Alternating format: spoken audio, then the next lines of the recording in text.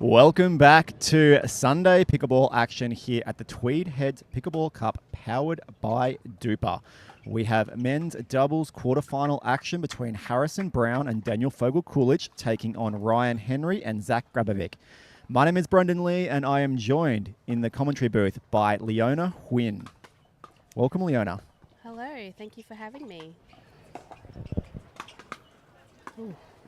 And our quarterfinalists are out here. That is the first point that you have seen taken place. This is a best of 3 game, first to 11, win by 2 match. Winning team progressing through to the semi-finals later on today.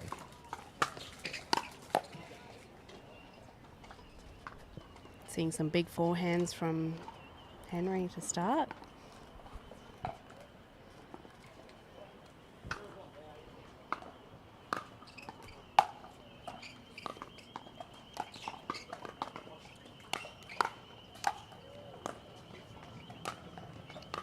Great defense by Zach.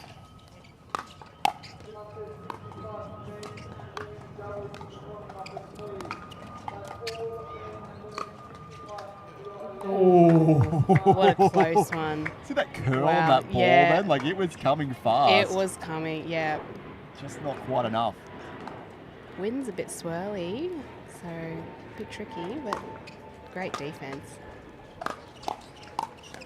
Yeah, great spot there by Ryan Henry, really getting that ball onto the right hip there of Daniel Fogel.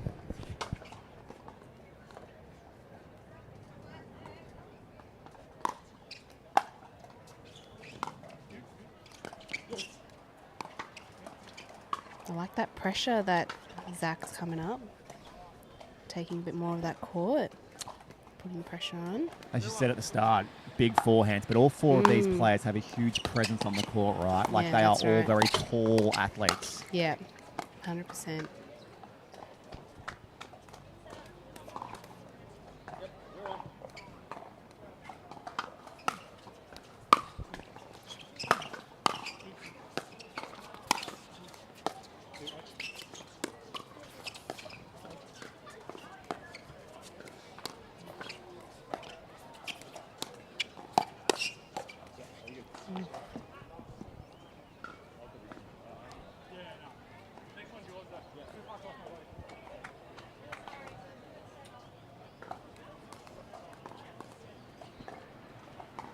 So in their round of 16 matches, Ryan Henry and Zach Grabovic came through over none other than your husband, Tan Huynh, and Connor Robert Shaw, 11-7, 11-9. What was the feedback you got after that match, Leona? Oh, that was a tough match, but yeah, the boys were in it. 11-7, 11-9. Yeah, that's very close. Yeah, they had a tough battle out there. Unfortunately, I didn't get to watch it because I was playing the women's in the MLP Challenger. But don't worry, we got that one, so it's all good. Coming away with 3rd place, right? The Crocs. Yep, that's right. Crocs Challenger got third this time, so It's a great result. yeah, pretty happy with that. Yeah, do better in Auckland in a couple of weeks' time. So That's exciting, yeah. Yeah, very Heading excited. international. Yeah, so it'll be exciting to see that. And Harrison Brown and Daniel Fogel-Coolidge actually had a really big upset in their round of 16, beating Jay Grewal and Rob Cassidy. 11-4, 7-11, 11-1. That is a great result for that pair. Yeah. Yeah, they would be pretty stoked about that.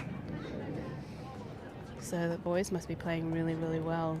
So it'll be interesting to see how they go against these two. We've got Zach and Ryan a bit more, have been around for a bit longer, a bit more established. Whereas Harrison and Dan, the last year or two that they've jumped onto the scene. Yeah, and I think Zach is coming back from a bit of an injury layoff, I believe, in the back end of last year. I think he did have, was it hip surgery? Something in that vicinity. So, yep. Tough with the sun up there. Ryan Henry did well. Yep. Ooh. Yeah, we're just seeing a bit more success with the hands battles from Henry and Zach at the moment. And that takes time, right? Mm. It does take time to get those hands fast enough for this level and the awareness of where that ball is most likely going to come to. They've definitely polished their skills over the last few years, Zach and Ryan.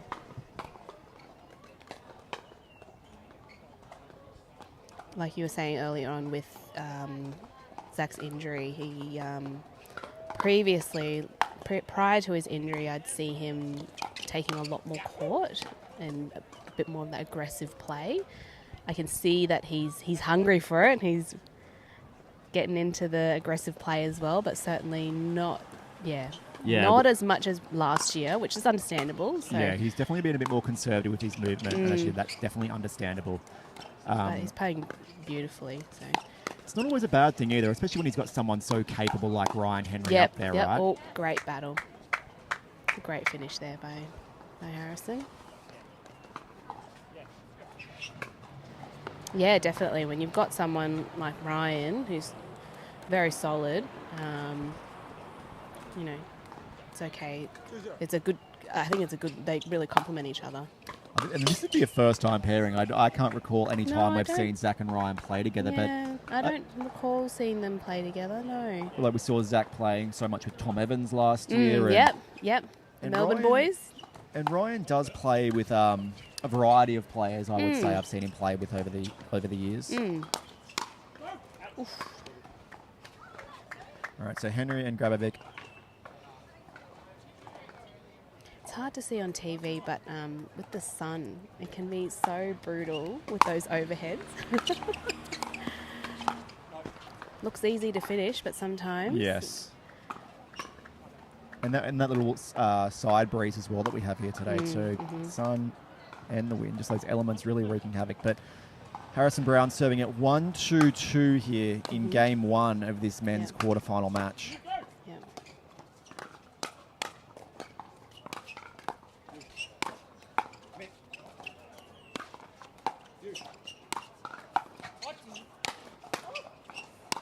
Oh, great defense. What a hustle there from Harrison Brown to get that back. I was watching Zach put away that overhead. I'm like, oh, normally I'm like, yep, that's gone. And wow, what great defense by Harrison and Dan.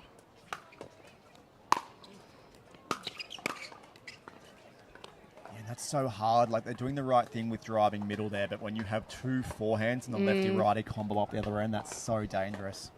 Especially with Zach, right? Anything up shoulder height, as you said, it gets crunched. Yep.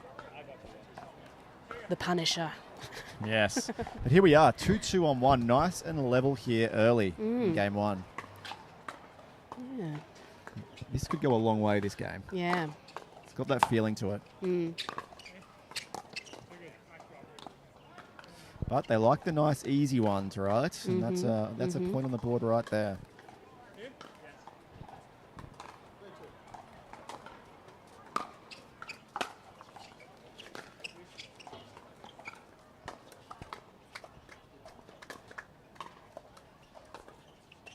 I think Harrison is definitely on form. He got the silver, I believe, in the men's singles. So, a great effort. I mean... That was a tough draw, right? Yeah. Draws are so deep at the moment. Yeah. Australian pickleball, like it is. Oh, and shoulder check there on Ryan Henry. Doesn't happen very often against Ryan, so he does have some of the fastest hands and fastest reactions. Right? That's he right. He really prides himself on that. Yeah.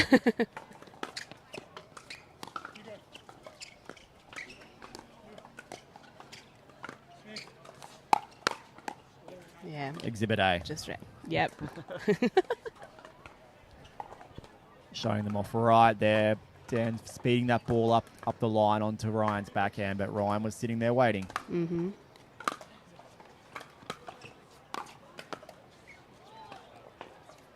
that's great to see Dan get into the quarters here too. He's improved a lot since I met him. At Beanley. He definitely has put in the hard work over the last 12 months, 18 months, you said. Like, he's someone we've seen travel all around Australia playing tournaments of all levels, right? And he just loves the sport. Yeah, that's right. Lives and breathes it right now. Yeah, he's worked very, very hard, so hard work pays off. There's those fast hands from Ryan Henry to dig that one out.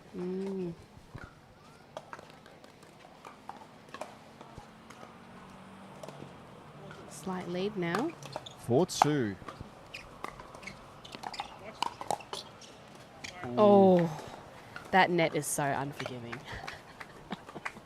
So many balls off the nets. I haven't seen so many net cords in my life, I think. But just they are a great net, these Yola nets, but the ball doesn't pop up off them, right? No. And then that bar at the bottom, it's so hard to get the ball back when it rolls over the net like that. So it's tough. Got to have those, your fast feet to go and get those. And it's never easy to dig one out that rolls off a net, right? No, It takes a real skill to be able to do that. Yeah. 2-4 here. No. Ooh. And Ryan, was he about to pull out of that shot almost? He looked like, but I do like that though. I think that's the first down the middle speed up. I haven't seen that many from Ryan yet, so that was a good change up there.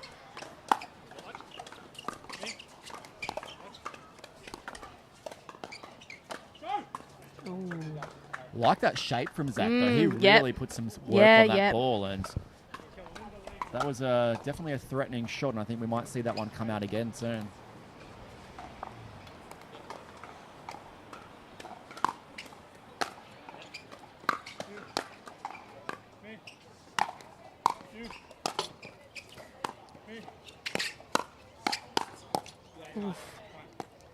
Fast hands on display then again from Ryan Henry, and Daniel Fogel and Harrison Brown call a timeout. They have seen enough of that run. We will head to a short break here, and we'll be back with more of men's doubles quarterfinal action with you shortly. When the world sleeps, greatness rises. And while others dream of the next level, we chase it, challenging every limit, turning obstacles into stepping stones. Because the next level isn't just handed to you, it's earned. Go next level with 6-0 Pickleball.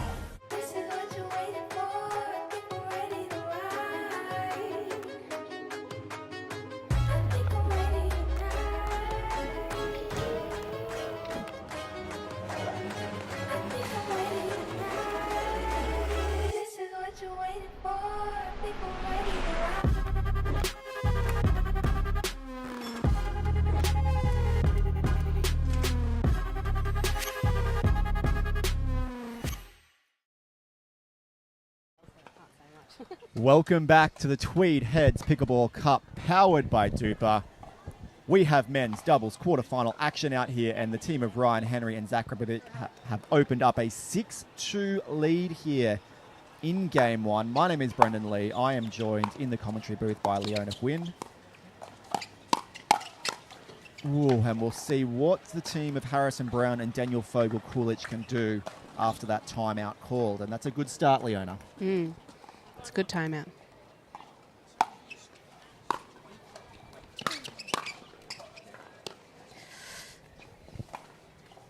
And a nice stop there on the first serve by Ryan Henry.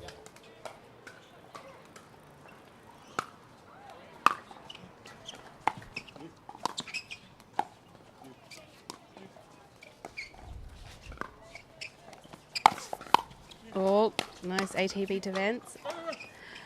Oh, just as we were talking about the net before. yes. That is rough. Jeez, that was a great ATP, first of all, from Dan. But that defense from Ryan Henry to dig that out, that was insane. Yeah.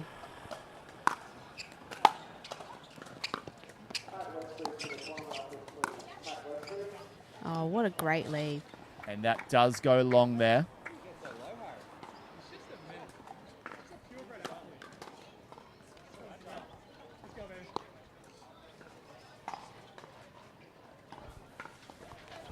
Go here? Yes.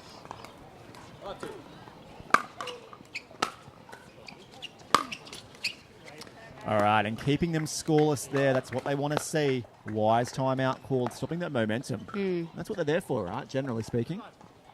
Yeah, I was wondering whether they would change their strategy or whether they were just wanting to break that momentum. Because I was saying earlier, most of the hands battle have been won by the by Henry and Grabovic. So I was curious to know if they were going to change the strategy, but It is tough to come by points at the moment, though, right? yeah. And I think, yeah, just a couple more errors from Dan at the moment. So let's see how he goes.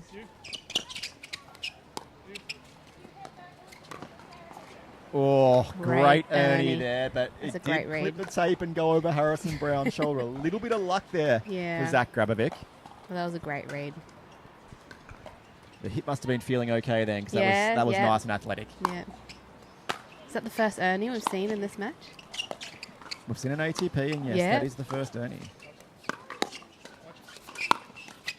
Ooh. Yeah. That's some sharp shooting there. Yeah.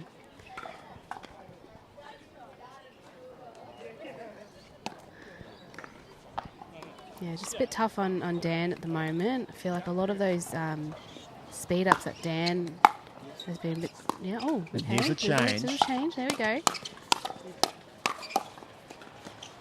It's going to land Oh, in. it landed in. Oh.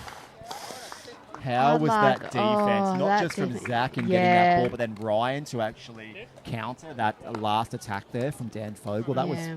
was scary. I did like that change up though. And they're doing it again. Because we were just seeing Dan struggle a little bit on that right side with those hands battle, but now Harry's taking more of those backhands there. Yeah. It's unfortunate, that one, but that was set up nicely Yeah, look, they're setting it up really well. It's just that pressure, though, to go... to execute that execute, last right? one. Yeah.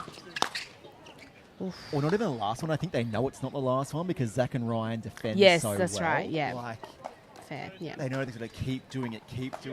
They've got to hit 5, 6 winners, essentially, right? To actually win the point. Yeah.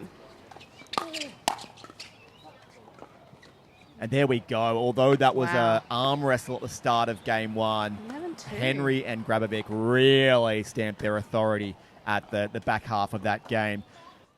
Ryan Henry, Zach Grabovic take game 1, 11-2 over Harrison Brown and Daniel Fogel-Coolidge. We'll be back with you shortly for more quarterfinal action here at the Tweed Heads Pickleball Cup, powered by DUPR. Okay.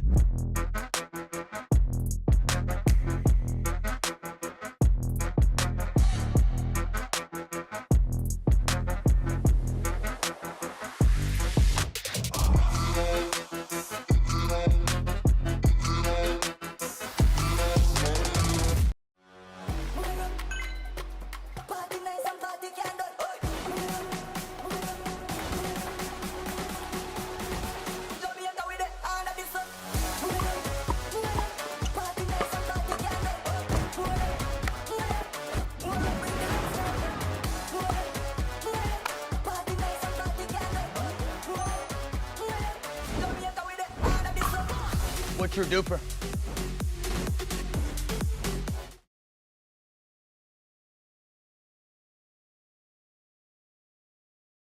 This is what you're waiting for. I think we're ready to ride. I think I'm ready tonight. I think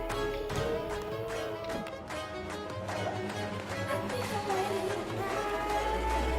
This is what you're waiting for. I think we're ready to ride.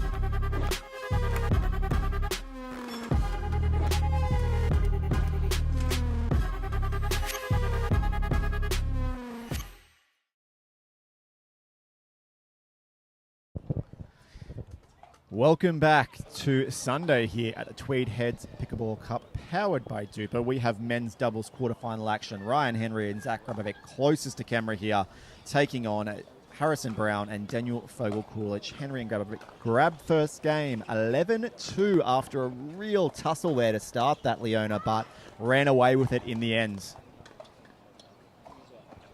Yeah, it's a very convincing win there, but I have to say they had some really, really good rallies there. So that's pickleball, isn't it? Sometimes that scoreline just does not reflect the quality.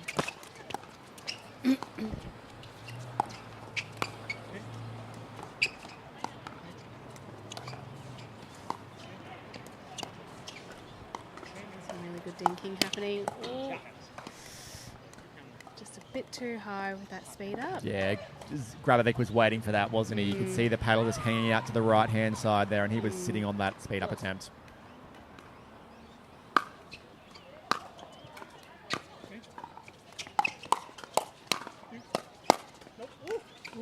Just coming around that volley a little too much. Letting it drift out to the left.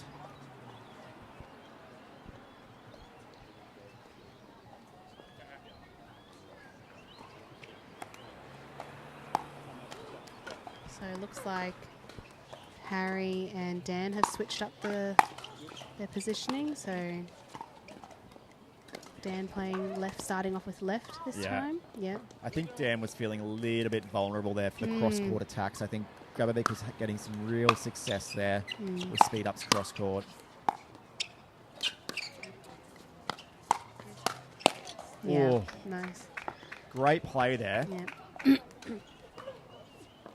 And we're seeing that shot more and more, right? That person on the right-hand side speeding that forehand up onto the player's backhand up the other end. That's got to be my favourite. Yeah. And that's some sharp shooting right there from Ryan Henry. Yeah. It's, that speed up at Daniel Fogel is being super effective thus far. Yeah. How's that wind? That just picked up. Let's see what effect that has on this point, because that is It's blown pretty strong. gusty. Yeah. Oh, Oh, no. and that one was sent very far out to the right-hand side.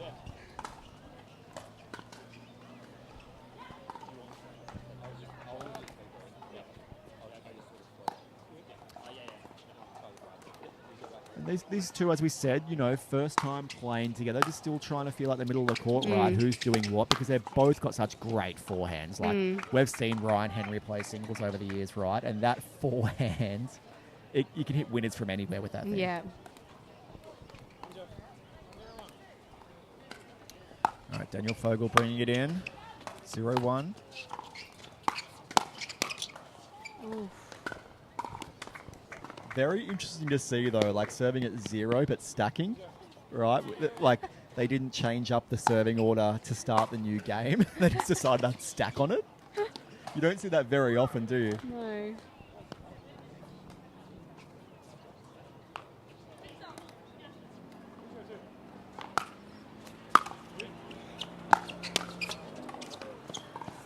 Oh, nice get.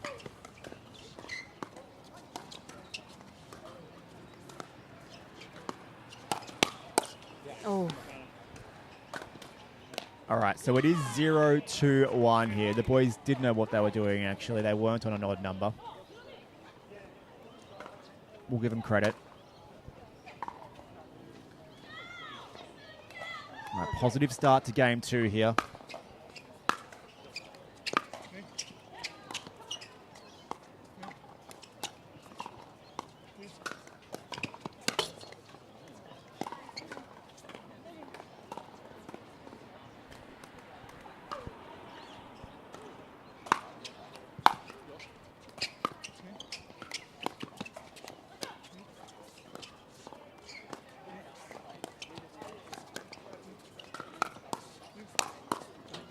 great finish. Yeah, great put away there from Harrison Brown, but Ryan Henry still able to get paddle on that.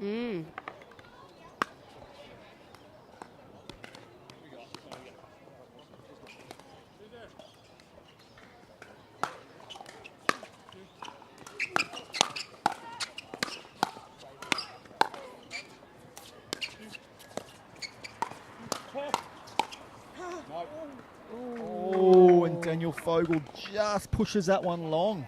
What a shame. Yeah, that was the right play though. Played a very, four very players. good point. Did so well in that one. Just unfortunate that.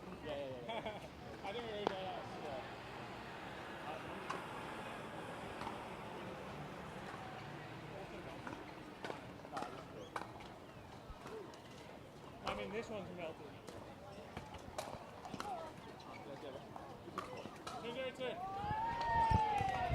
2-0-2. 2-0-2 here for Harrison Brown and Daniel Fogel Coolidge.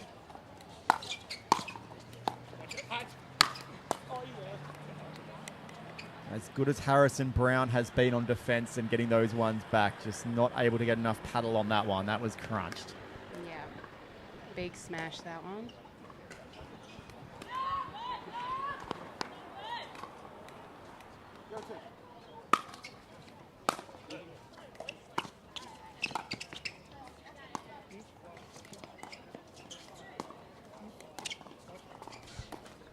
Oh, look at that, That was disguise beautiful. on that. Yeah. Did that touch the line? Was that I so didn't close see to where the that line? landed. Yeah. I was just Looked watching really Ryan's close, paddle, though. faking that he was going to be Yeah. dinking cross court, then comes around to the right-hand side of the ball there, fading that ball away from Harrison Brown. That was pretty.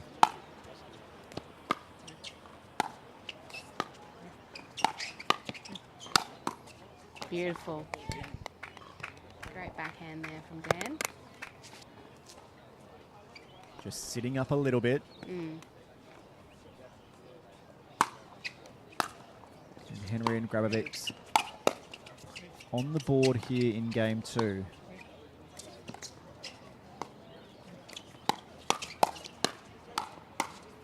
Oh, what a rally. Okay. And that's how Henry and Grabovic can play, right? Like, that is when they're at their best right there. Yeah. They've initiated the speed up, Mm. and they're both just sitting in the middle of the court with their forehands.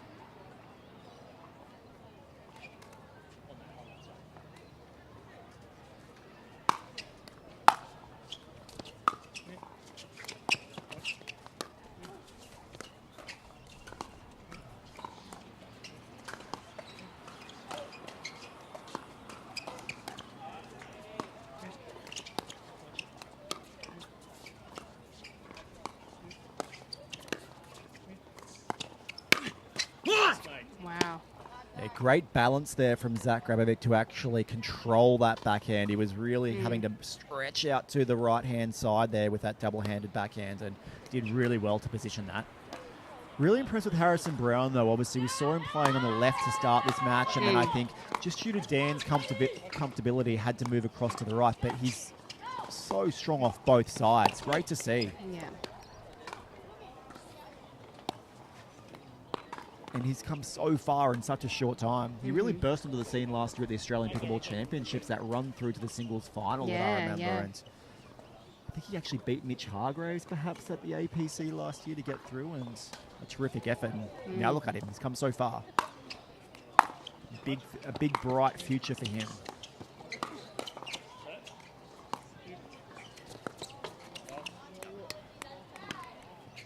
Good communication there from Ryan Henry and Zach Grabovic. Staying calm in moments of chaos. And Daniel Fogel-Kulich and Harrison Brown call a timeout after leading 2-0 in game 2. Ryan Henry and Zach Grabovic race out to a 5-2 lead here in the past few minutes. We will go to a quick commercial break and we'll be back with you for more of game 2 shortly.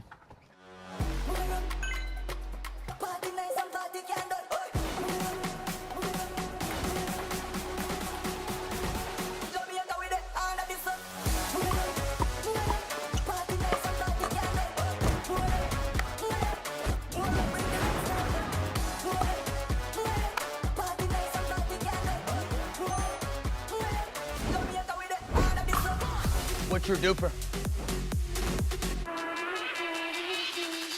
Okay.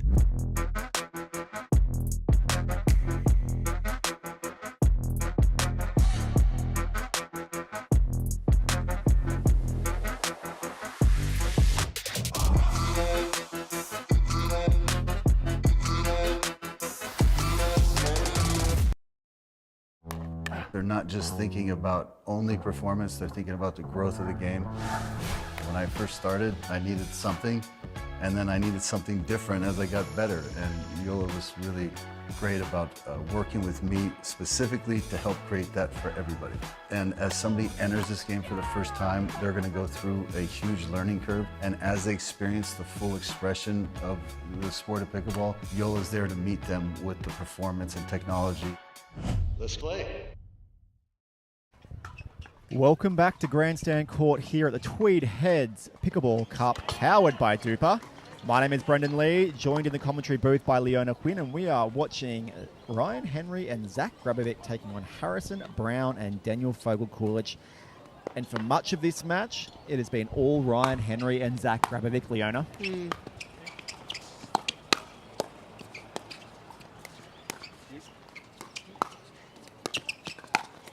Oh, you fat leg!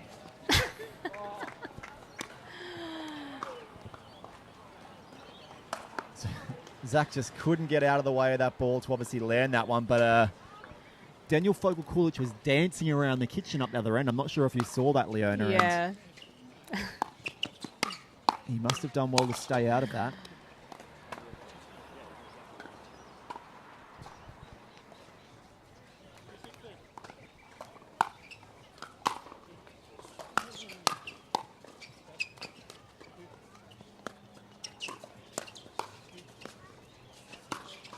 Oh, well, good finish. Great move around. Ryan Henry there, really dancing around that kitchen as well.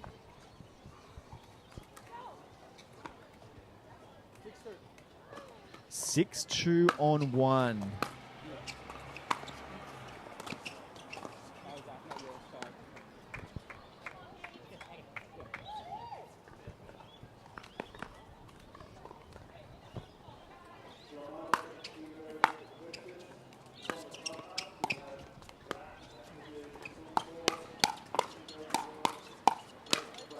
Great hands there from Daniel Fogel-Coolidge. Yay. Hasn't been the sharpest throughout this match, but maybe he's starting to get his eye in now to the speed, Leona. What do you reckon? Yeah. Someone known for their fast hands as well.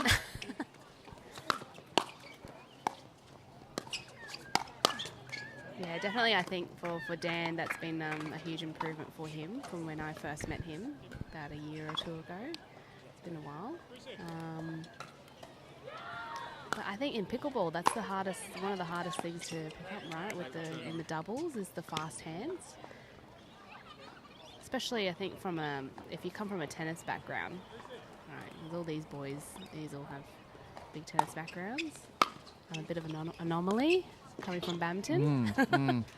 Where obviously the shuttle is fast over short distances, but Yeah. slows down as it travels over the net, right? Yeah, yeah, and we're very comfortable with playing at the net. So fast hands. That wasn't too hard of a thing for me to pick up, but definitely from the baseline, that's the difference, isn't it? So with tennis, I think it's the other way around, especially in the doubles.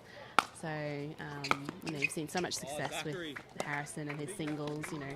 Given his really strong tennis background, but he's obviously both him and Dan would have had to work very, very hard on their doubles game. So it's great to see.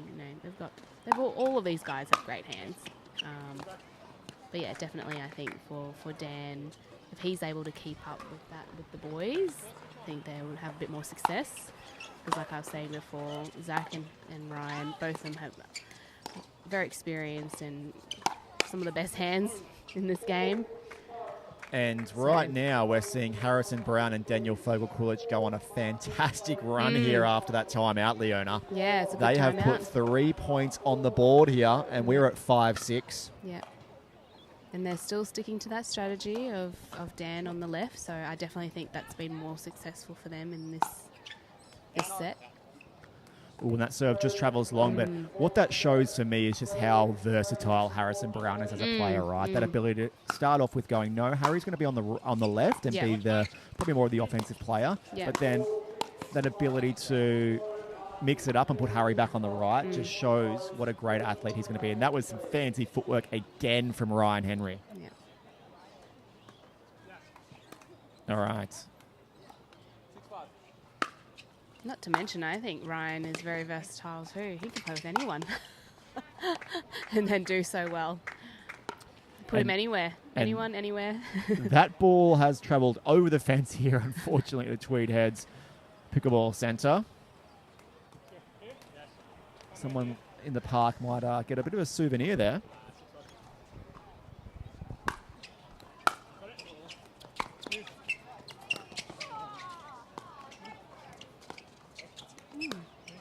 We've switched it up again. Lands Ooh, it. What an ATP.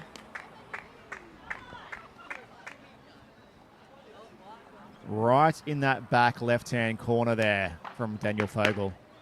And look, they're mixing it up again. They are. I like this. This is what you call just giving the opponents like not the same point to look at twice in a row, right? Like causing absolute chaos and carnage up there right now.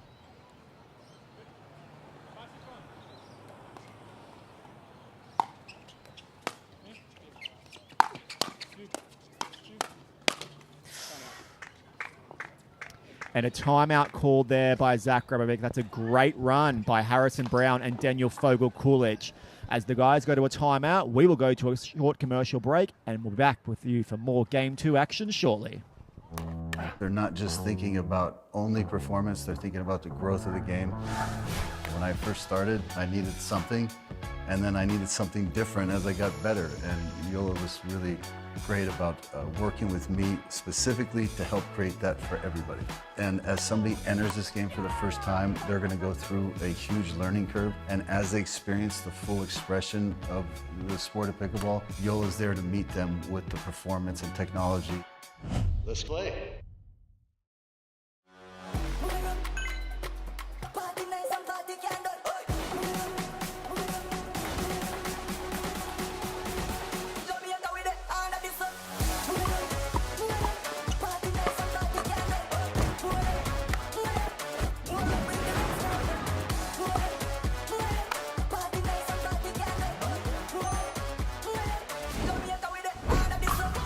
What's your DUPR?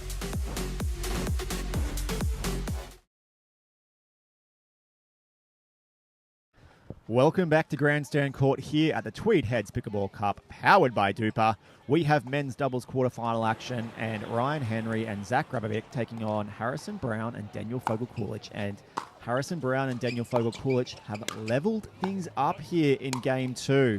A really disciplined approach has got them level. Ooh.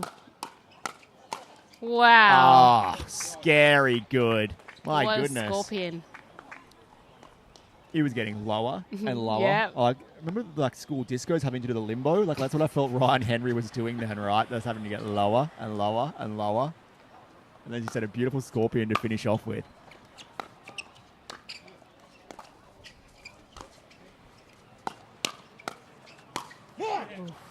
Okay, great timeout called there from Ryan Henry and Zach Grabovic, and they've come out and responded.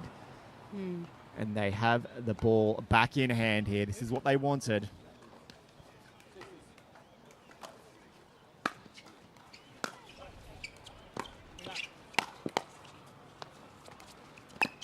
Oh, great pickup. Ooh. Zach has gone down.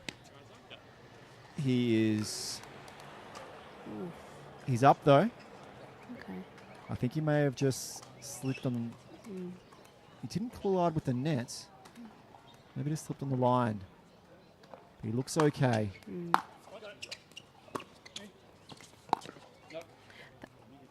That would be a worry though, right, for him? Yeah, that's a scary thing. Coming back from an injury, I can relate.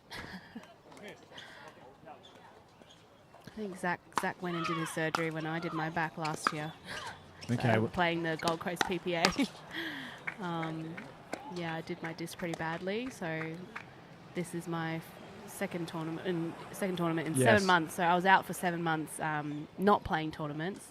So it's really interesting to see how the level has picked up across all of the divisions. Right? But Just it's how scary, quickly- yes, coming back, and then he's so athletic and he's so aggressive in his play, and when you have a slip like that, maybe on a regular basis it doesn't feel that bad, but especially when you just come back, there you go. Well, I'm glad it didn't. He didn't lose confidence from that. I thought it may have definitely taken some confidence out of him to actually make the move, but right then, no, not Yeah. if you're Zach Grabovic, right? Like Yeah. he's like, no, I'll try another Ernie. I'm not afraid. Literally less than 5 minutes later. Yeah.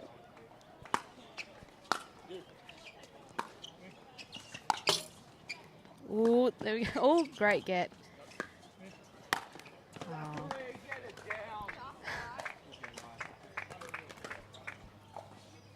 Great hustle there from Ryan Henry to pick that first one up right. there, right? That was terrific. Yeah.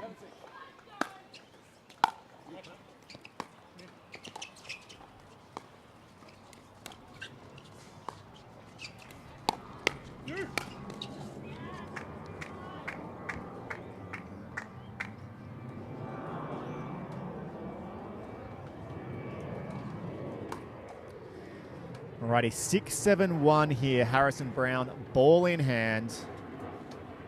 Can they make another run here, Leona?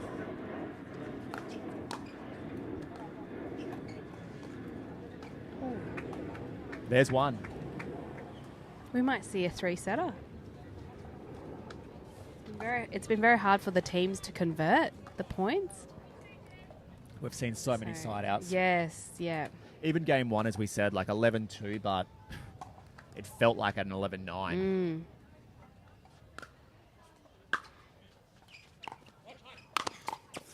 There we go. Another big earning there. I'm sure that would have built up a lot of confidence for him.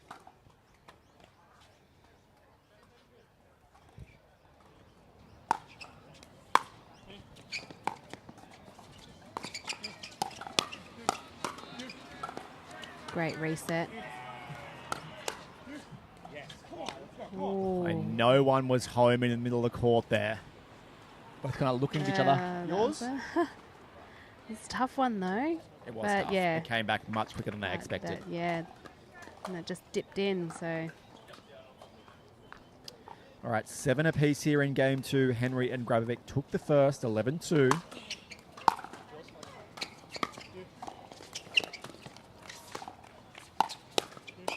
They've changed it up again, Leona. Yeah. Dan's back on the right. Yeah, we're seeing a couple more errors from Ryan in the last couple of minutes. Am I right?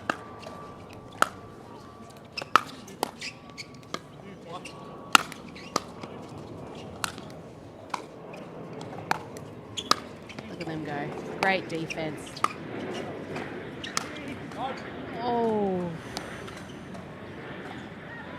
Exceptional defense and just Yeah. pushing Harrison Brown to his limits there and trying to Force some angles. get them right off the court. Yeah, that's right. And that's the pressure that these two put on you with their defense. Like, they're Yeah. so great at attacking, right? Yeah. But for tall guys, they defend and move so well.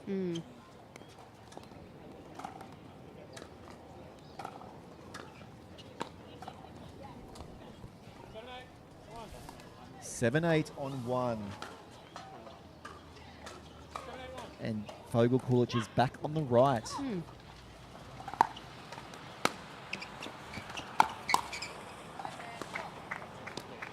You're right, there's another error from Ryan Henry just creeping in there.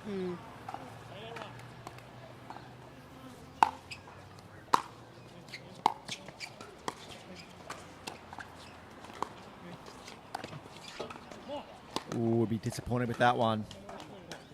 That was a chance for them to take the lead for the first time in a long time. And they've only had one lead, and that was at 2-0, right?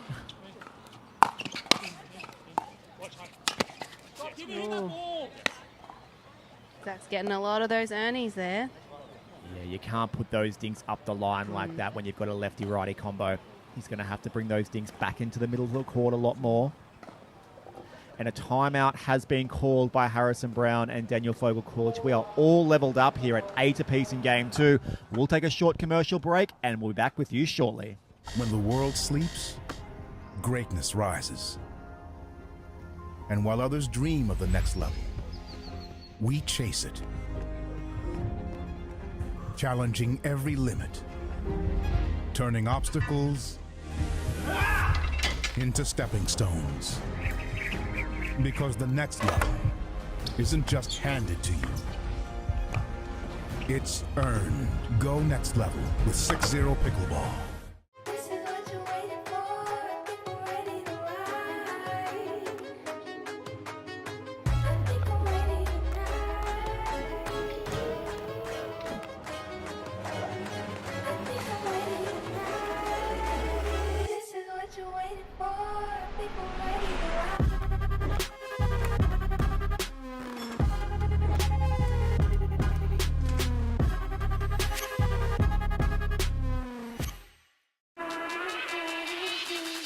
Okay.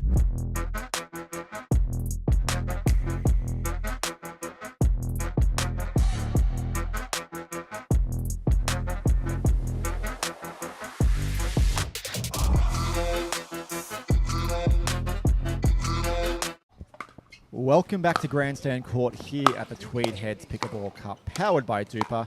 We have men's doubles quarterfinal action out here. Ryan Henry and Zach Grabovic closest to great camera, change-up. taking on Harrison Brown and Dan Fogel-Coolidge. And game 2 has been an absolute battle, Leona Wynn. It's a good change-up by Harrison there with that slice drop.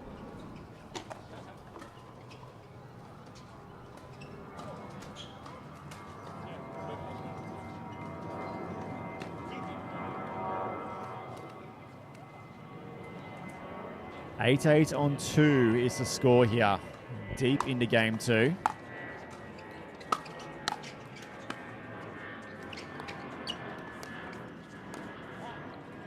That one goes long. There's those limbo skills again from Ryan Henry, getting out of the way, Leona Wynn.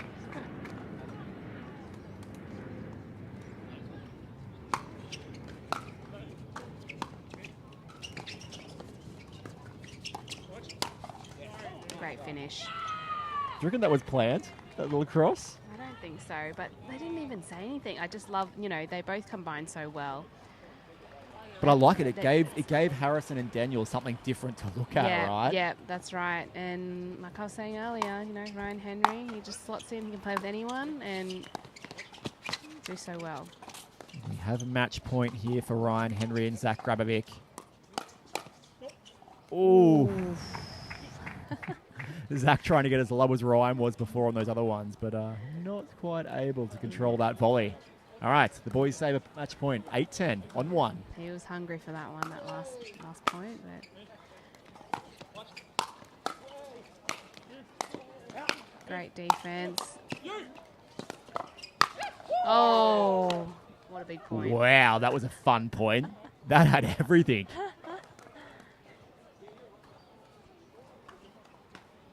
Defense turned into attack for the team of Yeah. Harrison Brown and Dan Fogel-Coolidge. Yeah. Can they get a couple more points on the board? Oh, no. All right. Match point number 2 for Zach Grabovic and Ryan Henry to move through to the semi-final stage here at the Tweed Heads Pickleball Cup, powered by DUPR.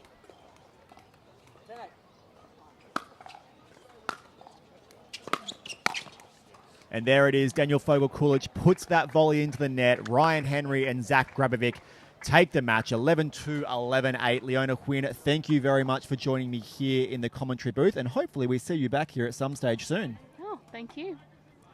All right, we'll be back with semi-final action soon here on Grandstand Court. Don't go too far. When the world sleeps, greatness rises. And while others dream of the next level, we chase it, challenging every limit, turning obstacles into stepping stones. Because the next level isn't just handed to you, it's earned. Go next level with 6-0 Pickleball.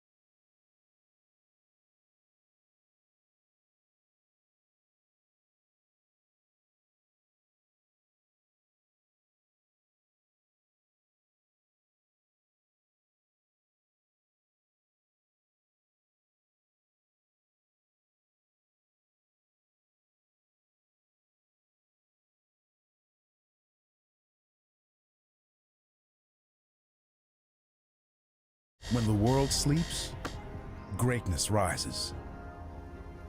And while others dream of the next level, we chase it. Challenging every limit, turning obstacles into stepping stones. Because the next level isn't just handed to you, it's earned. Go next level with 6-0 Pickleball. Okay.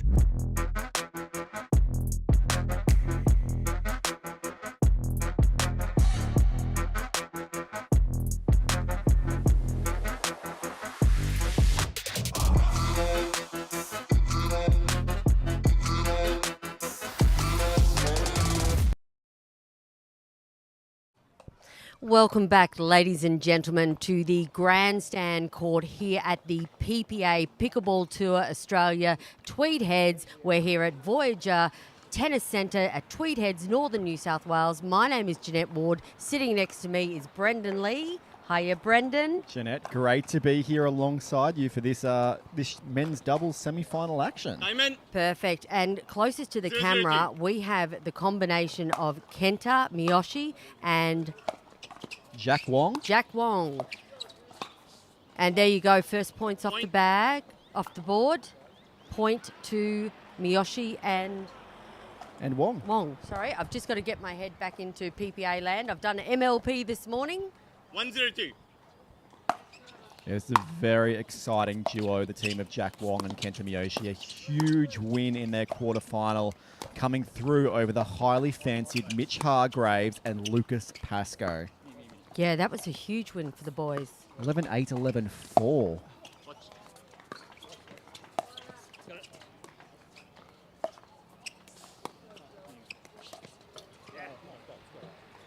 Side out. All right, that's our first side out for the match. Now, Brendan, Grabovich and Henry, how did they get to the semi-finals? Yeah, look, they had a really good quarterfinal match. The scoreboard 0-1-1. didn't do justice to actually how long and lengthy and close the match actually was. It was 11-2, 11-8 in the end to Zach and Ryan Henry over Harrison Brown and Daniel Fogel-Coolidge. But if you were out here watching it, you would have thought it was a tight tussle and it 0-1-2. easily could have been 3 games. But this pairing as a duo, this is their first time playing together at this tournament, and you would, looking at them, you would think they've been playing together for years. Yeah. All right, that's a quick side out there for Miyoshi and Wong. 101.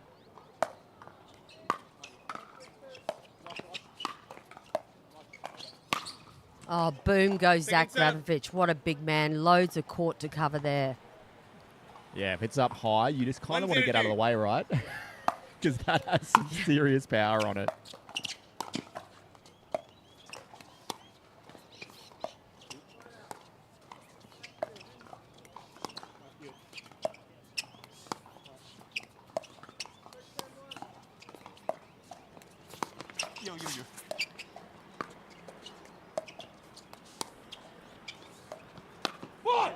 Fantastic Ernie out. there by Zach Grabovich. Is that 3 Ernies already in the first 3 minutes? Yeah, this is going to be one match, ladies and gentlemen. Hold on to your hats. What I'm loving to see here, though, Jeanette, is how 0-1-1. well the pair closest to camera are getting that ball to bounce up the other end. Those dinks are exceptional. Come on. Yeah, Second lovely serve. speed up there by Wong.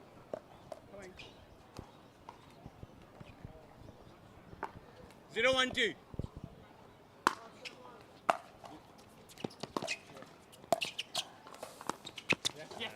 Side Yeah. out. Good pressure there from Kenta, threatening to Ernie when he saw he got that ball back in behind Ryan Henry there. Yeah, Kenta Miyoshi from Japan and Jack 1-0-1. Wong from Hong Kong.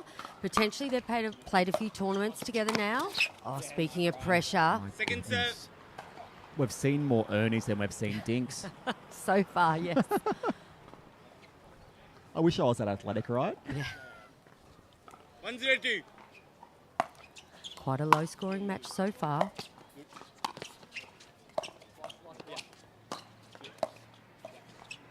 Side out. And another side out, and you called it. Points are tough to come by out here, and Championship Court actually has the other semi-final. Jeanette, we 0-1-1. have The Aussie pairing, George Wall and Joey Wild. They're on fire at the moment, those two. And they're taking on the Vietnamese pairing of Quan Do, and I'm not exactly sure who Quan's partner is, but...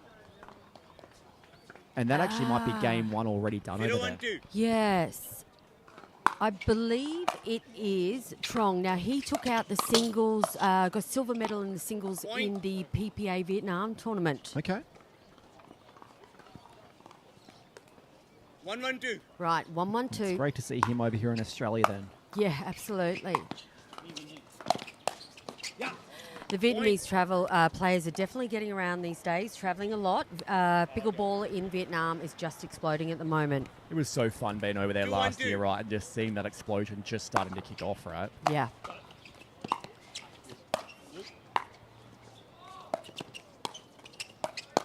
Oh, lovely. Speaking of success, Jack Wong, I believe, won the singles PPA tournament. What was that, Friday? Friday, Yep. and then took a bronze yesterday in mixed double. So Did what he? an exceptional tournament he is having. 1-2-1. Like really good quality from him. Like it's not easy traveling internationally and playing, right? Yeah, exactly. Oh, the boys have called that long. Getting used to the conditions, the food, you know, all those different things that come with international travel, and 2-2-1. hasn't worried him obviously. Airline delays, all sorts of things. Lauren Mercado got delayed a day. Another Ernie. Oh, that's great pickleball. Good court coverage by Wong. Now, I'm not sure if it's true or not, but someone was actually just telling me that Jack Wong played Davis Cup for Hong Kong. Yes, he did. I believe he was 82 seed in the world, I heard. Wow. That's exceptional. Second set. Oh, we just got you, our producer, fact-checking We'll this get at the some moment. fact-checking, yeah. That came from head referee Mark Taylor, by the way. Hugh, the fact checker.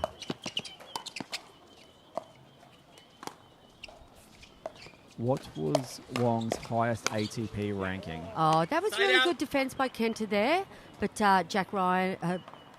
Ryan Henry was all over it. Ryan Henry from the Vipers MLP team. Yeah, tough showing for the Vipers this time around. Yeah. Not the success that they wanted to have in the first event, but look, they'll only get better as the season goes on, right? Yeah, and the score did not reflect, the board did not reflect the gameplay. And super sub Leash Horridge filling in. She really stepped up. I saw some of her match on Thursday night, and I was so impressed with how far she's come. Oh, amazing this year. This is her year. Oh, great rally. Good pressure. Side out again. Okay, so fact checker Hugh has verified that Wong was the 82nd highest ranked player from Asia. Oh, okay, I was close. You got the numbers right. Yep. I'm impressed you got the 82 right. That's pretty good. I saw Jack play singles in Hong Kong 4-1. recently, and yeah, it was mind-blowing. And 652 globally. Right. That's still a very good tennis player. Oh, great speed up. Henry pulls the trigger, but Wong was onto it. 5-2-1. 5-2-1. Jeez, that was fast.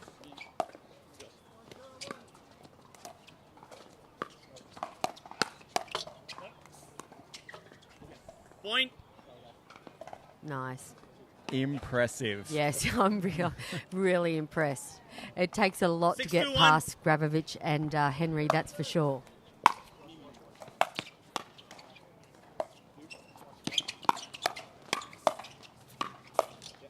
There you go. Second set. That's better by the Australian duo, furthest from the camera. This is an interesting head-to-head matchup down the line with Zach facing off Wong in 6-2-2. front, and neither of these players will want to give territory here, right? And we'll see how that unfolds as this match goes on.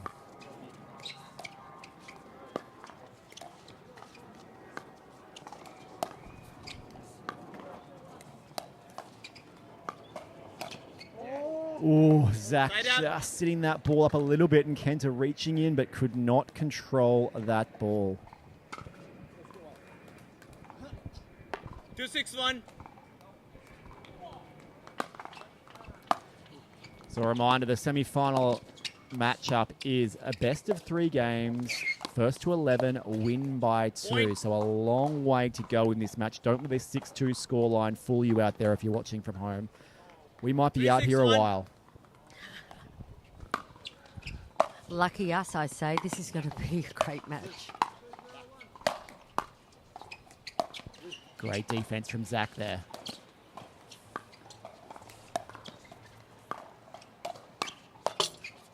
Oh, fantastic defense from Zach. And Kenta just missing 2 backhand counters now, so I felt like he was really on top of that matchup early, but Zach just starting to pull back here 4-6-1. a bit. And 4-6, and it's showing in the scoreline.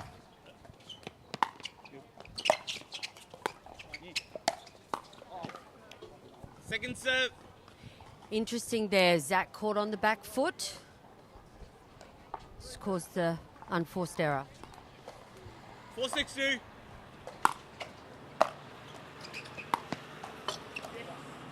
Side out. And that just clipping the tape and falling back the side of Ryan Henry. All right, the boys closest to camera have the ball back in hand. 6-4 on 1. 6-4-1.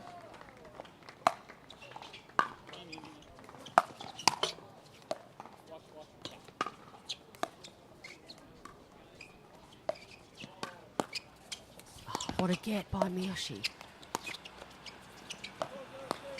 Oh, what a spot there from Point. Wong. Really confused Grabovic with the pace there, I think. It didn't have as much speed on it as I think Zach first anticipated, and that was special.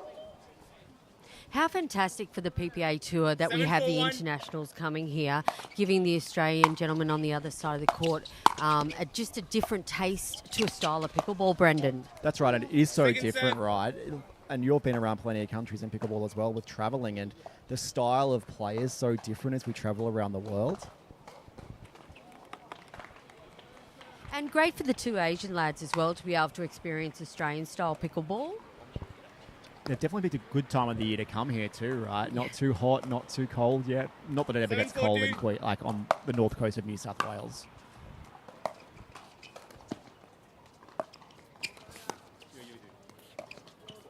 Side out. Yeah, nice. Quite impressed with Ryan Henry's play here. Zach and himself are playing really well together. As you said, it's their first time. Yep, this is good. It's anyone's game. 4-7-1. Yeah, Ryan probably doesn't spend as much time on the court as these other players out here. He obviously runs a very successful business serve. himself, and running multiple tennis pickleball facilities across Australia. So 4-7-2. he definitely doesn't get as much court time. So I think Ryan's one of those players that gets better Point. as a tournament goes on, and he Right, starts to yep. get day by day into a tournament, just getting a little bit sharper and a little bit sharper. Just then- dials 5-7-2. right in. That's right.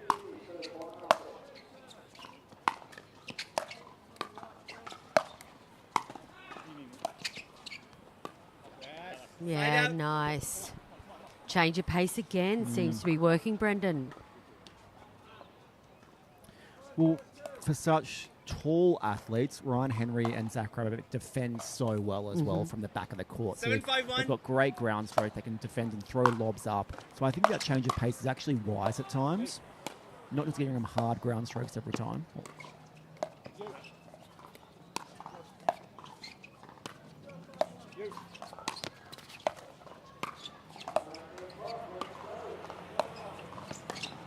Two Ernies left to the right, three Ernies. Back to back. Second serve. Wow, 3 Ernies in 1 point. Left, right, left. Jack Wong is left there. Just what was that? Nah, Big it's smiles on Kenta's face. Great sportsmanship all 7-5-2. round.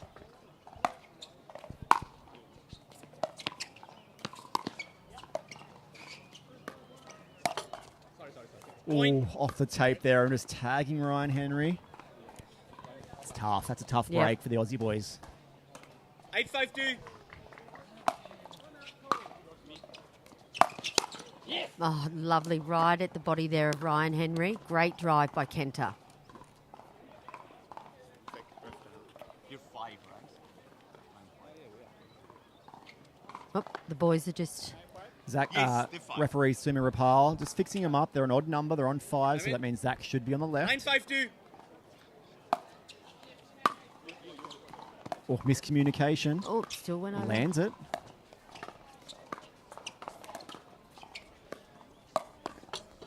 Yeah. Point. And what we're saying in the quarterfinal, Jay, is Zach's just returning from, a bit of a time off the sport with his injury. He had surgery late last year. Okay. And, he's still trying to find his way back in the sport. But the guys have called a timeout. We will call a quick timeout too, and we'll be back with you shortly for more men's doubles semi-final action. They're not just thinking about only performance, they're thinking about the growth of the game. When I first started, I needed something, and then I needed something different as I got better. And Yola was really great about working with me specifically to help create that for everybody.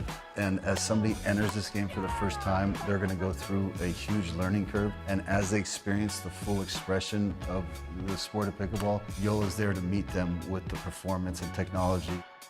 Let's play.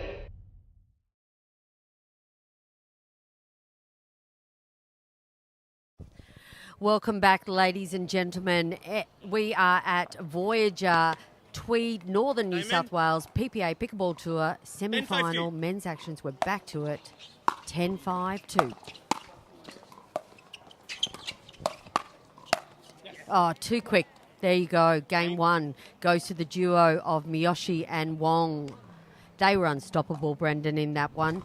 Zach Grabovich facing off Jack Wong. It was just, you didn't know where to go. I couldn't read him myself. Yeah, just a class above were the team of Kenta Miyoshi and Jack Wong. They will change ends, and we'll be back with you shortly for Game 2 action here in this men's doubles semi-final.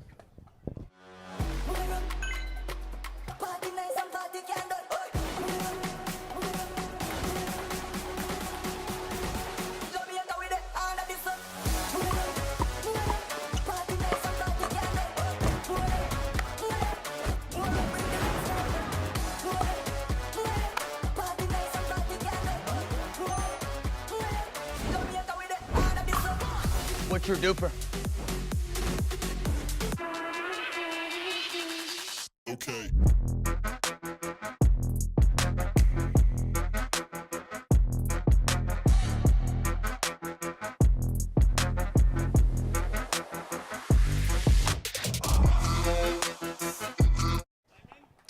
Welcome back to Grandstand Court here at the PPA Tour Australia Tweed Heads Pickleball Cup, powered by DUPR. My name is Brendan Lee, and I am joined in the commentary booth by Jeanette Ward, and we have Game 2 here in this men's semi-final. Oh, and a bit of luck off the tape there to start Game 2, Jeanette. Yeah, Brendan, we were just having a chat off air there, and I was saying I haven't seen Kenta play this well men's doubles for some time. I'm really happy with the pairing of him and Wong. I think they really complement each other. There you go, down the middle. And Exhibit A right there, right? Kenta sets it up, and Wong puts it down the middle.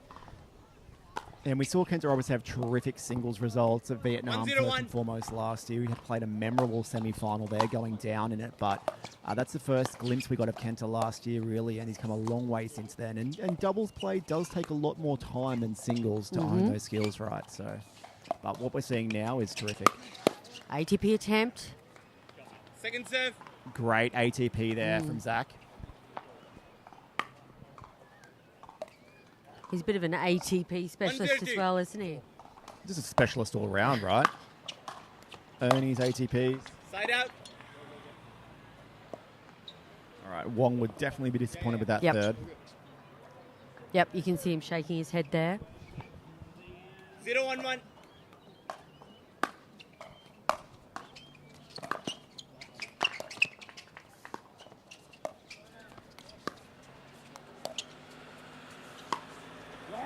Oh, no. A back-to-back ATP by the Australian boys. It's almost like, they've got two forehands in the middle of the court, but it's like, whatever you can do, I can do better. We saw this a few points ago with Ernie left, Ernie right, Ernie left, that's and now we've got right. ATP left and then right. Talk about a highlight reel for Henry and Zach Grabovich. But you know what? Highlights don't always win matches. Point. And that's what they need to kind of reel in here, right? And that's tough because this pairing of Miyoshi and Wong, 2-1-1. they've been exceptional so far.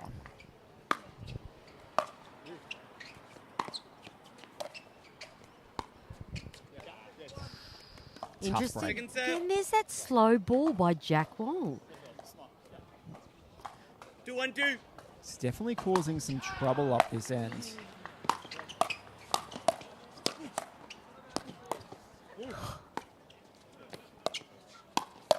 Oh, Oh, that's a shame. There was some great defence there Yeah. by Kenta Miyoshi, unfortunately. Fortunately for the Aussie boys, they put that away. Kenta fending off Zach there valiantly. But in the end, 3-1-2. too strong.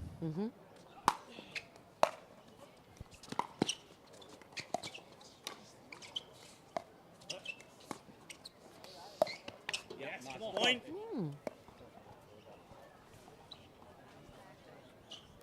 Cheeky little point. All right, great start to game 2 here for the Aussie boys of Ryan Henry and Zach Grabovic racing out to a 4-1-2. 4-1 lead. This is good signs here. Absolutely.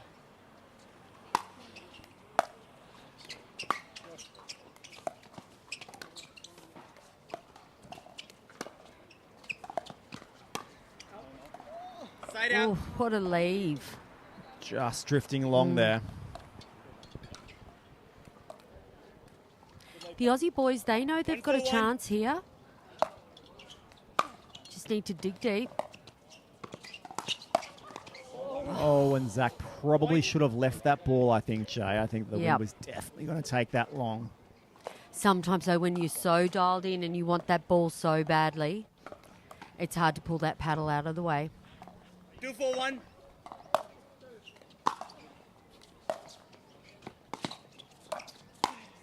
That's Yeah. superb pickleball right down the Not middle. where you want to roll that volley up to for any player, but especially someone with a forehand like Ryan Henry. Yep, That's good night. yep.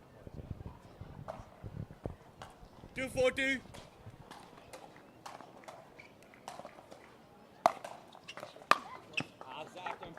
Point. And not what the Aussie boys want to give away there. No cheapies. 3-4-2. Nice serve. Big serve down the middle.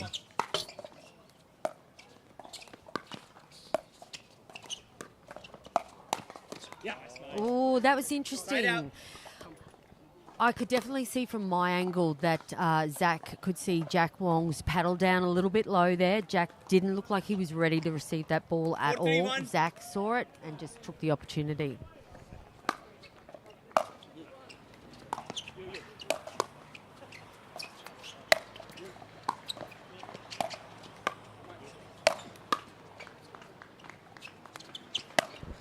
Stays in.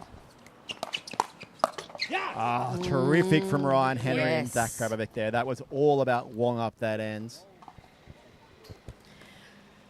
Right, this is a bit of a different story, this game.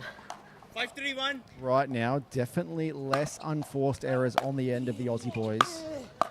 Settling in. No, don't go quiet. Second serve.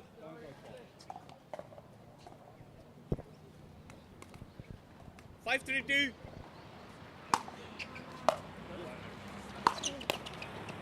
Point. All right, bit of a miscommunication in the middle there. Brendan, at this level, men's, do you generally see many 6-2-2. timeouts? They definitely use them more sparingly, and they're very conservative with when they use them, only when they need to use them, right? Okay. Yeah. Point. The IQ. Oh, on there you when go. to See, take- look, I'm the timeout Score call is queen. 7-3-2. Timeout called by Jack Wong and Kenta Miyoshi. Yes. All right, so this is an opportunity for them to regroup. There's been quite a few points that they've lost in a row there. So, yep. All right, as the players take a quick timeout, we will also take a quick timeout, and we'll be back with more of Game 2 shortly. This is what you're waiting for. I think we're ready to ride. I think I'm ready tonight. I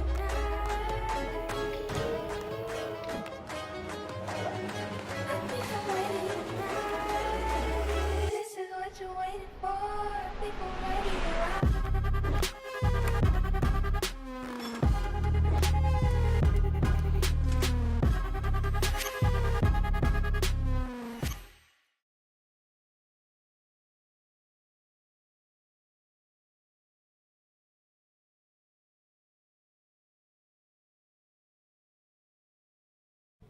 Welcome back to the PPA Tour Australia Tweed Heads Pickleball Cup, powered by DUPR. My name is Brendan Lee, and I am joined in the commentary booth by Jeanette Ward, and the Aussie pairing have built a 7-3 lead in Game 2.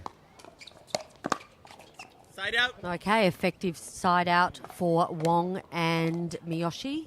As a team that calls a timeout, you always love to get that next point after a timeout, right? It serves its purpose well.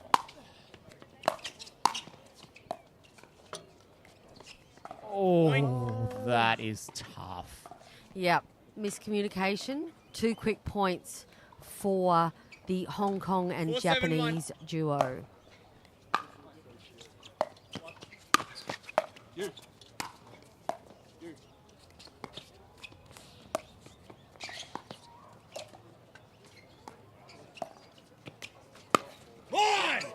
Second serve. Look at the curve on that ATP coming around the right-hand side of that ball really nicely to bring that spin and spin it into the backhand right-hand side corner there. That was pretty to watch. Yes. And seemingly not much defence or an attempt to 4-7-2. defend by Wong on that one. Yeah, Wong probably needed to take a few steps back there off the kitchen to give himself more time to react to it and be in a better position. But Zach was just so accurate with that, going right around Wong. 5-7-2. All right, but a point on the board there. 5-7-2.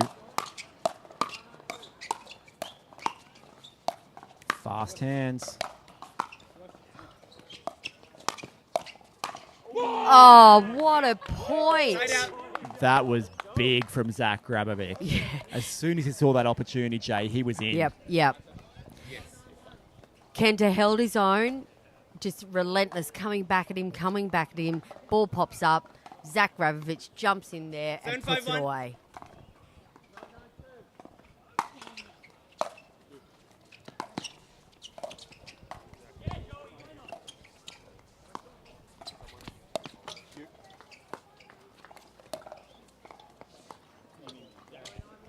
Second serve. Ooh. Bit of a, I think the breeze is swelling a little bit at the moment, and just 7-5-2. the ball caught the net there for Ryan Henry.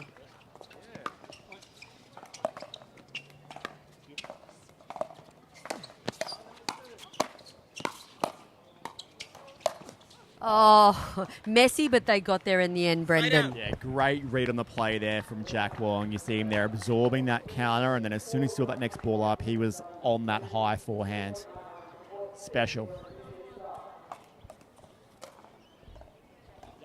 5-7-1.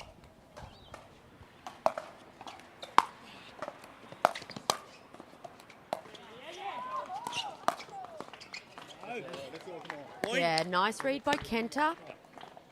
Some valuable points. 6-7-1.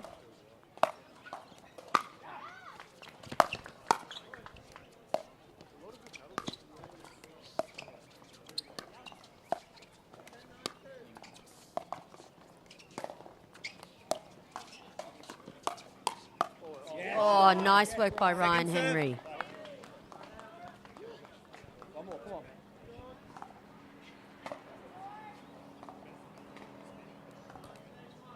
Yeah. 6-7-2. Zach giving Ryan the signal to switch.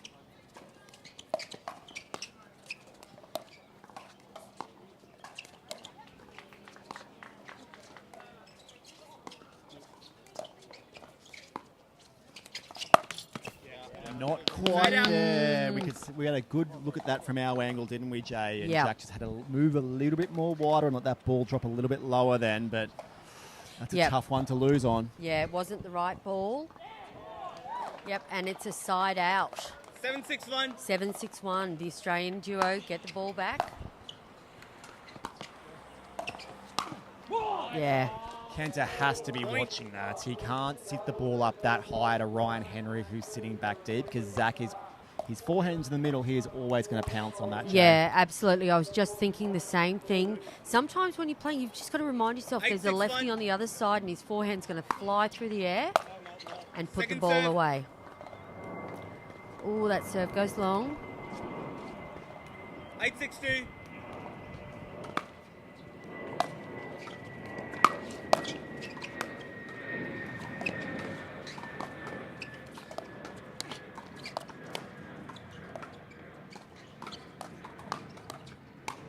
Yeah, nice. Another Ernie in there by Grafovich.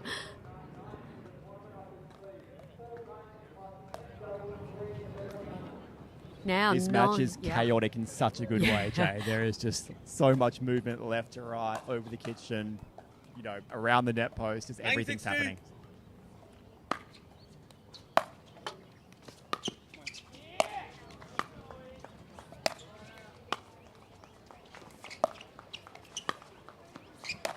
Oh, inside out Side out. forehand, right to the shoulder of Ryan Henry.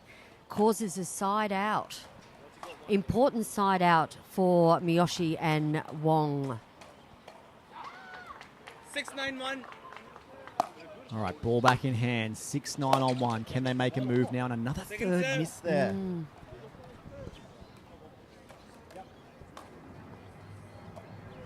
6-9-2.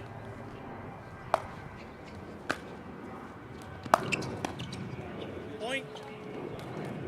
Right, bit of miscommunication in the middle. Valuable point. 7-9-2. That helps. They all help. Yep.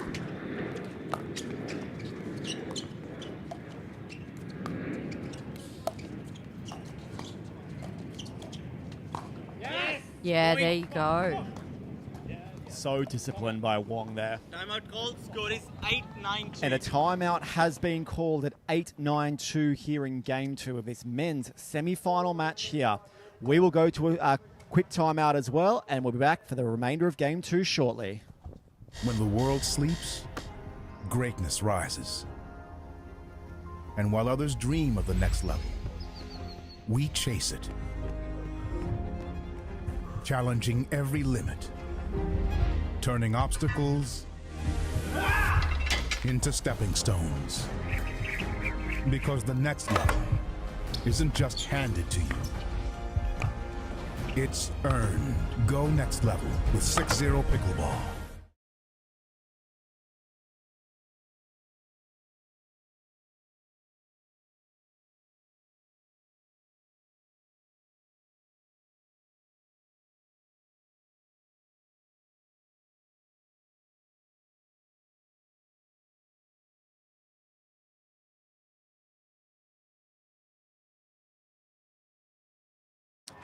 Welcome back to Gender Doubles Day here at the PPA Tour Australia Tweed Heads Pickleball Cup, Guys, you powered have one by timeout DUPR. remaining each. We are at the pointy Diamond. end of Game 2. 8-9-2. Jack Wong has the ball in hand, serving at 8-9-2 after winning Game 1 over the Aussie duo of Zach Grabovic and Ryan Henry. Again, a valuable timeout. The Australian boys called the timeout. Working in their favour, they get the serve back. It's been a really high success rate on this court with timeouts, right? Yeah. The team that has called the timeout has 9-8-1. generally won the next point.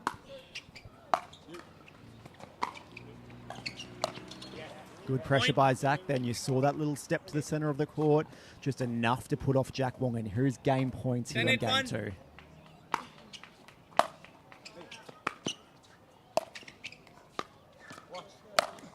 Yes. All Second right, serve. defended one game point. Second server. 10-8-2. Nice little team chat there.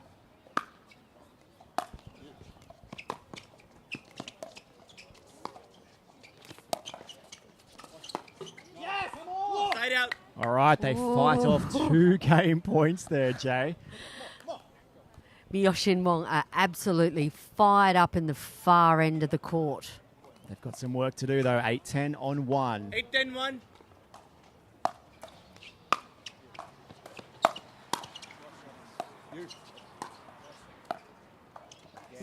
Second serve. Good spot there by Ryan, really finding the shoes there of Miyoshi. 8-10-2.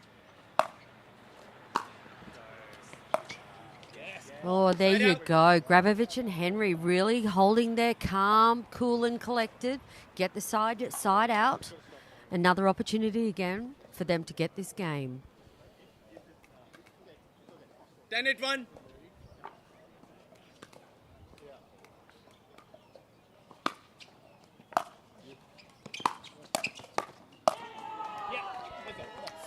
Wong finds the corner there. Zach was trying to eyeball that ball out, I think, Jay. Yeah. Willing it out, right? Just creeping across, and Wong saw the gap.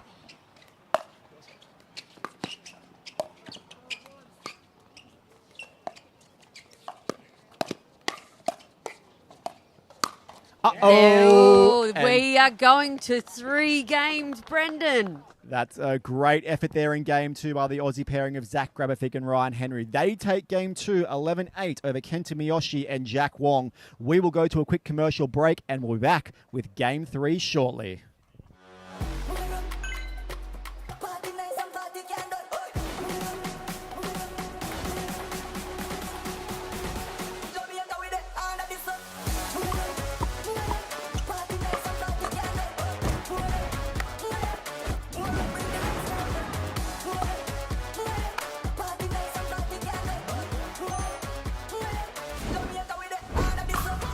What's your DUPR?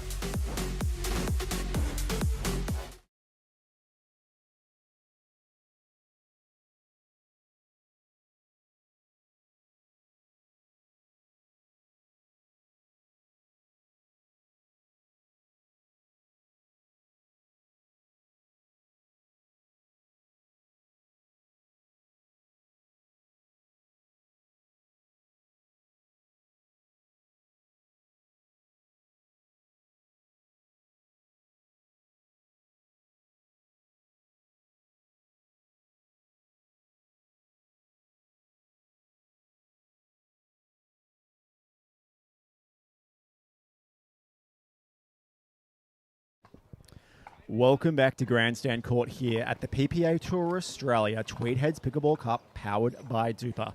My name is Brendan Lee and I am joined in the commentary booth by Jeanette Ward, and we have Game 3 action coming up, Jeanette. Yeah, that was an exciting second game by the Australian duo of Zach Grabovic and Ryan Henry to make it 1 game apiece. Into the third.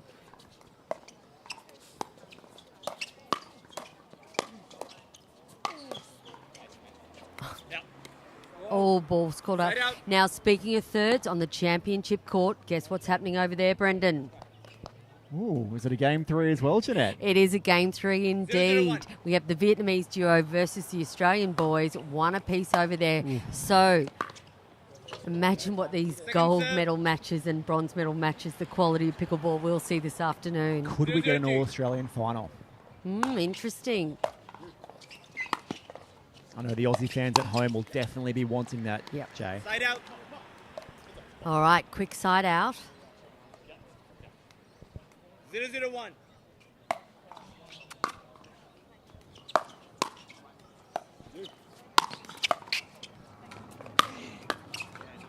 Second serve. Oh, that was great defence by Kenta Miyoshi there, but Zach Grabovic just putting it away.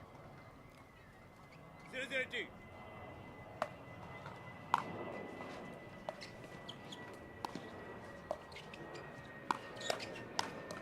Oh, that was nice. Disguised speed up there by Ryan Henry. It was a great slide, though, by Kenta. He did see it coming, and you saw him take a step to his right to counter that with a backhand, but the quality was just too good in the end from Ryan. 0-0-1.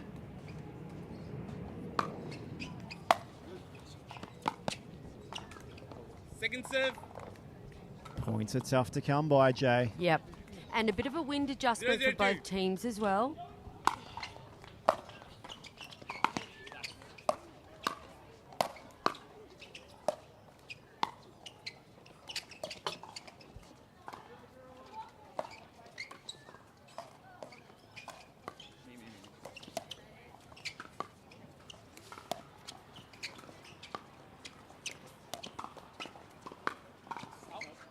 Oh, Side out. just gone long. Yeah, look, he was sitting on it. He was very Yep. patient. You saw him almost lining up the 2 shots prior as well, just looking for that opening, and he thought he had it on that one, but not quite. Not yet, anyways. Yep. 0-0-1. Let's see if it dials in for the next attempt.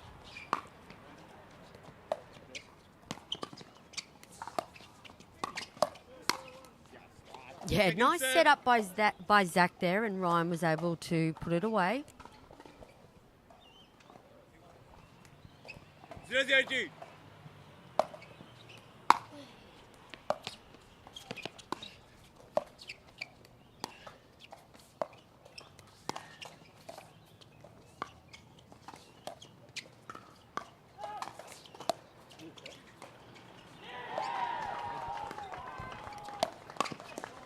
Oh, Side out. Zach Grabovich all over that speed up by Kenta Miyoshi there.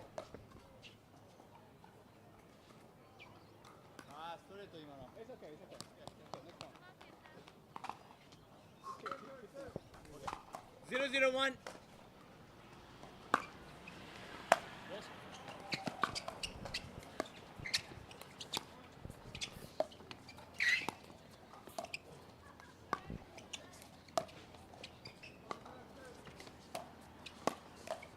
Oh, Point. nice. And see that height, rather than going straight at Jack Wong then, that was that height that Zach's been trying to create there, and you saw him almost going up and over the shoulder and like a bit of a half lob shape, and that's what caught Jack Wong off balance there. 101.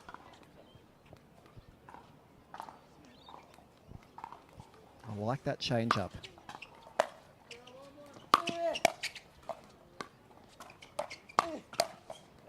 Second serve. Super aggressive by Zach there, but the duo from Japan and Hong Kong read that ball. Second serve.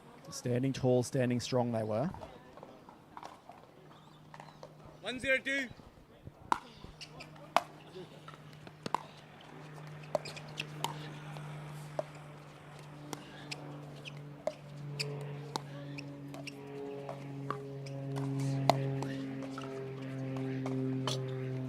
Oh, my goodness.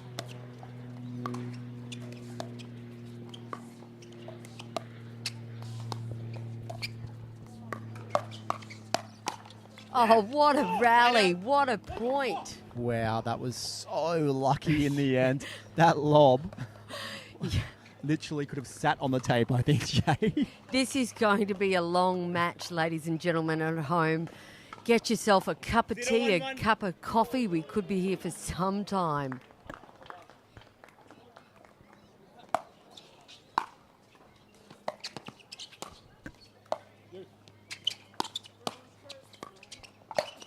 Great reach there by Jack Wong to pick Point. up that Yeah. second last volley, Jay. He was really stretched out there to get that.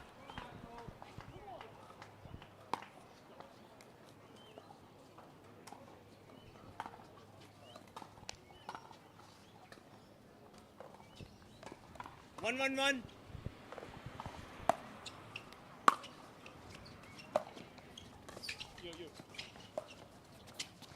Wong's fast. Good wheel to chase Yeah. that down. Yeah.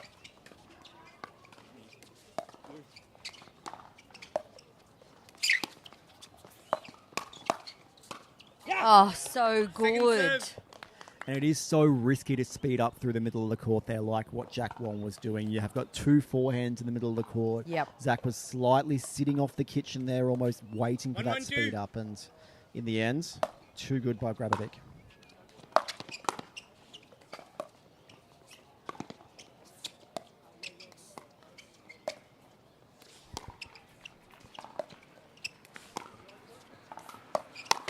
Come on.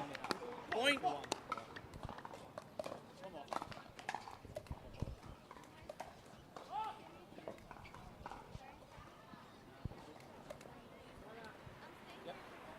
Two, one, two.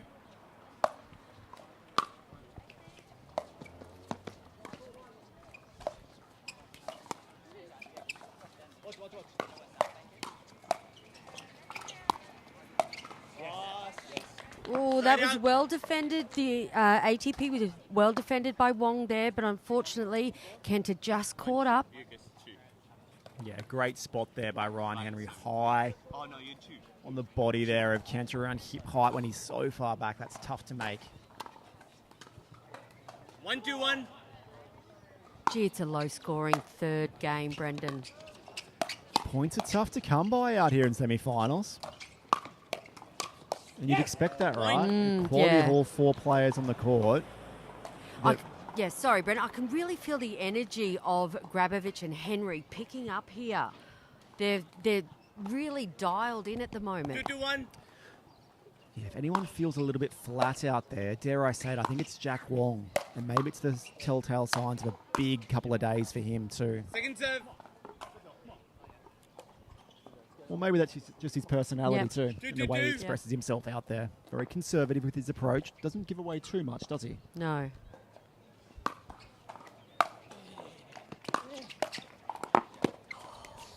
Ryan Henry, that was ridiculous. That was insane.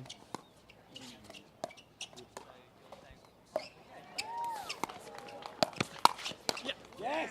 Cut it out, Ryan Henry. That was silly stuff. That was crazy. Ryan Henry, as I was just saying, they're both dialed in on the far side of the court. They want to go through to this grand final match today, Brendan. It's be a huge achievement if they do get through to this final. It's a big effort by these two guys. First pairing, as you said, first time together.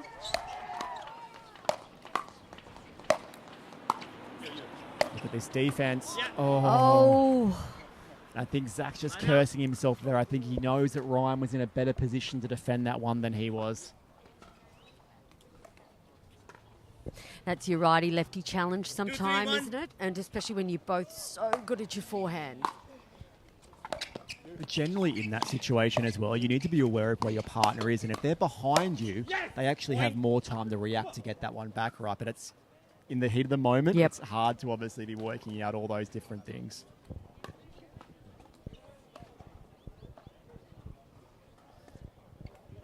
Three, 3, 1.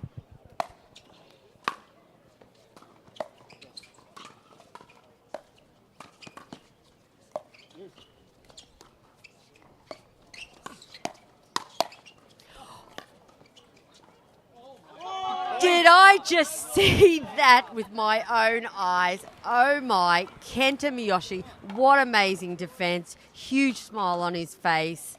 That was just crazy pickleball. Cut that roll. Get that one up on the gram. 4, 3, 1.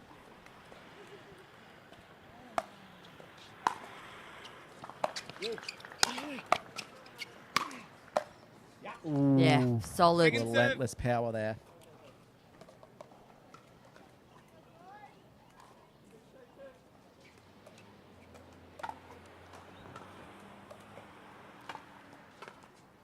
Four, 3, 2.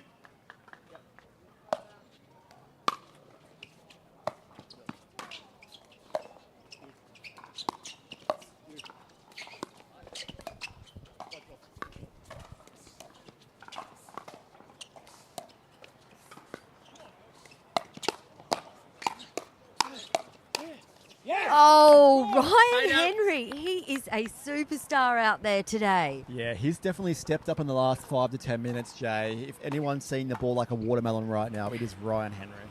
You said he just gets better and better with more match play, and he's proving that right now. Serving. 3, 4, 1.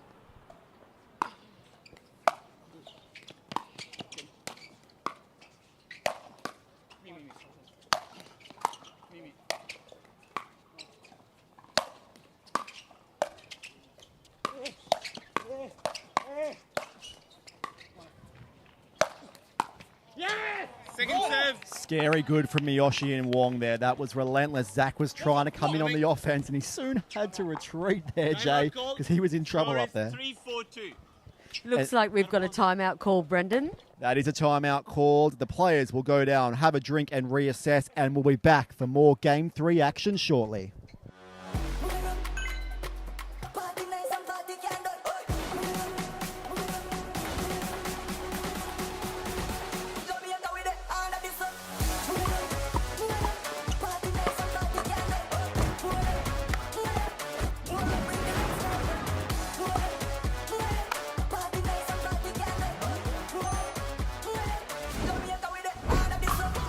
What's your DUPR?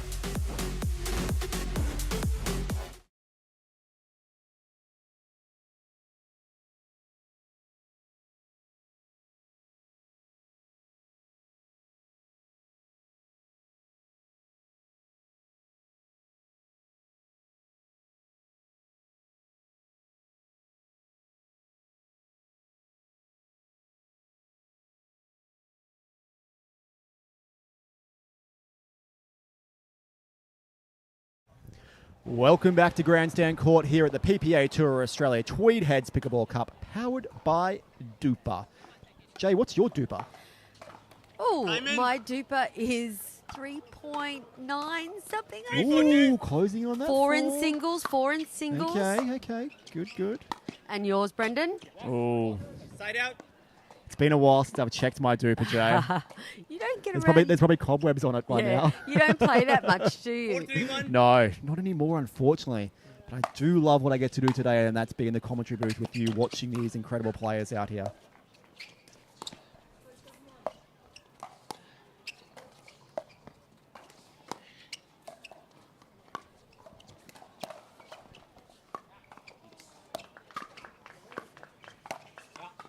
Ooh, and a big reach there. Maybe a little bit ambitious by Kenta Miyoshi there. Yep, valuable time out there.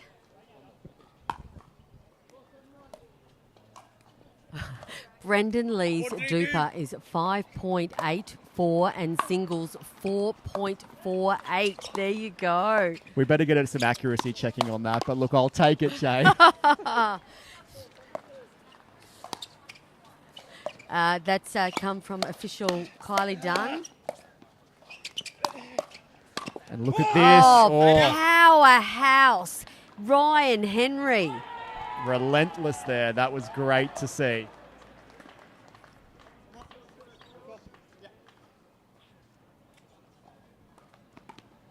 All right. 3-4-1. 3-4 on 1 is the score. Ryan Henry, ball in hand. Point.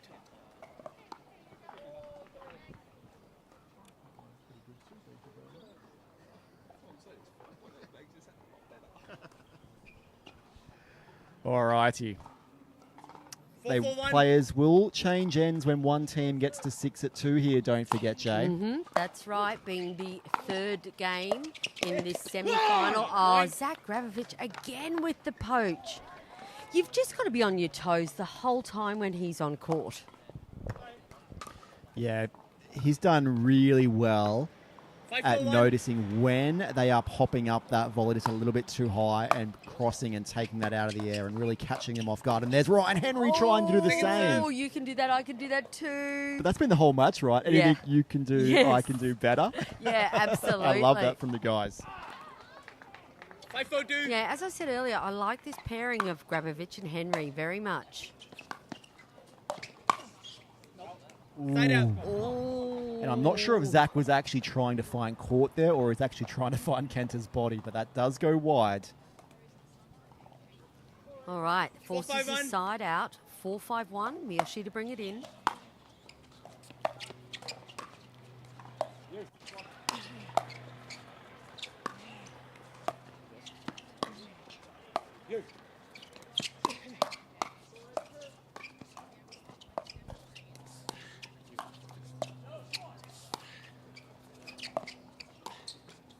Point.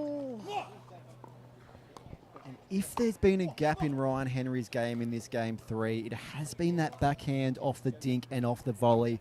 That's the 5-5-1. only time they've been able to really get points on Ryan is when they've drawn an unforced error from that side. Zach having to put the brakes on then. He was looking for another Ernie. And look at the guys here. Are they targeting that backhand of Ryan now? Because there seems to be a lot of traffic going that way. Look at that. Yeah. Oh, defended Ernie, and Zach Gravovich was there. He read that well. Second serve. Ooh, was that a stare down by Zach Gravovich then? It was a great ATP, but great awareness 5-5-2. from Zach to then obviously move to the middle of the court and take that high ball out of the air. There you go, Ryan Henry just running around the backhand there. yes. Ooh, nice. Looking for the Side out. forehand. Yes.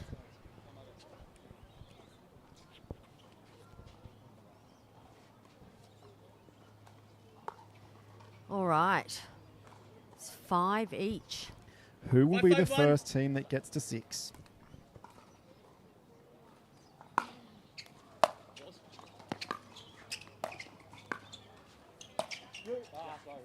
Inside out, read that wrong. Jack Wong disguised it very well down the middle of the pair. Great spot, wasn't it? Yep. 5-5-2.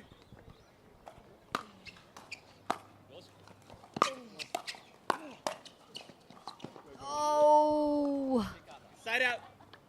was that the right play by Ryan Henry there? Well, they don't get to 6 yet, sorry. No, it's a side out. A little bit of a 5-5-1. miscommunication by Henry and Grabovich.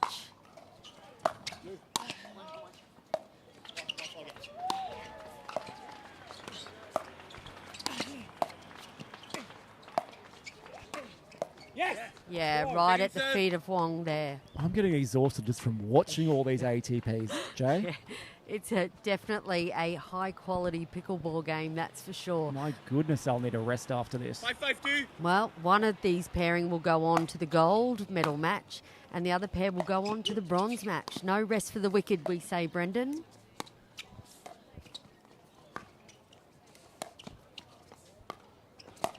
Yes. Yeah, nice spot by Kenta. And they get There to you 6 go. first. The Woo, Kenta that's Miyoshi big. and Jack Wong will change the end at 6-5-1 with a narrow lead.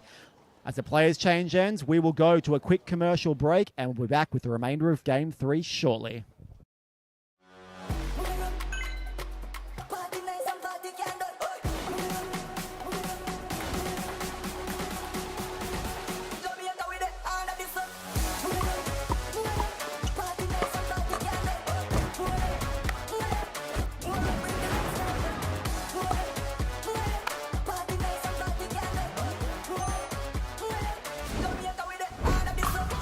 What's your DUPR? Okay.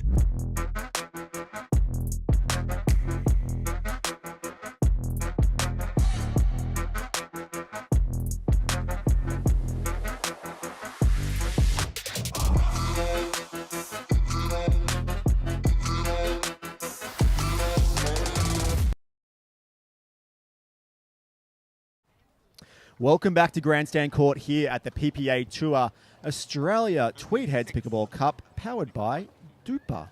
And we have Kenta Miyoshi and Jack Wong taking the narrowest of leads here in Game 3, Jay. Diamond. This is an absolute 6-5-2. nail biter.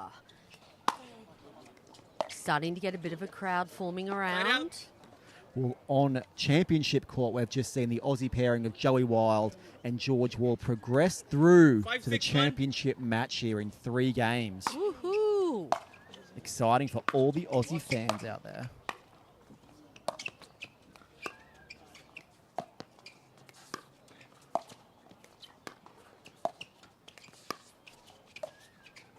She's giving Zach a workout there.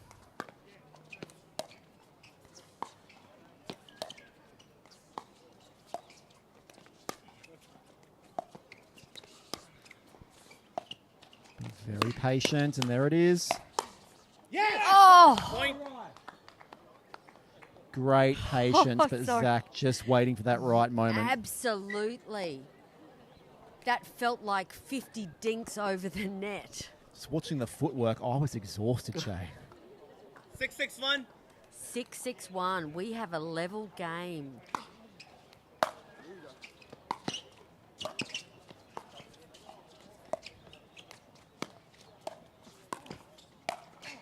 Second Oh, serve. lovely. That Kenta. was, but what will set that up was Jack Wong's fade volley there. Yep. Faked. He almost faked that he was going to attack middle, but then slid his paddle face along the ball, going into the left-hand side there of Ryan Henry, and that's what got that pop-up for Kenta. 6-6-2. Yeah, that was slick. Silky skills by Jack Wong.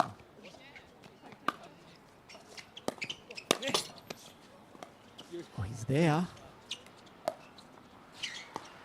Look at Ryan Henry moving around these backhand dinks now to take it on the forehand side. Oh, Jack Wong just creeping across there, just getting in front of the vision of Kenta Miyoshi and causing the error. Yeah, Kenta was loading up there Yep. for that backhand, and unfortunately, Jack just didn't see him there 7-6-2. ready. Yeah, and now I really want to see the energy of Miyoshi and Wong pick up here. Side out. But Zach gives him a freebie. Yep. Not happy with himself. He hasn't given very many freebies on thirds. It's been very high quality from all 4 players. Yeah, no, 6-7-1. this has been a great game of pickleball to watch, that's for sure.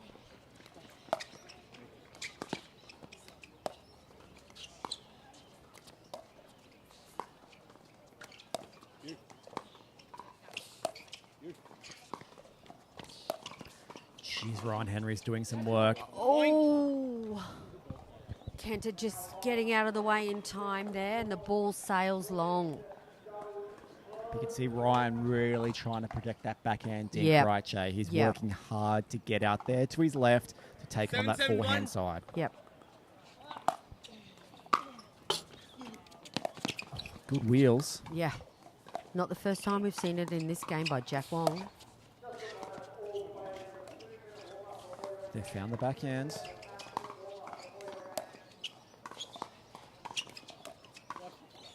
Can Ryan stand up here?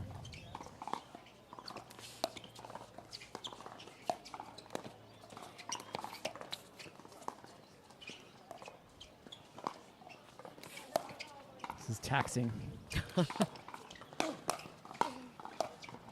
Beautiful reset.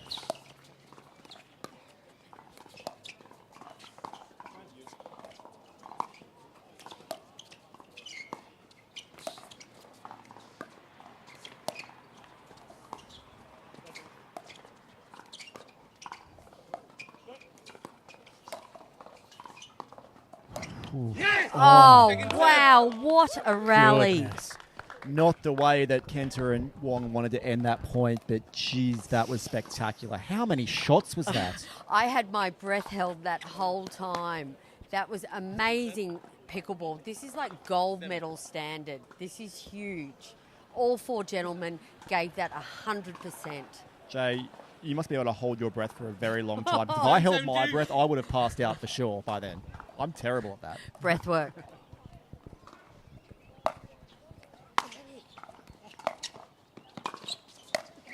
Yes. Right, there's the energy that we need to hear from Wong.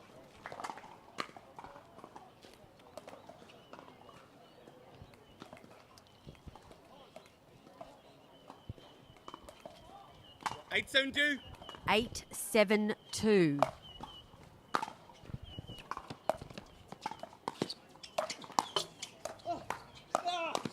Oh, Wow, that was great defense there from Kenta. Timeout. Jay? yeah, Timeout amazing. called, scored Absolutely at 9-7-2. amazing. Looks like we've got a timeout called from Ryan Henry and Zach Grabovich. They're just a couple of points down, 9-7. Miyoshi and Wong can see themselves going through to the gold medal match, but not if Grabovich and Henry have got anything to do with it. We two are going to go into a quick little break. We'll be back soon. Okay.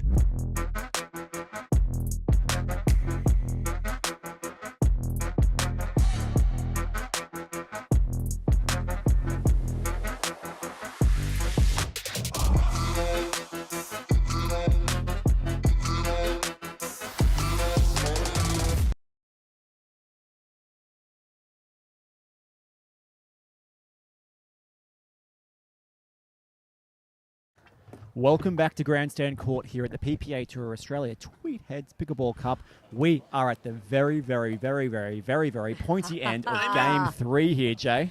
Yeah, this has been fantastic afternoon. 9-7-2. This semi-final is hot to trot. Grabovich and Henry need to defend. They need to hold on here. Oh, and just a miscommunication there in the middle of the court, and paddles clap, and that is 10-7, bringing up match point for Jack 10-7-2. Wong and Kenta Miyoshi.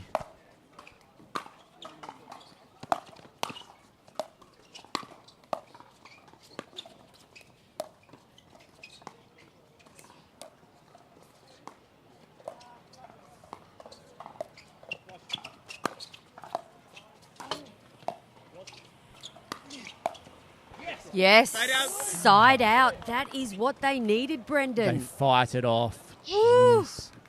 That was clutch by Zach Grabovich and Ryan Henry there to fight off that. Nerves of steel, Jeanette. Absolutely. 7-10-1. I feel like I'm out there with them, Brendan. We're riding every single point in this booth, Jay. Yeah, absolutely. And so are the crowd that's gathered along the sidelines.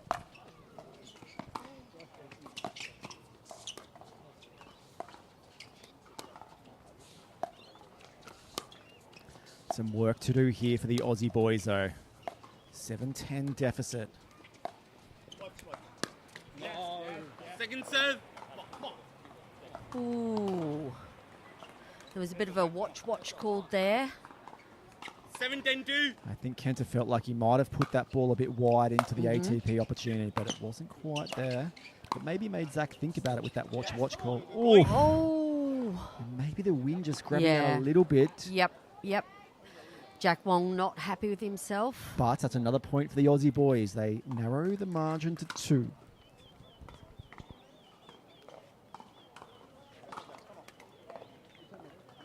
And Jeanette, about to get underway on Championship Court for those interested is the Pro Women's Doubles Final between Jamie Haas and Katie Hart taking on Summer Della Bonner and Rose Van Reek. So that is on Championship Court. Side up. And a foot fault there on Zach Grabovich, Jay. Okay, is that what happened? Zach knew he was on it. Okay, we have match point to Wong and Miyoshi. And there Ryan it Henry is. pulls the trigger just a little bit early there. Yeah. Kenta Miyoshi and Jack Wong take this semi-final in 3 games over the Australian pairing of Zach Grabovich and Ryan Henry. What a battle there, Jeanette. Yeah, amazing. Henry and Grabovich, they should be really proud, though. They really took it to Miyoshi and Wong. And as you said, first-time pairing. Yep, I was really impressed. A great run today, but very disciplined by the pair of Kenta Miyoshi and Jack Wong. They will be through to the championship match to take on another Aussie pairing, George Wall and Joey Wild. If you'd like to tune into that, head over to Championship Court, and that'll be on there after the women's doubles final. We'll be back with the bronze medal match of the women's shortly. Don't go too far. When the world sleeps, greatness rises. And while others dream of the next level, we chase it.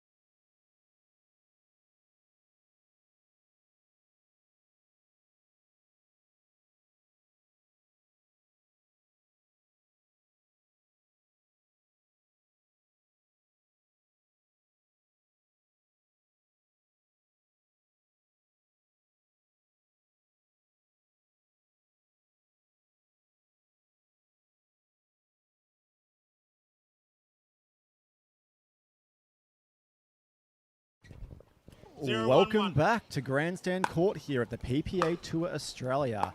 Tweed Heads Pickleball Cup. Not a long break between the men's semi-final action and this women's bronze medal match, and they are already into it. We have, in this bronze medal match, Sarah Burr and Thadia Locke at the far end taking on Selena Chirulia and Danielle Townsend. My name is Brendan Lee, and I am joined in the commentary booth by Jeanette Ward. Good afternoon, Brendan. Thanks for having me.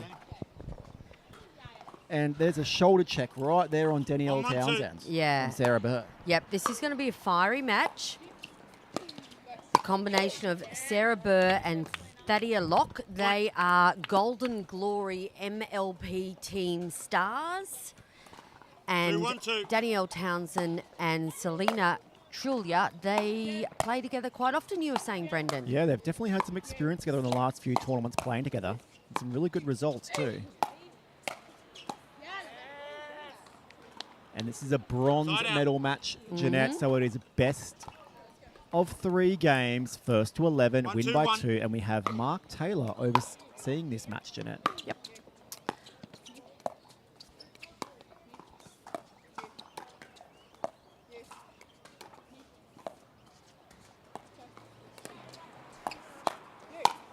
Oh, speed up by Townsend, successful. Second server. Now, we can just see, I'm not sure, ladies and gentlemen, but the sun's really popping out now. It's really bitey out there. And hopefully not playing havoc with Burr and Locke down the other far end of the court. 2-2-2.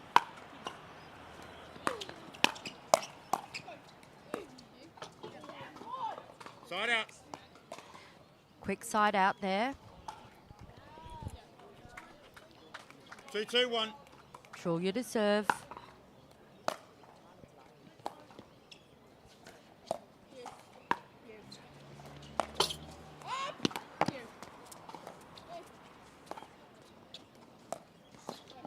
Oh, Yeah. Danielle trying to really immerse herself in that point there and really stretched there by Sarah Burr. Yeah, I've been noticing Danny's playing really well lately. I'm noticing in the ladies, she is taking a little bit more of the court than usual, ladies ratio. But she's just so tall and got such an amazing reach.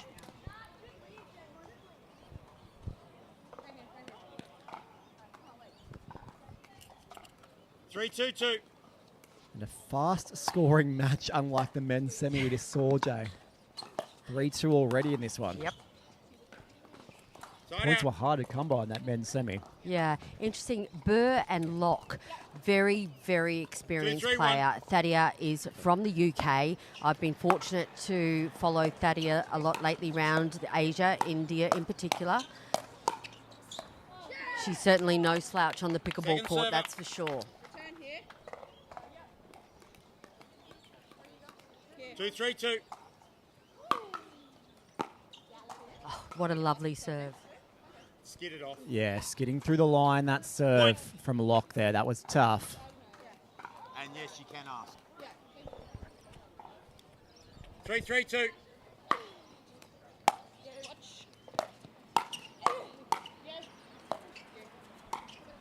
The queen of defence, Sarah Burr. Yeah, absolutely.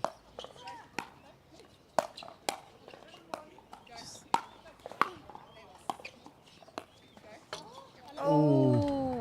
Side out. And that one just sits on top of the net. Has Yep. a little look, didn't it, Yep. Jay? But then Yep. fell back. Now, I 3-3-1. think Selena's probably only about 12 months into her pickleball career. College tennis player. Second She's server. definitely the freshest out of these 3 players to the sport, without a doubt. But she burst onto the 3-3-2. scene last year. Yeah, absolutely.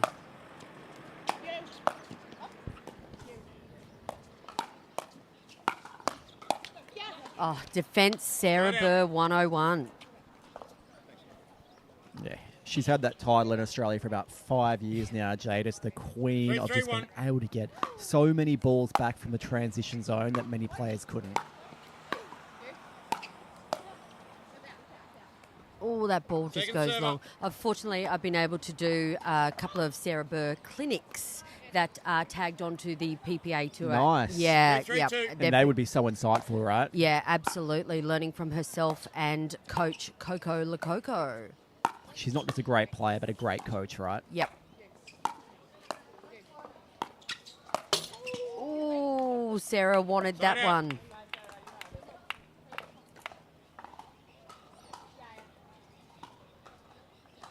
Three, three, one. Point. Just going long. 4-3-1.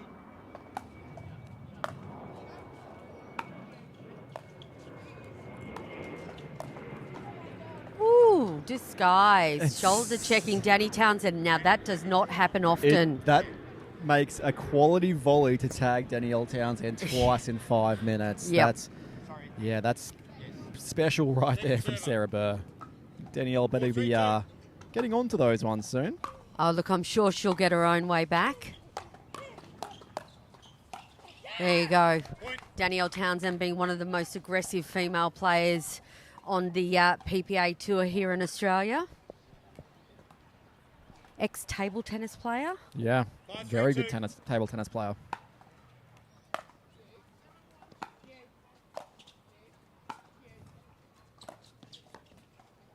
Yeah, and Sarah Burr doing a really good job there of getting it down at the shoelaces of Selena Tarulia. Nice and slow balls, I thought, 3-5-1. too, Brendan. Taking Selena off guard there.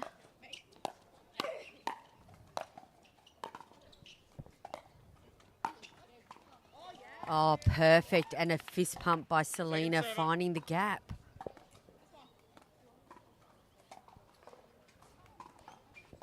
Three, 5-2.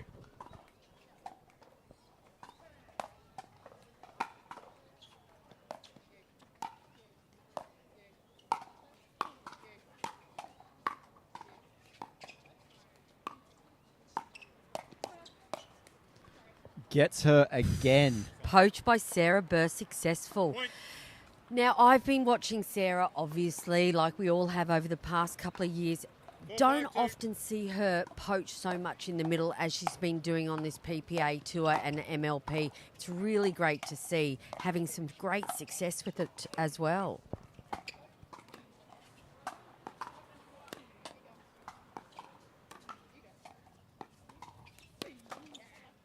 Good battle there from between Selena and Thadia. And Thadia loves that backhand dink cross court. She loves being in that matchup. So it's a real positive moment there for Selena to come out on top of that. Yep.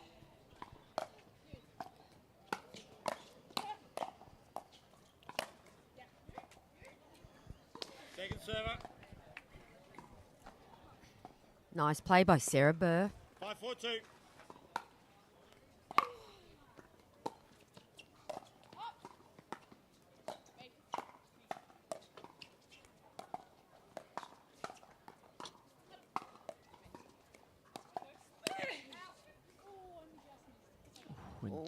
Just travels wide yeah. there, I think. Just overreaching a little bit there, Thadia Locke.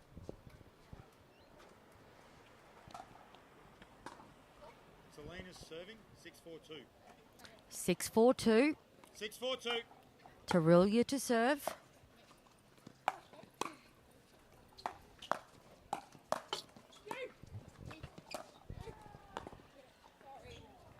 Side out. At this stage, Brendan, Sarah Burr can do no wrong. She's Looking- playing exceptionally well. She's looking very good out there. It's 4-6-1. almost like she's seeing the ball like a watermelon, but that wind is just picked up. Here she comes again.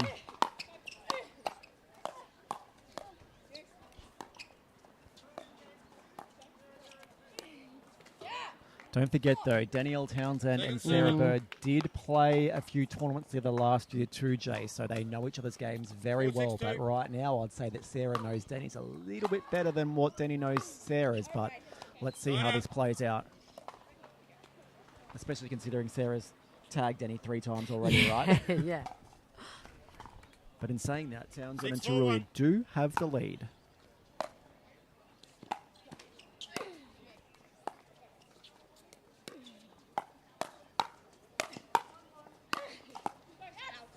Second server. Thadia and Sarah were nearly on top of each other in the middle of the court there, Jay. I thought there was going to be a paddle clash, but there wasn't. 2 points in a row, I think their paddles were almost touching. I think they just a bit of calling needs to be done there. Oh, and there it is again. Oh, Can what do defense. no wrong. Unbelievable. Sarah Burr. 4-6-1.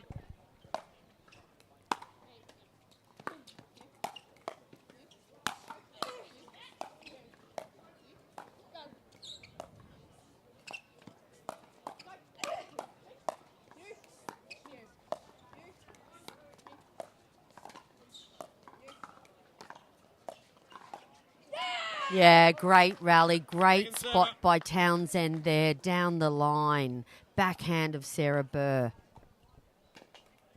4-6-2.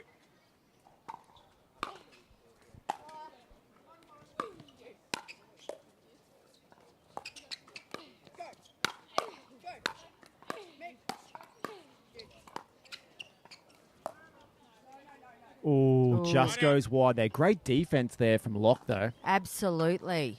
Now, that's our first unforced error we've seen from Sarah Burr.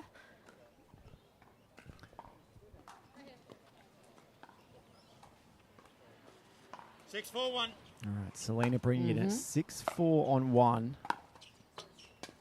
Second server. Slow return by Burr again. 6-4-2.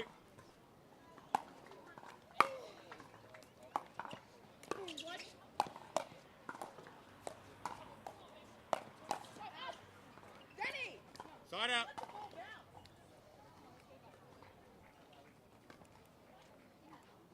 All right, Danny a bit cross with herself there. 4-6-1.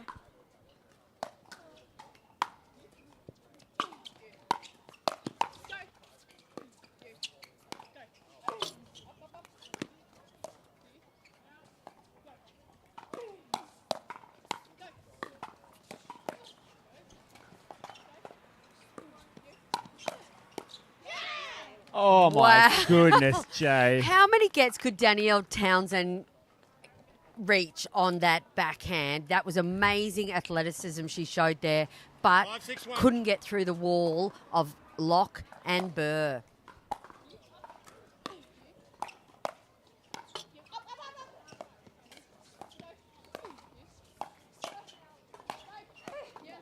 Oh, nice point. Second server. Sarah Burr just in overdrive, though, right? It's just absolute. Timeout receiver. It's like she's Score playing is with. 5-6-2. And a timeout has been called there by Selena and Denny. That was an exhausting few points, I think, and they need to have a breather and reassess. As the players go to the bench to grab a drink, we will also go to a quick commercial break, and we'll be back with more Game 1 action shortly. They're not just thinking about only performance, they're thinking about the growth of the game. When I first started, I needed something, and then I needed something different as I got better. And Yola was really great about working with me specifically to help create that for everybody. And as somebody enters this game for the first time, they're going to go through a huge learning curve. And as they experience the full expression of the sport of pickleball, Yola's there to meet them with the performance and technology. Let's play.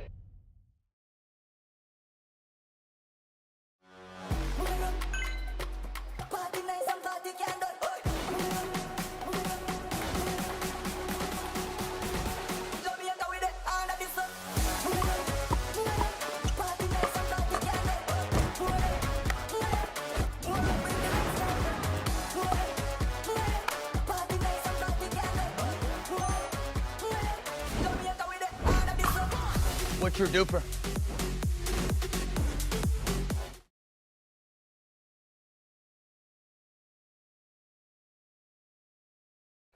Welcome back to Grandstand Court here. We're in Game 1 of this women's bronze medal match between Sarah Burr and Thadia Locke taking on Danielle Townsend and Selena Tarulia. And this is an epic battle unfolding out here. It is certainly looking to be a cracking match, Brendan. Wow. Side out. Special from Burr and Locke there. Yeah, absolutely.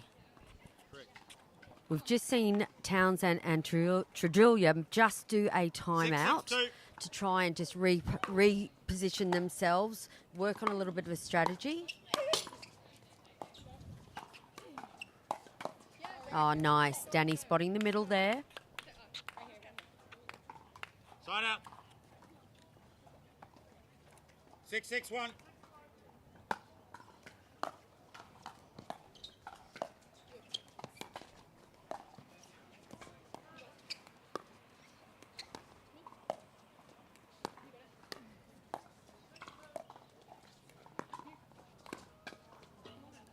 Point.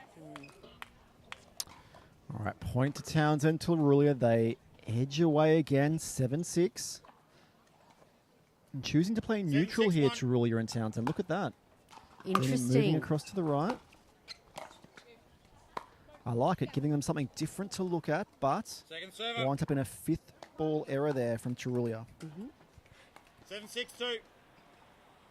7-6-2. There's nothing in it, Brendan.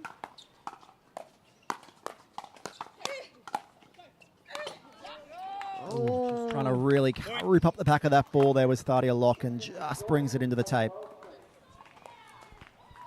8-6-2.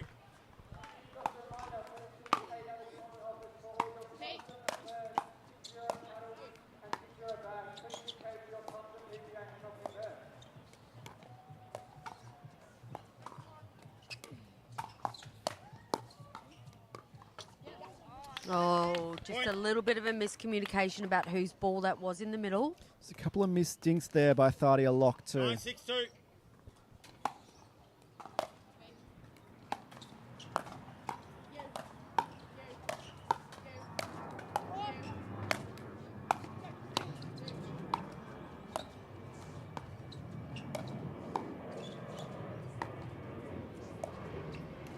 Great defense by Turulia and Townsend there to make their way up to the kitchen. Despite the result, that's a great rally by all 4 players there. Now, I have to ask Thadia when the game's finished, how much outdoor pickleball she actually plays being from the UK and whether or not the conditions, extreme heat. I know that she's recently done a tour in Egypt as well as India. Point. And also the surfaces that they mainly play on in the UK and Europe. 7-9-1. Definitely more rollout courts over there, I believe, Jay. So it plays very different to this true surface. Pressuring Thadia Locke here on the backhand side.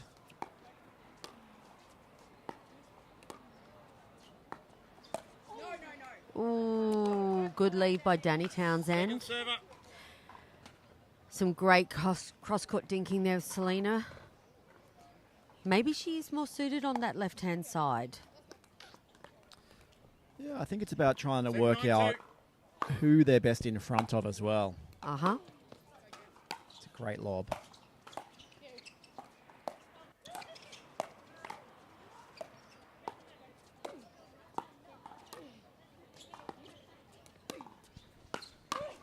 Oh, Thadia Locke. Wow. Sarah Burr was sitting on the forehand ready, but unfortunately, well, for Sarah anyways, Thadia come in and took the glory off that one. Flying through the air. 8. To you, Selena. All tied up. 8-9-2. Sorry, 8-9-2. Side out. Once again, Sarah, I think, just trying to go at Danny's body, but just catching that one a little bit late. But I feel like she's definitely trying to target in Danny's shoulder area. All right, Ken Townsend and Turulia put game 1 away. 9-8 on 1.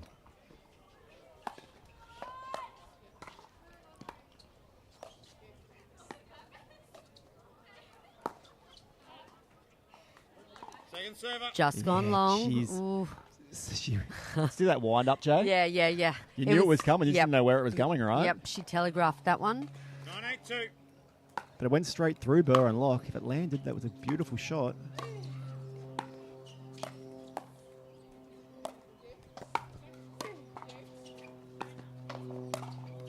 Oh, wow. She that got was that great. third time lucky there. But set up by Thadia there, right? That second last volley, Thadia got it so deep in that backhand corner of Selena. All right. Can 8-9-1. Burr and Locke make a run here? 8-9. Oh, what a great backhand volley cross-court by Selena. 8-9. Hold. Yeah. 8-9-2. Another chance for Lochinber to stay in this game.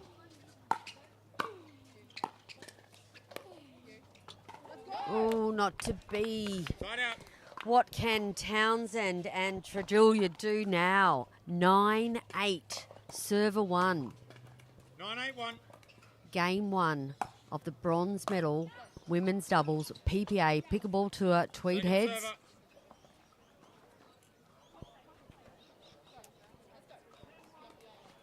9-8-2.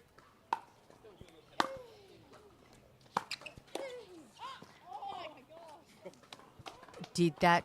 Yep, I believe that one That just landed. went in. Wow, Wow. ladies and gentlemen, that was just outside of my camera zone there. And yeah, we have another side out. 8-9-1. They hold on, Lock and Burr.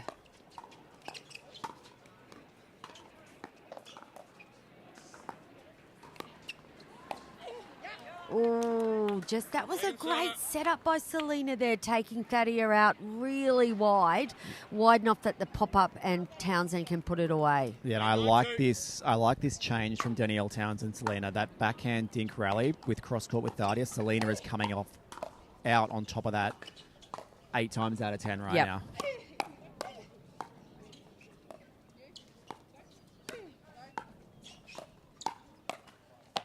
Great Oh, spot there by Sarah wow. Bird. It's a little bit off pace down the centre. Didn't quite travel to Denny where she could volley that one. Yep, seemingly that's Sarah's MO at the moment, just taking the pace off the ball. The young guns closest to the camera, I think they're expecting the 9-9-2. pace and it's just not coming to them.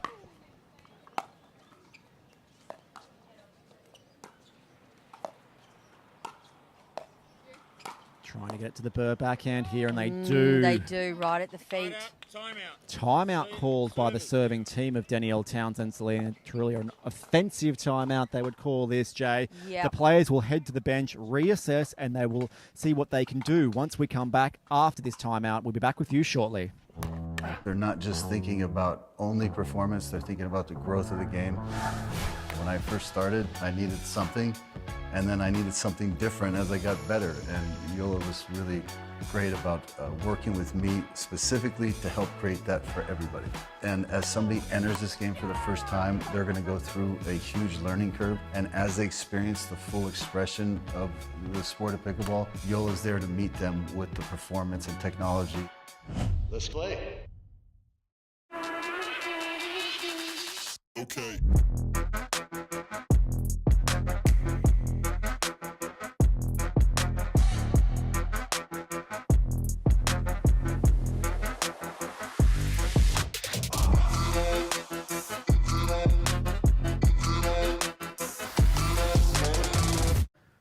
We're back in game 1 here of this women's bronze medal match here at the PPA Tour Australia Tweed Heads Pickleball Cup, powered by DUPR.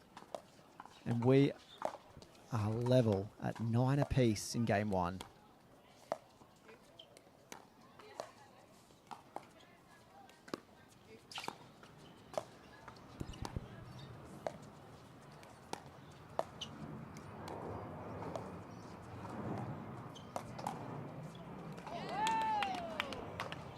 Point. And that Yeah, does drop in yes. there, that volley, just, I would say, Yeah, Jay. But what yeah. a great anticipation there from Danielle Townsend. Which brings up game point for Townsend and Tredulia. 10-9-1.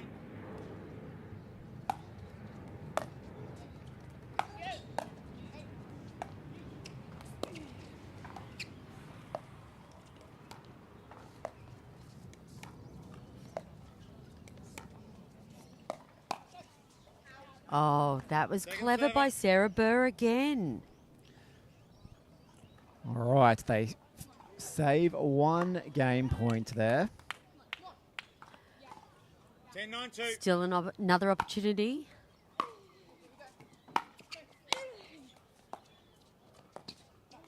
Sarah Ernie just trying the attempt, Ernie there on yeah. game point. Townsend, Tarulia take game one here, 11-9 over Burr and Locke. That was a battle. We'll go to a quick commercial break, and we'll be back for game two shortly. When the world sleeps, greatness rises. And while others dream of the next level, we chase it. Challenging every limit. Turning obstacles into stepping stones. Because the next level isn't just handed to you. It's earned. Go next level with 6-0 Pickleball. This is what you're waiting for. People ready to ride. I think I'm ready tonight.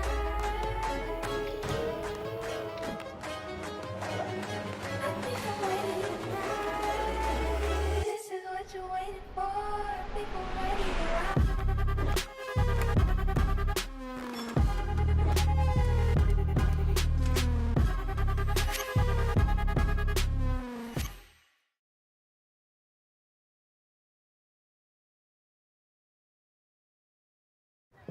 We are back for game two action here at the PPA Tour Australia Tweed Heads Pickleball Cup powered by DUPR. Danielle Townsend and Selena Tarulia took a very close game one over Sarah Burr and Thadia Locke, and they have kicked off game two with a point 1-0-2. straight away. My name is Brendan Lee, and I am joined by Jeanette Ward, and let's see how this plays out, Jay. Yeah, this grandstand court this afternoon has been nail-biting all the way with the men's semi-final, and now we have the ladies' bronze medal match. 0-1-1.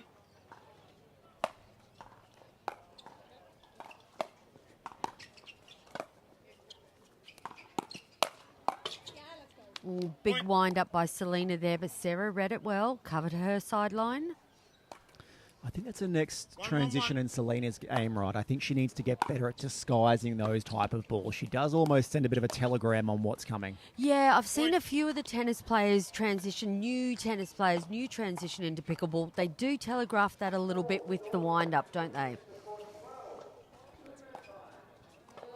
I see young Crystal Mildwaters in the Challenger. She does a tennis player background. She does the same sort of thing, and I think a little bit more pickleball experience. They'll be She's able going to be just- great. I Yep. did see a bit of her this morning, and she was exceptional. Oh, well done, Danny Second Townsend. server. Positive start here by Thadia Locke and Sarah Burr, though. They'll be looking to put some more points on the board 2-1-2. here.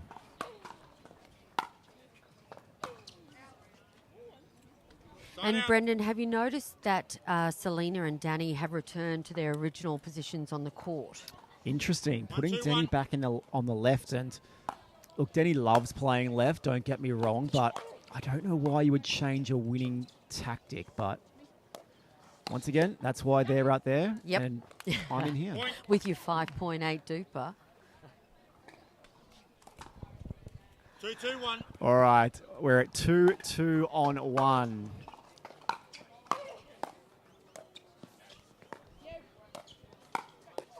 Ooh. Point.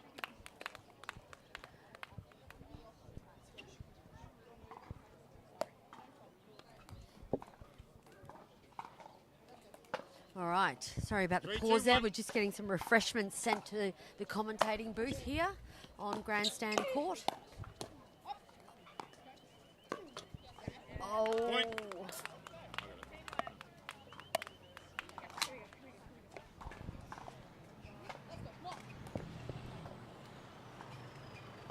Four, 2-1. 4-2-1.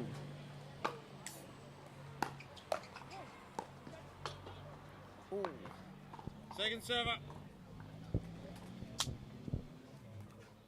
4-2-2.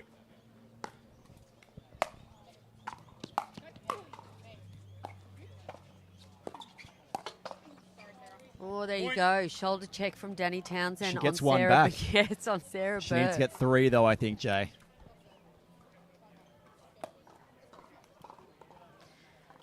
Five. 5-2-2.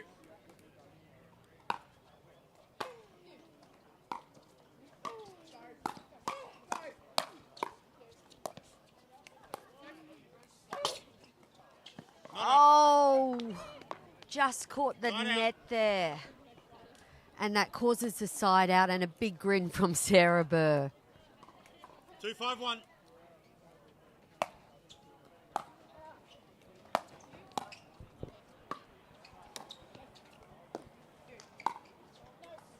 And that ball travels wide there from Selena Trulia. Good eye from Sarah Burr.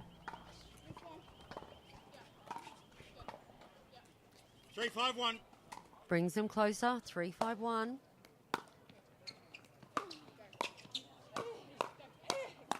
Oh, what a great get by Thadia Locke in the middle there. And it's very rare you see Danielle Townsend come out on the losing end of the hands battle, right? Yeah. Just caught a little bit off guard there. Yep.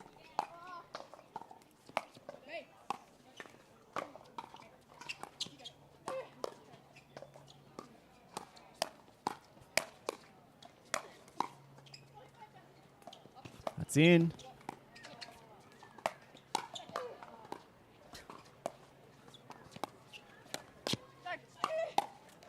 Oh, just clipped by Sarah Burr there. As she came What a back on the great court. point by all four players. Amazing pickleball. Sarah, that came off you, didn't it? Yep, just clipped Sarah's paddle or body there. Thadia to serve at 4-5 to Selena. 4-5-2. We just can't get 4-5-2. any closer.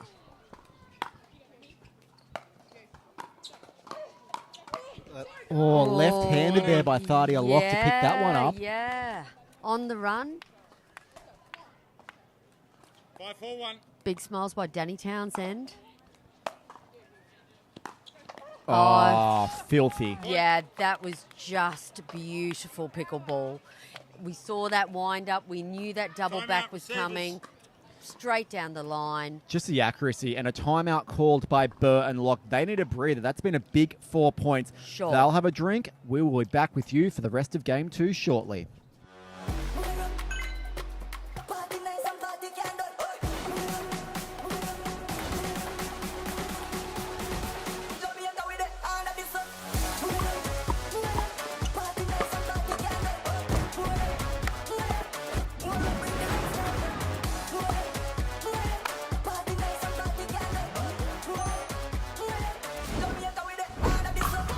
What's your DUPR?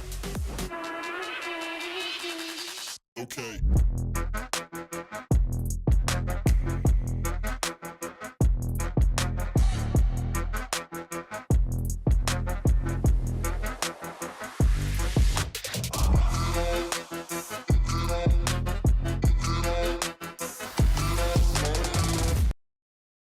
Welcome back to Grandstand Court here at the Time back in. PPA Tour Australia 6-4-1. Tweed Heads Pickleball Cup in beautiful northern New South Wales. This event is powered by DUPR. Point. And a point straight off the bat. And what we said earlier, Jay, was the people that called a timeout were generally very successful in getting the first point afterwards. 7-4-1. Yeah. Not yep. in this case. Not in this case. So Locke and Burr really need to dig deep here to stay in this game. We've got a bronze medal on the line. Oh, see, do you know what? 99.9% of those balls Danielle Townsend would get. 7-4-2.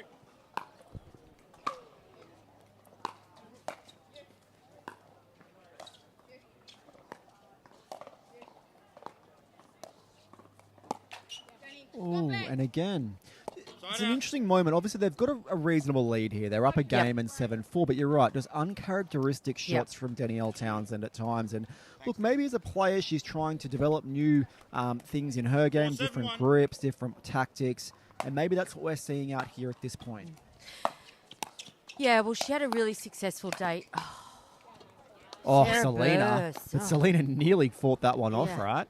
So Danielle Townsend won gold yesterday in the PPA tour with 5-7-1. Joey Wild.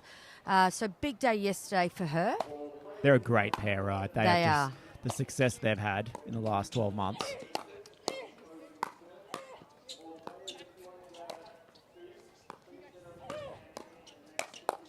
Yeah. Fight back here from Burr and Locke. This is impressive after that timeout they called. They mightn't have got the first point, Jay, but Yep. geez, they've come out better after it. Yep. But what I'm seeing is they're just attacking Danielle Townsend here, right? Yeah, well, you know, perhaps they 6-7-1. can see some sort of energy shift there, knowing that Danny's... But look, Danny Townsend is one of the best female pickleballers in Australia. She is a fighter. She is a pro athlete. There you go. She is not giving up. And there's the typical serve. Danny Townsend. Come on. Much better point there from Danny. Yep. Did you see? She was dialed in there. She wanted every ball. That will be confidence boosting for Yep. her. 6-7-2. She means business.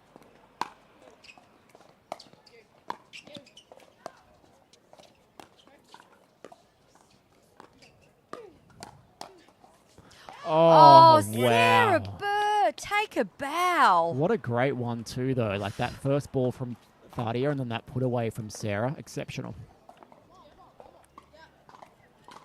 7-7-2.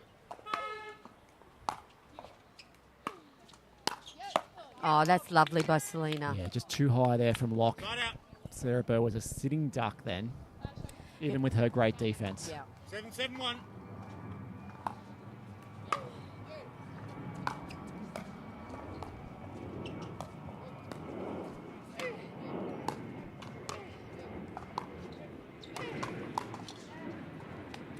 Interesting moment here in game 2, Jay. Yes, very important side out. If Burr and Locke can keep them scoreless here, we might see a 7-7-2. momentum change.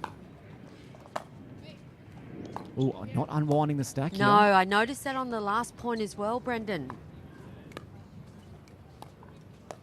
So Denny targeting middle. Yeah, smart play from Townsend. Yep. Not unwinding the stack. 2 backhands in the middle. She was always going to go there. High pickleball IQ. 8-7-2.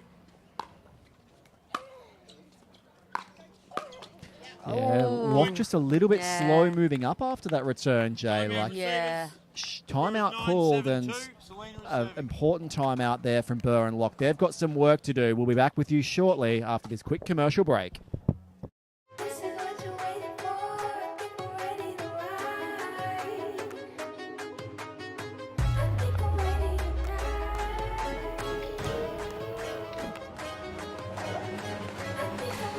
tonight.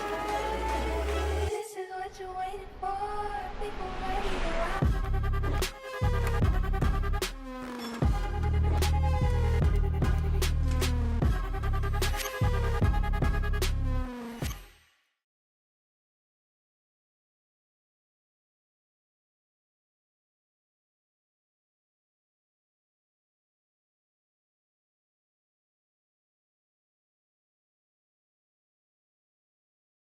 Welcome back, ladies and gentlemen. PPA, Pickleball to Australia, Tweed Heads down at Voyager Tennis Centre, Tweed Heads, Northern New South Wales. Women's bronze medal on the line.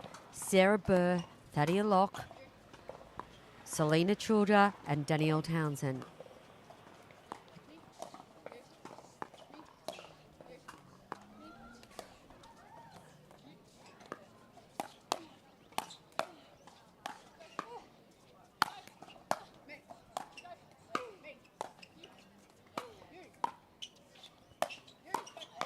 Oh, what a rally by all 4 ladies. A very, very important point indeed for Townsend and Trajulia. That brings up bronze medal point for Townsend and Trajulia. 10-7-2.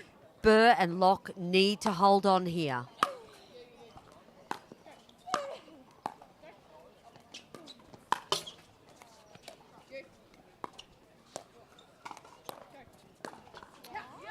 What a performance by Danielle Townsend and Selena Trulda.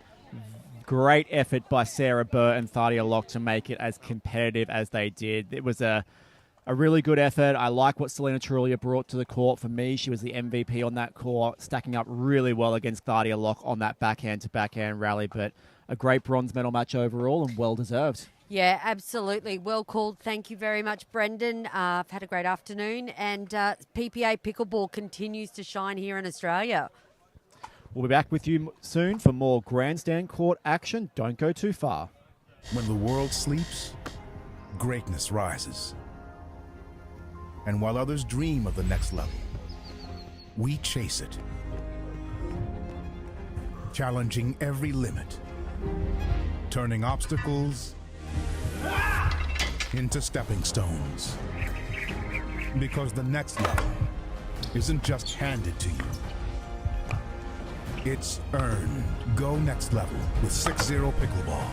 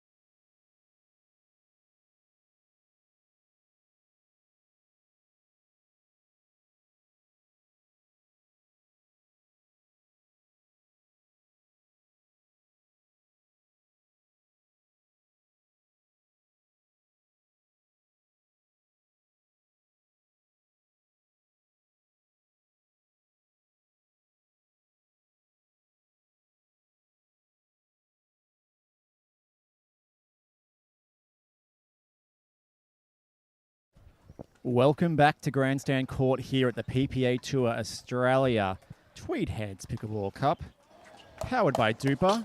We are in for a treat here on Grandstand Court, and we apologise you've just missed the first point, but it is all level at 0 apiece here in this men's doubles gold medal match between George Wall and Joey Wild, taking on Jack Wong and Kenta Miyoshi.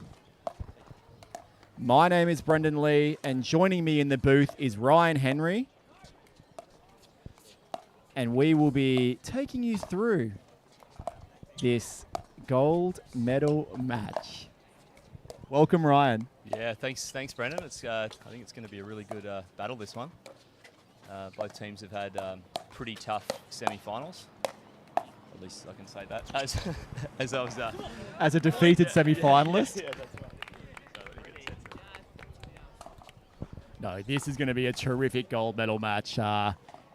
Joey and George played together a lot over the last 12 months, right? I'm sure you've come up against them previously before as well, but they're a formidable Australian pair. Absolutely, yeah. I've played Joey and George probably around 6 or 7 times each, actually, but not against both of them at the same time. Lucky for me. Certainly a scary prospect when they're together, right? Yeah.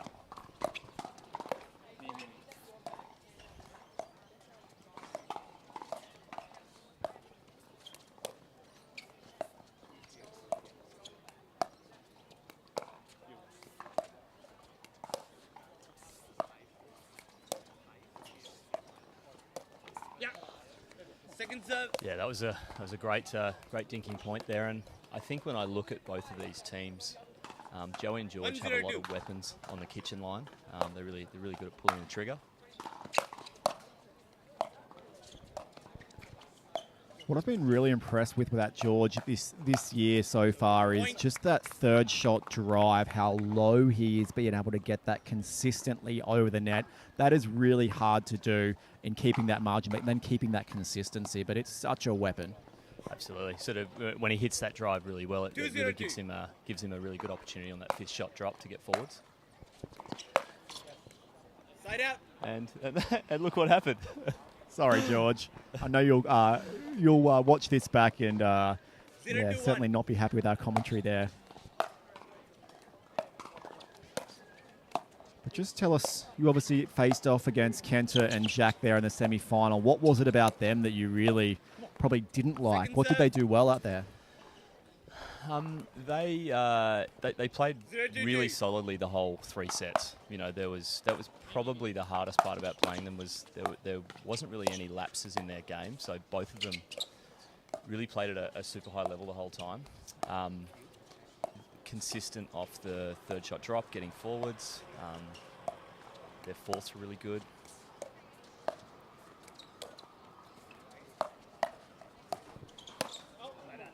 Point. Terrific ATP there from Wong, and fended off nicely by Joey Wild. Yeah, that was a fantastic point, and I would say the opportunity for Joey and George here will be getting into these kitchen battles and being patient and waiting for the right chance. Great backup there by Kenta initially, though. Yeah, fantastic point. And how far they look fast. How fast are Jack Wong's hands? 2-1-1. Yeah, really quick. We had quite a few good hands battles in the game we played. Good point. What I've been impressed with Jack, and I'm not sure how correct it is, but he played Davis Cup, I believe, for Hong Kong. But just how much of a tennis player he isn't like on the pickleball court, right? Like, we obviously saw him take out singles on Friday, which is no surprise as with that high-level tennis background, but how great his drops are.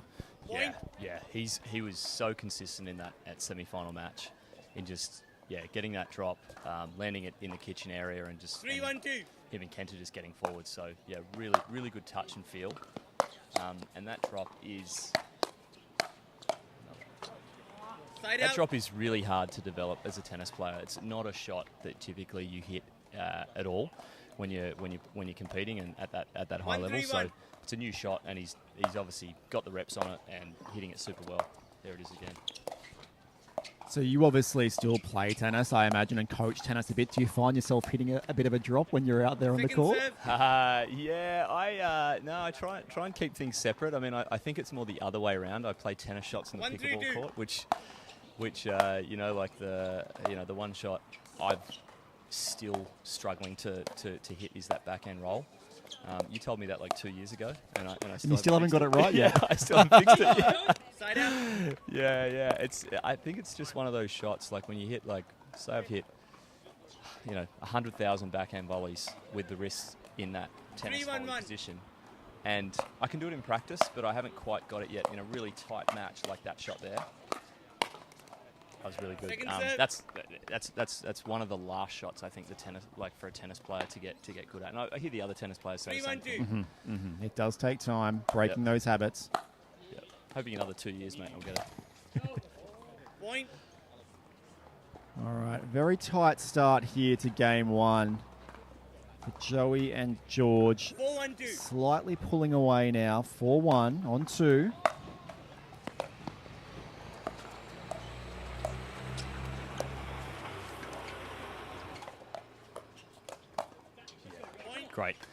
Great ATP there from Joey, and one of the things we saw there was George coming across to the centre to cover him, and that's a really key move whenever anyone's playing that ATP. That partner needs to come right to the centre of the court and cover it. We definitely saw yourself and Zach Grabovic playing a lot of ATPs, a lot of Ernies. I think there was more Ernies and ATPs than there were dinks, to be honest. Like, it was just crazy to see the amount of Ernies and ATPs that you guys played. Yeah, it was really interesting. It was the first time we played with a lefty, and the ATP is actually a really the ATP is actually, it's quite a good shot to play, both of us to play, because one person gets off court, they play the Ernie, and the other one's covering the centre with a forehand. So versus a righty-lefty combo, you've got a backhand in the middle. It's not as strong. So yeah, it's certainly. And generally, when you're defending that ATP, the ball is going to sit upright. So that player in the middle of the court, like a Zach Grabovic, is going to absolutely demolish that next volley. Yeah, that's right. I think at this level too, one thing that I've noticed is the backhand or the forehand or backhand ATP, they come back. I mean, you've got to be planning at a sort of, call it a 4 to 5 DUPR level. When someone hits an ATP, it doesn't come back.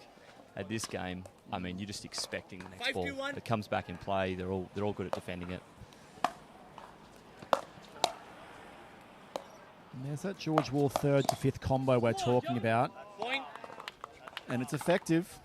Yep. Got to find a way to come forward. Sometimes the third shot drop is difficult if it's off a deep return, so that drive is a really good option to get to the kitchen line. That was a great drop. That was a great drop, and that is going to be a timeout called there by Jack Wong. Joey Wild and George Wall race out to a 7-2 lead here in Game 1. We'll take a quick commercial break, and we'll be back with more Game 1 action shortly. When the world sleeps, greatness rises. And while others dream of the next level, we chase it. Challenging every limit. Turning obstacles into stepping stones. Because the next level isn't just handed to you. It's earned. Go next level with 6-0 Pickleball. Okay.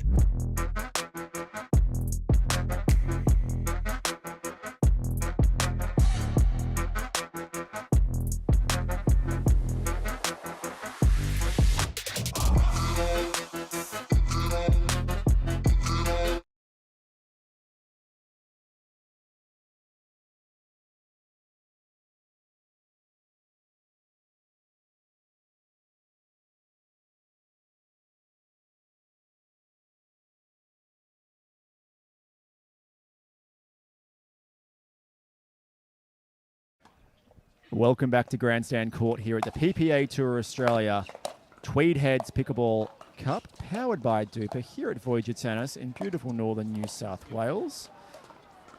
We have Joey Wild and George Wall, who have raced out to a 7-2 lead here over Jack Wong and Kenta Miyoshi. I am joined in the commentary booth by none other than Ryan Henry. Ryan, what are you making of this matchup? 7-2-2. Yeah, it's been a great match so far. I think George and Joey have been exceptional. Getting to the kitchen line, just like Side that out. point again. They're getting up and they're doing really well once they're in these battles. So, and I think at the moment the story is that 2-7-1. they're probably just a little bit more aggressive when as soon as that ball pops up that little bit, they're really being aggressive on that line. Versus Kenta and Jack, just a little bit more conservative on the Second dinks. serve. And the pop-ups, they'll choose to go dinking again as opposed to sort of speeding it up. George and Joey 2-7-2. just make it look really easy and really smooth, I think. In comparison, I feel like Jack and Kenta make it look a lot harder. They've got to work a lot more for their points. But I think that's just around the board, right? Like, no matter who George and Joe are against, they're just such well-oiled machines. Yeah. That was a great point. Great point. And when you look at the way George and Joey dink, they're top spinning most of their dinks, or they're taking it out of the air, which it's actually a lot 3-7-2. harder to do than it looks, and it puts so much pressure on the other team on the kitchen line.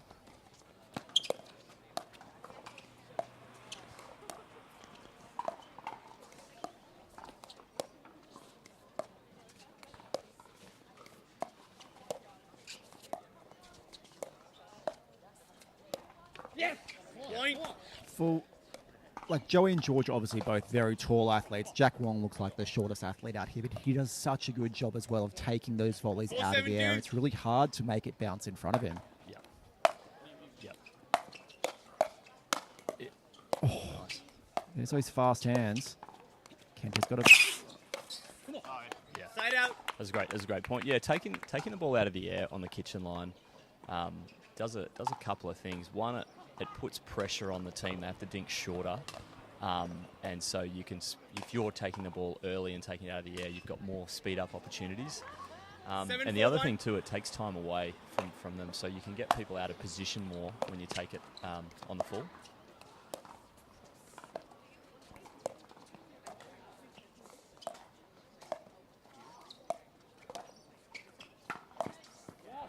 Second ankle serve. breaker there from Kenta Miyoshi. That was a great shot. Yeah, so like on the kitchen line, typically what you see is if you can beat a player, so beat them on, get them playing a ball on the outside of their outside foot, 7-4-2. they'll typically have to slice it. And if someone doesn't have to move much, they'll play more of an aggressive dink. So taking it out of the air is a really good strategy. You see George doing there right then. Yeah. Great speed up. Great speed up right into the right side of the body. That is the best spot to hit for most players. And he put a lot of work on that 8-4-2. ball then. He did. It was going in, so Yeah. it's A lot of shoulder height balls obviously do have the ability to travel out, but that was never going to go out. Side out. yeah, good pressure from Kenta and Jack there, keeping Joey and George back.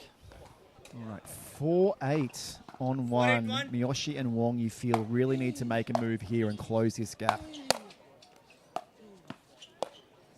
Ooh, Point. Yep, bit of an unforced error there. good pressure though. I think Jack Wong just edging over to the middle of the court there. Little bit, 5-8-1. yeah. Forced George to play it a bit closer to the sideline. Oh, Yep. and Second we saw serve. that a few times in your semi-final, that miscommunication between the two guys up this end closest to camera. Yeah, it was a good spot. Obviously, if it goes 5-8-2. dead middle, Jack's going to take it. But that one was like on the other side, closer to Kenta's backhand. It was right in this, well, basically at the decision point of both players. So a really good return there from George.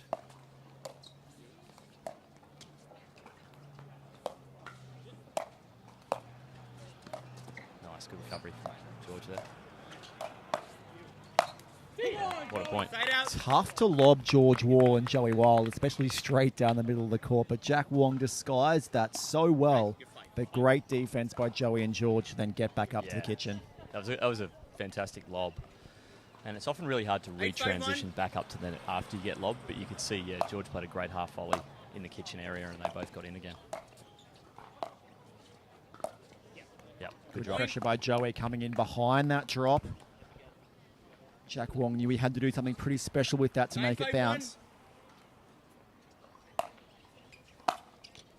Ooh, and a missed return. Not what you want to see there at 9-5. That brings up game point here in game 1 of this gold medal match. Yep, freebie.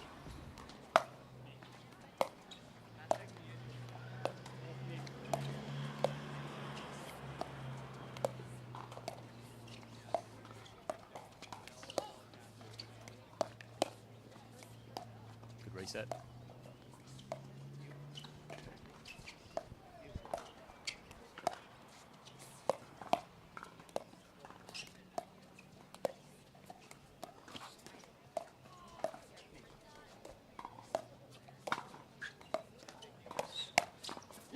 So well read by Kenta there. You saw him slide right there, anticipating that speed up by George. Yeah, there's a couple of speed ups at that point. I think there was 3, and they were reset.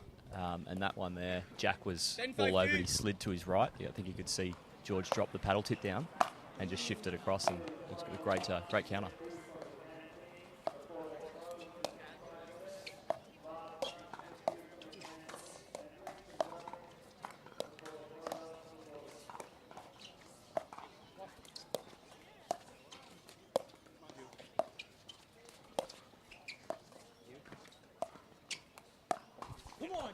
Yeah, great pressure from George and Joey. They take game 1, 11-5 over Jack Wong and Kenta Miyoshi. Will Miyoshi and Wong fight back? We'll find out when we return for game 2 shortly.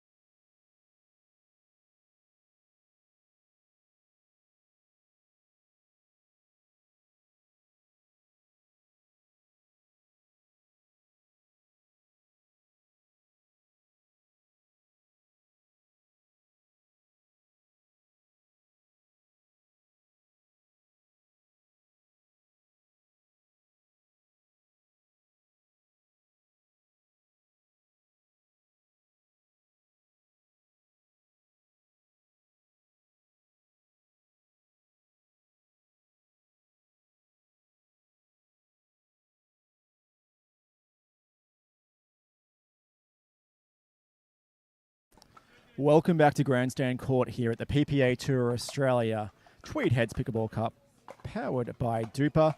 The Aussie pairing of Joey Wild and George Wall have taken game 1 over Kenta Miyoshi and Jack Wong. We have just commenced game 2. Ryan, what do Kenta and Jack need to do? I think they need to try and Second serve. keep Joey and George back on their returning points. You know, at the moment they're sort of letting them score a little bit too easily. They're getting forwards most of the time. So I think sort of stronger, some good stronger effective sort of force. Maybe get that serve a little bit bigger as well to. Yes. Look at that! My goodness, that was fast. Yeah, absolutely. I think once it gets to the kitchen line, you know, George and Joey absolutely have that edge. They've just got a few more weapons on the line, so they need to try and win it prior to it getting there a bit more often.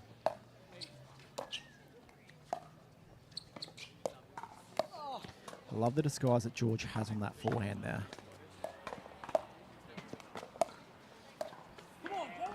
Side out.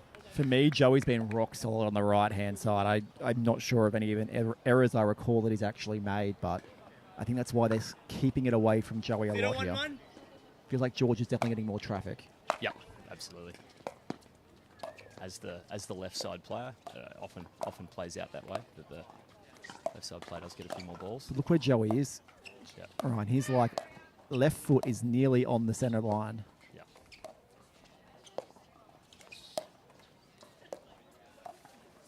Oh, that's a very aggressive position for a right side player, right? Yeah, it is. It is actually. Yeah, because typically you see the left side player take the middle ball there on the kitchen line, but you're seeing Joey, reach across there.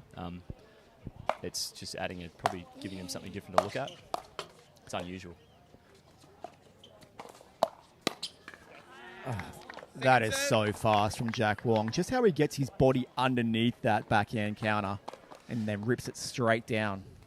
Yeah, he was certainly waiting on that one. I think it's a really good play for the right side player to go up that line. It's pretty good percentage play. Sometimes the guys are on it like that. And I think it's a lot easier if you are Joey and you're speeding that ball up the line on someone's backhand when they are a single-handed backhand opposed to a double-handed backhand like what Jack Wong possesses. Yeah, that's right. Yeah, so typically like someone like Joey will look at it like a 1-2 combination. He'll sort of speed that from the right side. He'll speed that ball up the line, and then he'll be looking for that forehand on the next one. And I think it might have been like 3 points ago where I think he actually got it cross, and it wouldn't have been what Joey was expecting. So. The miscommunication there from Wall and Wild. I think Wall actually clipped Wild's hand there on that shot.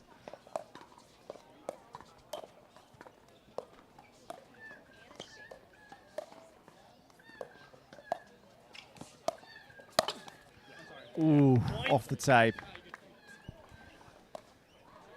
Yeah, it's really, really hard to defend an off-the-tape shot.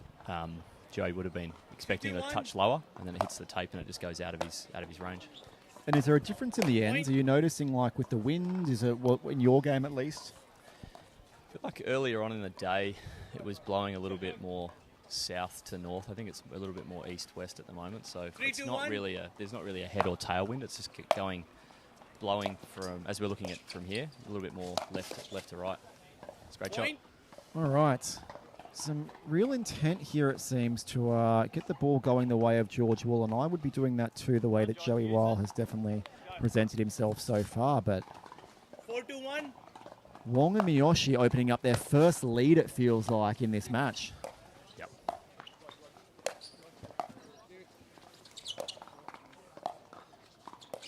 Good patience in getting forwards there.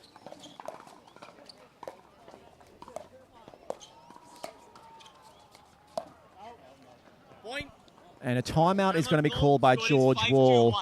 5-2-1 to Kenta Miyoshi and Jack Wong. George Wall and Joey Wild will go and reassess. So will we. We'll be back with you shortly. When the world sleeps, greatness rises. And while others dream of the next level, we chase it. Challenging every limit. Turning obstacles into stepping stones. Because the next level isn't just handed to you. It's earned. Go next level with 6-0 Pickleball. Okay.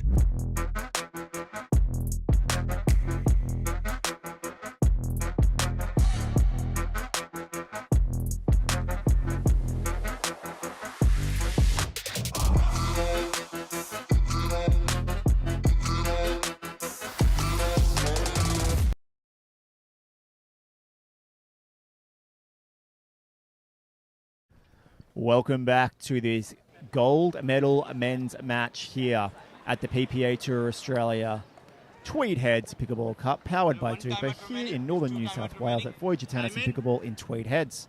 5-2-1. Wong and Miyoshi opening up a 5-2 lead here in Game 2. It was all Wall and Wild for much of Game 1. Oh, wow. Yeah, nice point there, and I think it was a really good move there for George and Joey to have a timeout. A lot of the players have probably call it like a 3-point rule. As soon as you lose 3 points in a row, scored points that is, the guys often take a timeout just to try and break that momentum up. So a good move. We'll see whether it works. Now, we know that George Wall does not like to play right-hand side, Ryan. We know he is a left-side specialist, but we also do know how good Joey Wild is on the left. So I wonder if this starts getting too far out of hand, if we'll see a change here at all. Or they'll just back themselves. Yeah. I think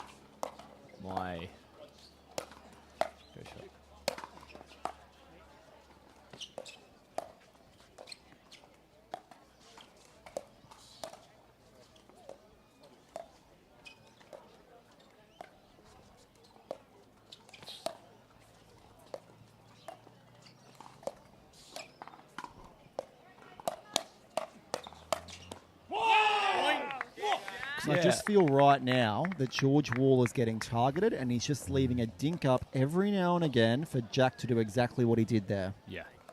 Yeah, I think what we're seeing here is just like your typical momentum shift in a match. You know, players go on and they go off. George has probably just had a small period now where he's... Oh, what a shot. Oh, my goodness. That was an incredible disguise there on that one from Joey. And going back to your question around will they switch sides, I think it would be unlikely. All right, a referee timeout, sorry to cut you off, Ryan, is going to be called here as the MLP Grand Final does get underway on Championship Court. You can hear the players getting called to the court. We will take a quick break, and once this referee timeout is over, we'll be back with you shortly. Okay.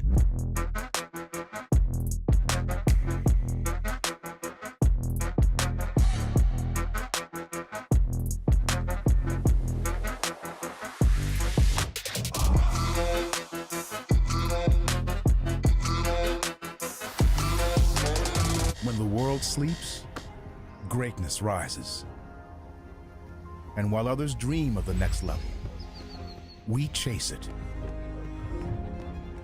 Challenging every limit, turning obstacles into stepping stones. Because the next level isn't just handed to you, it's earned. Go next level with 6-0 Pickleball. This is what you're waiting for. People ready to ride. I think I'm ready tonight.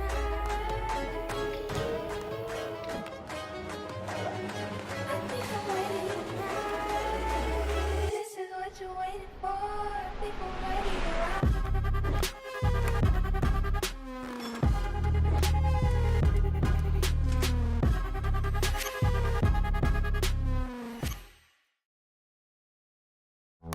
They're not just thinking about only performance, they're thinking about the growth of the game. When I first started, I needed something, and then I needed something different as I got better. And Yola was really great about working with me specifically to help create that for everybody. And as somebody enters this game for the first time, they're going to go through a huge learning curve. And as they... All right, we are back for this men's doubles gold medal match. Joey Wild has the ball in hand, serving at 2-7 on 1. We've seen a lot of the direction of this ball go the way of George Wall at the start of this game too. Great hands there by Miyoshi. Oh, and that goes long from George Wall. Went just long, yeah, absolutely. And yeah, typically if George found himself, you know, maybe not wanting to go into those dinking battles, you'll see him go up the line a little bit more. So, you know, it becomes a battle between Kenta and Joey a little bit more. Oh, that was a great shot. 2 lobs and successful on both lobs. Yeah, it's had great disguise on it. George has been leaning into the kitchen as well, not expecting it. So yeah, and he's using it sparingly, right? Like it's not like he's trying to bring it out every second point. That's so right. that's that disguise. That's how it works. Well, that's how the good players do it. Absolutely. Yeah. Come on, Joey. Great spot by Joey Wild, and maybe I would like to see Joey Wild moving across to the middle even more, right, and taking a little bit of that pressure off George, giving them something a little bit different to look at. Yeah.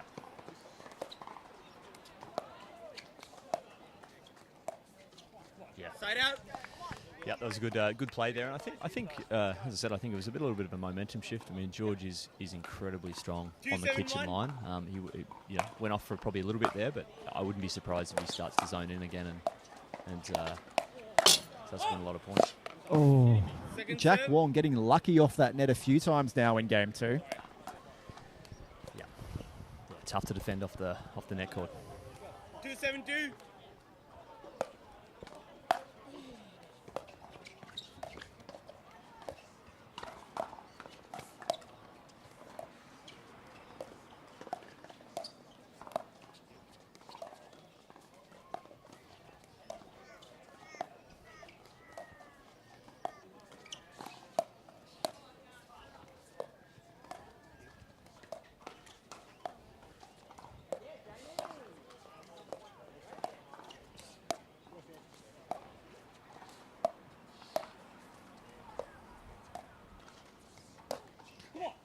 Yeah, I was about to actually call that one wrong, and I was not surprised to see a George Warhand fake speed up off the forehand there. Yeah, that was a great shot. Really good patience. And I think the longer the kitchen dinking battles go, I think the more it favours George and Joey. Like, I know in talking with Joey before about it, like, he really loves that the longer the dinking battle goes, the more he thrives. So he's looking to extend. I think they'll be looking to extend those points and really take it to them that way. And a cheap error there from Jack Wong brings it to 4-7 on 2.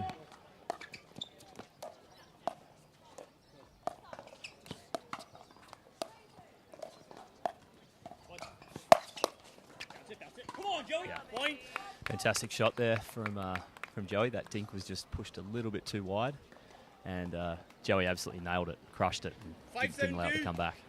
Impressive shot.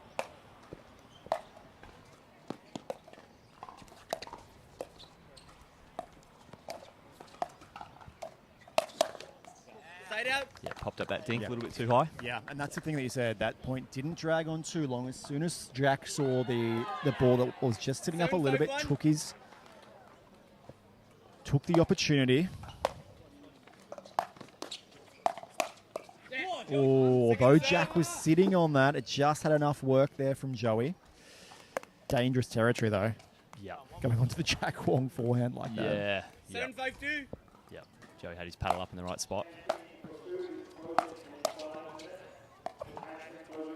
Great first volley from Joey. Okay, gets it that time. Yep. And you'll see there, I think Joey a couple of points before, he nailed like a down the line speed up. That one there, he kind of played at half pace. And that's a really good change up. Well, Jack couldn't hit that with two hands, right? He had to take that left hand off. Yeah. Sort of like almost like a half pace speed up, you know, and yeah, really tricky. Second set. And he changed the spot there, so you can see the point before he played it to his backhand. The next time there on that last point, he sped up more forehand body side and didn't win it, but that's what a lot of the top players do. You'll see constantly changing the speed up locations is much more effective than, look at that. Yeah. Wow, and really good example there of, you know, Joey played that ATP around the post, and George was there in the middle ready for that next one. They're looking for that 1-2 combo, these ATP defenses. Oof. And that's 2 missed returns from Jack Wong in the last 5 points, and that is proving costly as they tie things up at 7-7 after a 7-2 deficit.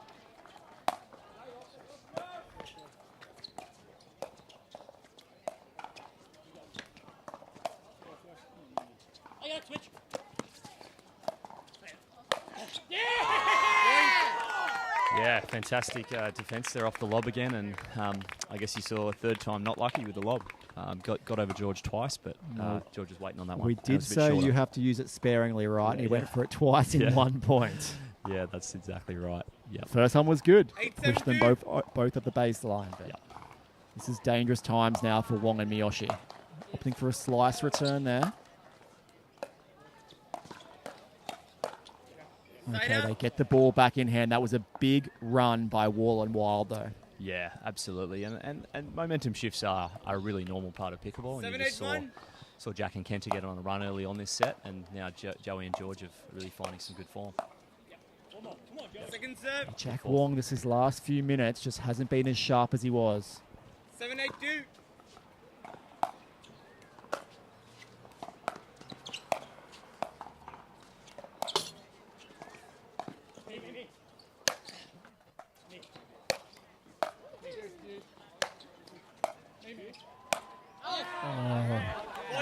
Joey finally gets a ball in that point.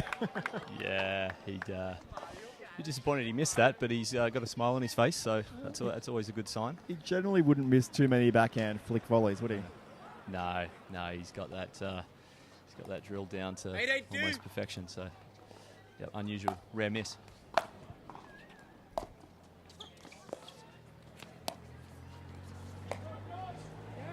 Side out. All right, George Wall Timeout call. Score is 8. calls a timeout. We will go to a quick commercial break with the players, and we'll be back with you soon for more Game 2 action. Is that it? When the world sleeps, greatness rises. And while others dream of the next level, we chase it, challenging every limit, turning obstacles into stepping stones. Because the next level isn't just handed to you, it's earned. Go next level with 6-0 Pickleball. Okay.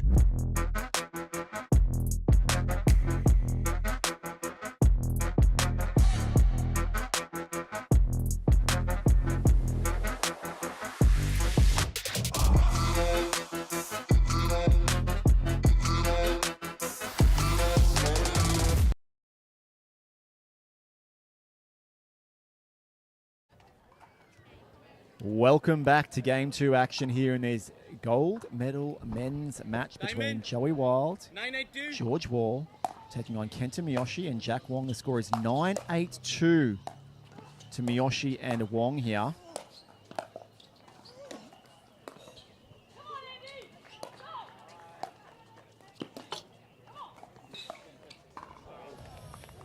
Luck there for George Wall. One ball came off the tip of his paddle and landed in. And the second off the tape and rolls favourably. Yeah, there was a shot there where I think George didn't middle the ball and gave them a chance to sort of come in off that, but I think they were expecting something a lot harder, so they weren't ready for it.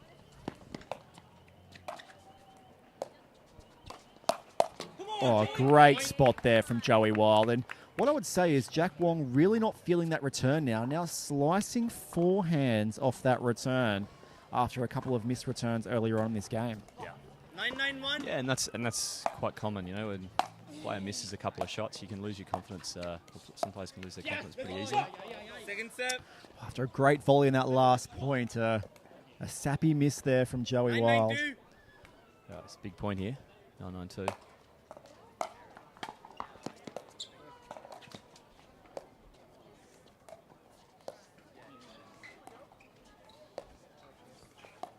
Where they've been really effective early on in Game 2 was getting lots of balls in front of George on the ground, right? Yeah, that's right. And George is really, I guess, the back half of this game, this set has really picked it up. So it's a great point. Yeah! Yeah, that was awesome. See, Joey's really hitting that forehand ATP. We're at a really high success rate. I don't think we've seen him miss one yet. Kenta has great roll on that volley, but he's just hitting the mark a little bit wide, right? Because we've seen a lot of ATPs from Joey Wild. Yeah, and it's been a winning play for George and Joey. Match point here for George Wall and Joey Wild. Not the ball that I would be playing, though. Kenta ready for that one. Yeah, didn't probably sit up quite enough. And George didn't probably get enough heat on that. 9-10-1. All right, can Wong and Miyoshi make a move here?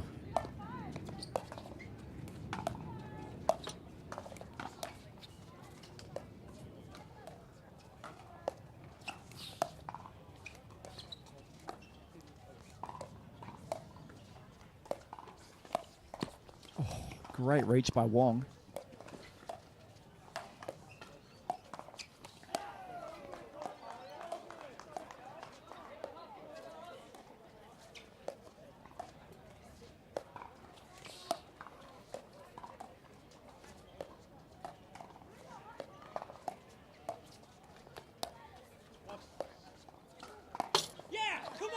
Second serve. That was great patience. And that was.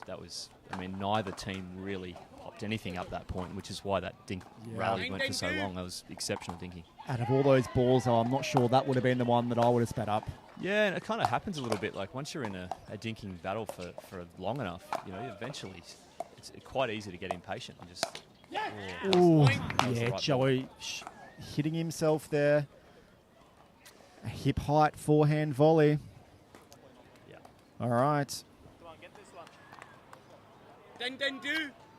Miyoshi and Wong level it up at 10-10-2 here.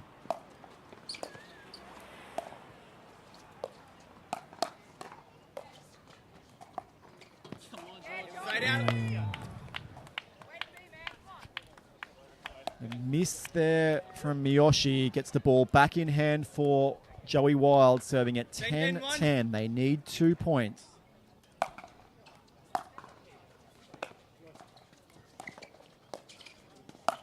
Outside. Second set. Joey was sitting on it. He was ready for Wong to bring that volley across his body. He did, but just could not control the pace. 10-10 do. Yep, it's good speed up.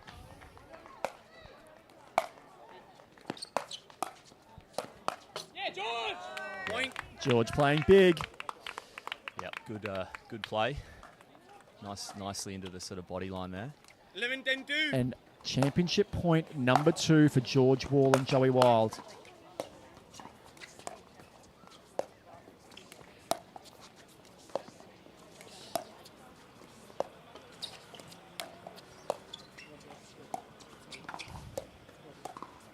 Miyoshi doing well there.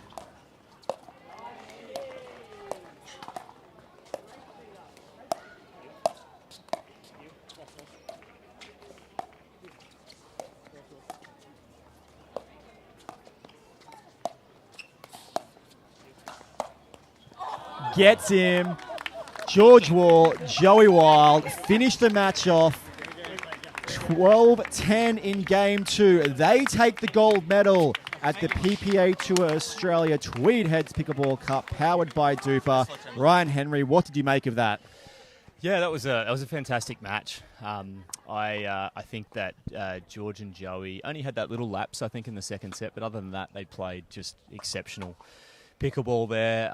Their kitchen games were great. They had those sort of weapons, as I said, off the ground, couple of speed ups off the ground, or anything that popped up that little bit higher. They initiated the hands battles, and I think they did really, really well. So all round, I think, yeah, great credit to both teams. A really good effort to get into the final and playing a great match. Yeah, great to see the improvement in Kenta Miyoshi. We saw him in Vietnam last year. His doubles game has come a long way since then, but the formidable force that is Joey Wild and George Wall, when they team up, you can count.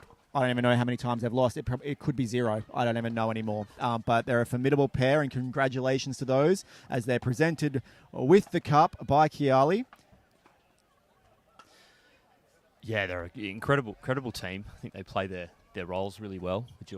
George on the left side, he's a great player across there. Joey on the right. Yeah, fantastic team. No, I'm sure we'll see these guys pair up many more times over the season. Congratulations again to Joey Wild and George Wall, your champions here at the PPA Tour Australia Tweed Heads Pickleball Cup, powered by DUPR. Thank you for joining us today. We hope you have enjoyed your pickleball, and we'll be back with you later for more action.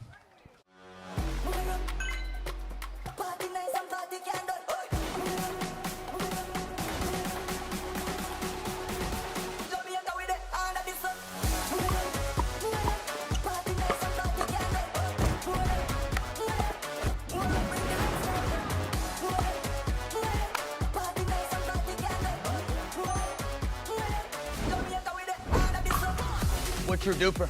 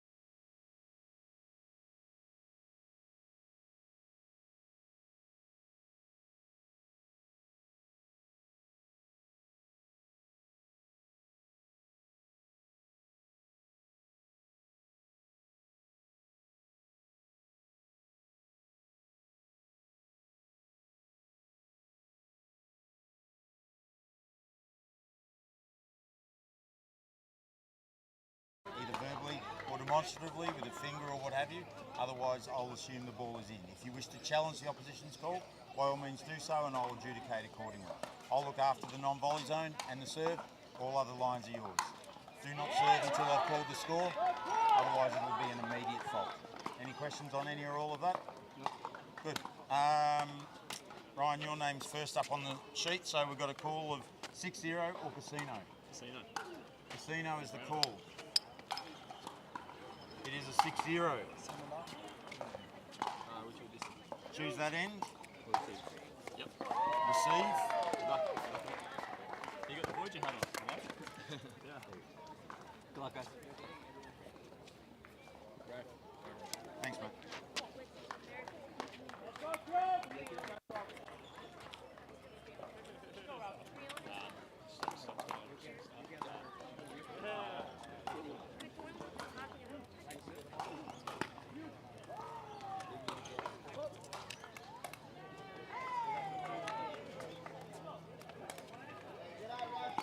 All right.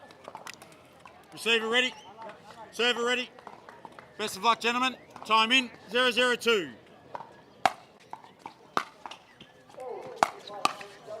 Point.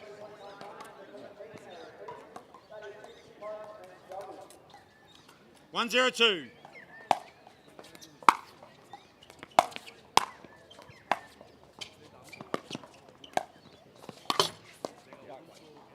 Side out.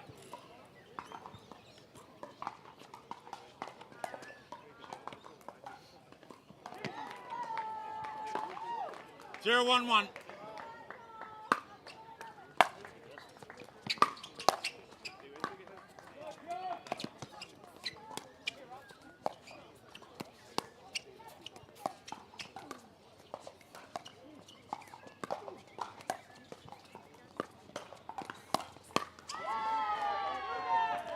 Second server.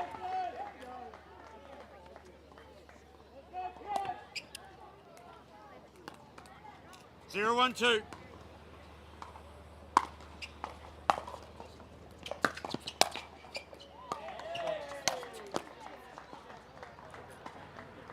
Side out.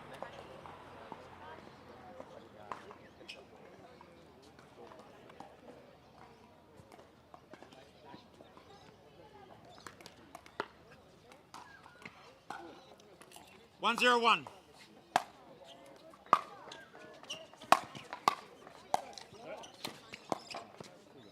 Second server.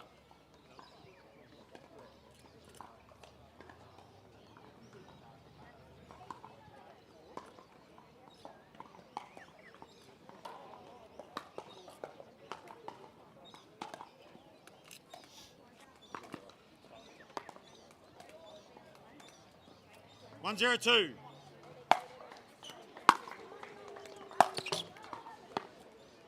Side out.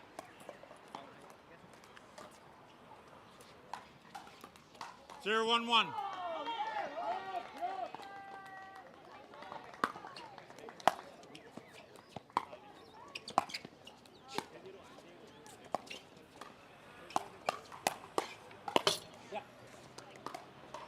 Point. 1-1-1.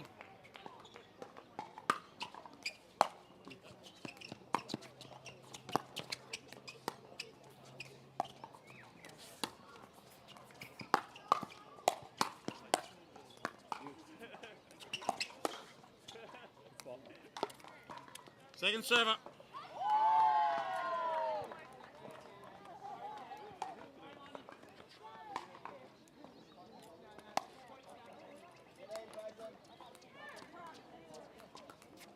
One, 1-2.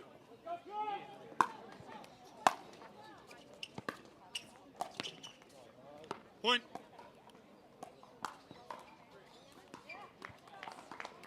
Two, 1-2.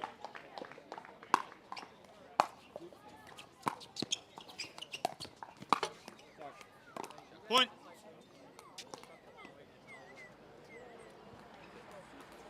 Three, 1-2.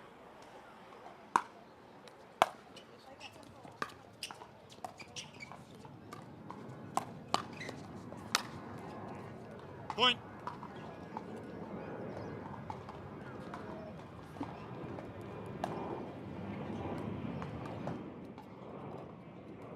2.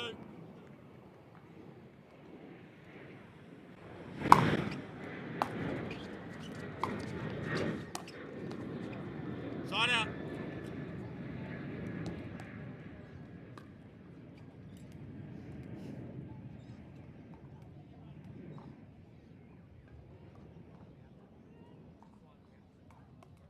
One, 4-1.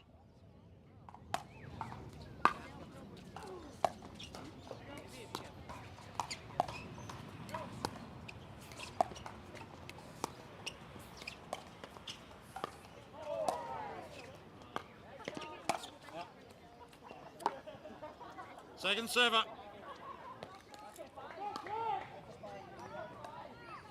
One, 4-2.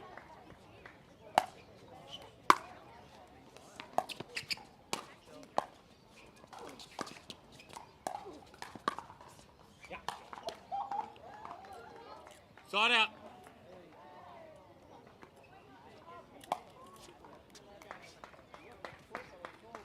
Four, 1-1.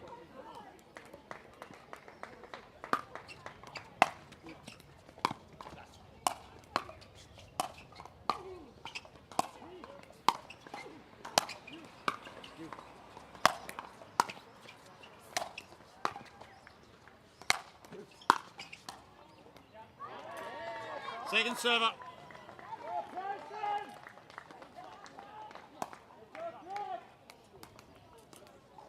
4-1-2.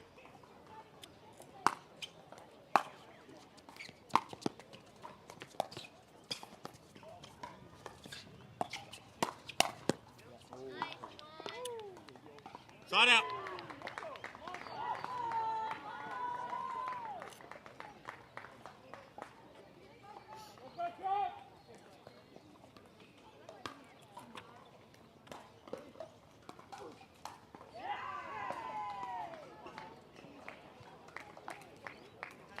One, 4-1.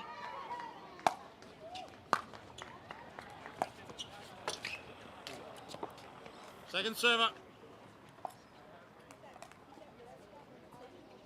1-4-2.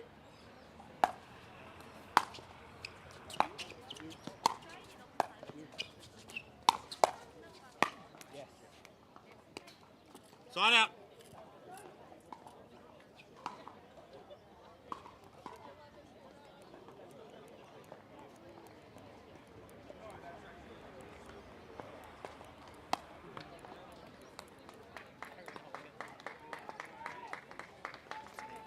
Four, 1-1.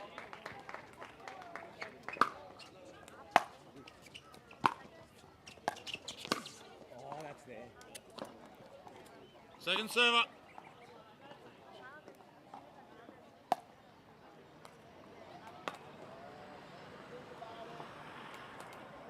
4-1-2.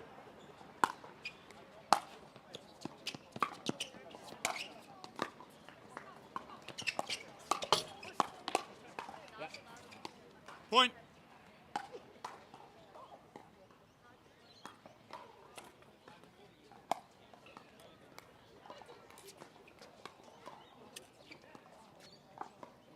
Five, 1-2.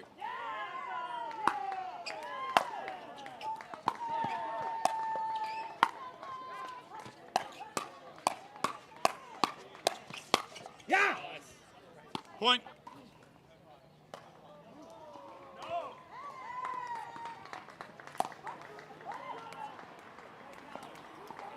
Six, 1-2.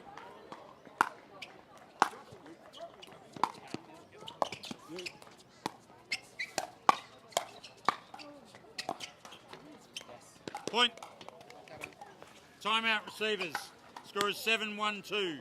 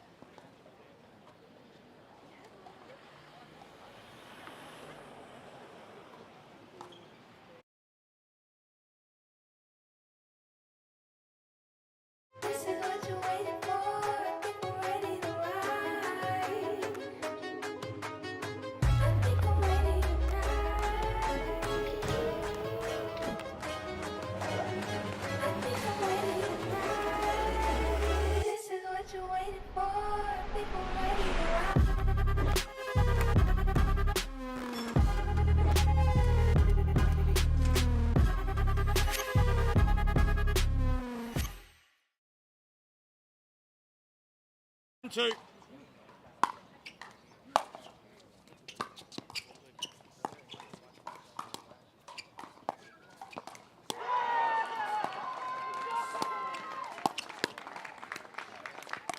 Side out.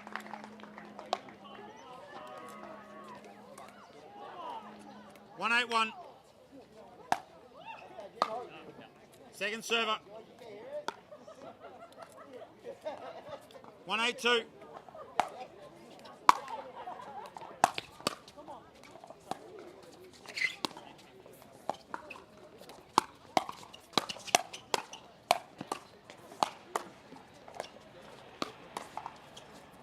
Yeah!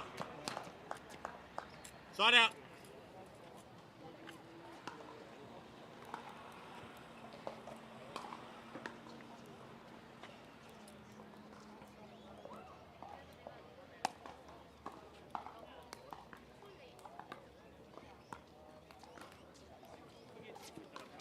Eight, 1-1.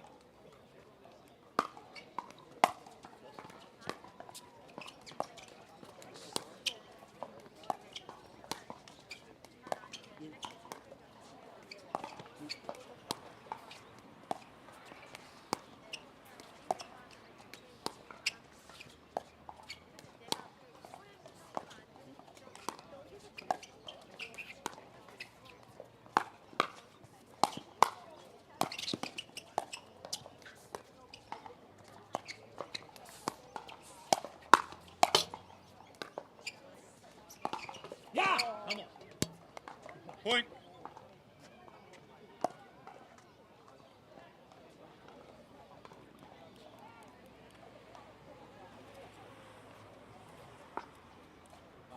Yep. 9-1-1.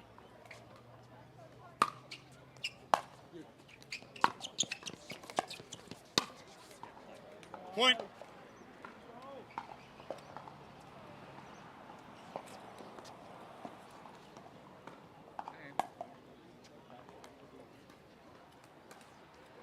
Ten, 1-1.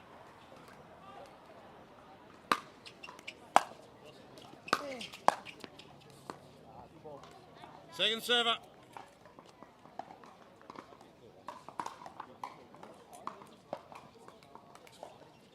10-1-2.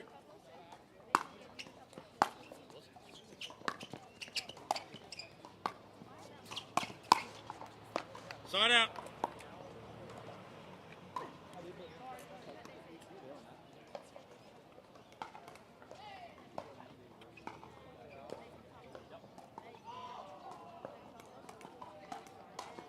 One, 10-1.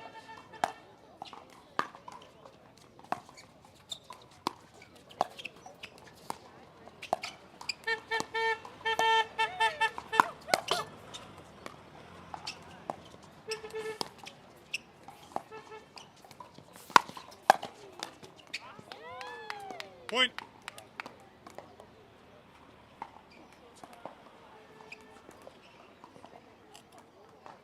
Two, 10-1.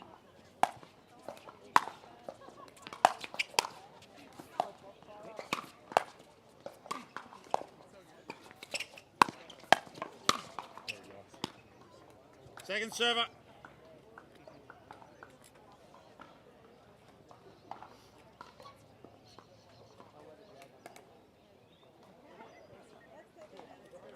2-10-2.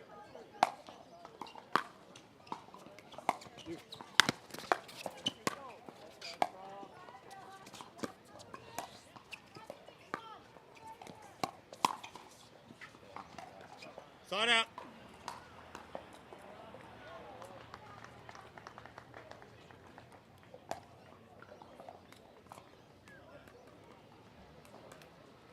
Ten, 2-1.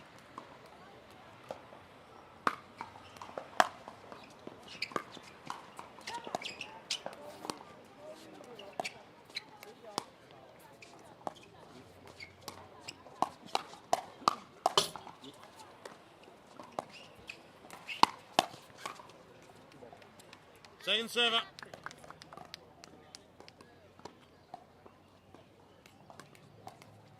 10-2-2.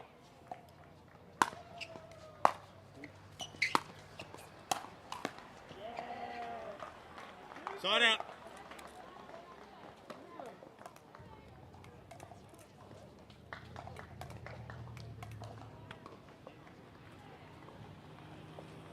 Two 10-1.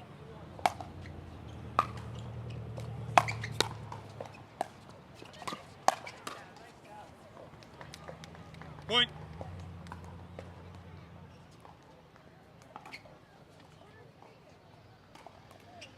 Three 10-1.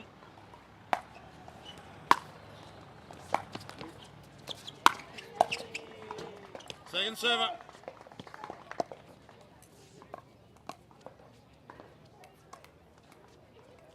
Three 10-2.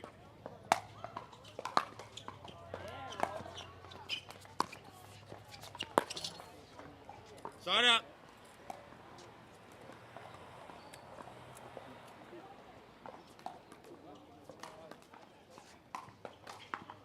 Ten 3-1.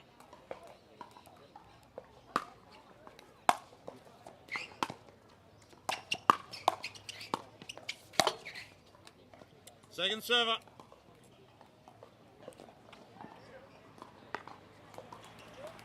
Ten 3-2.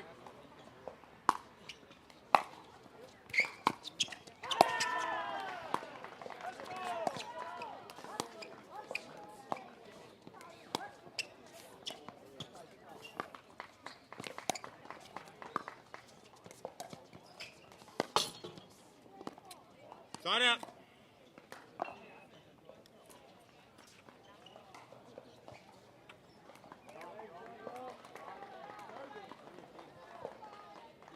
Three 10-1.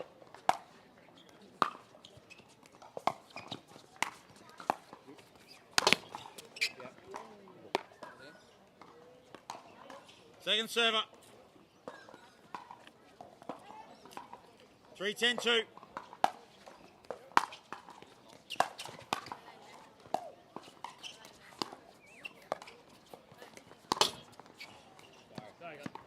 Side out.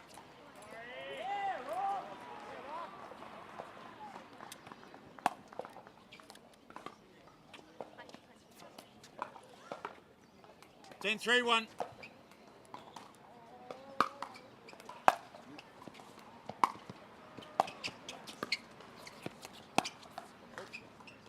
Point game.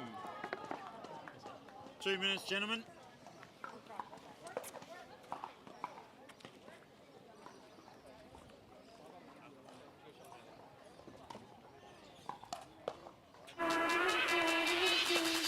Okay.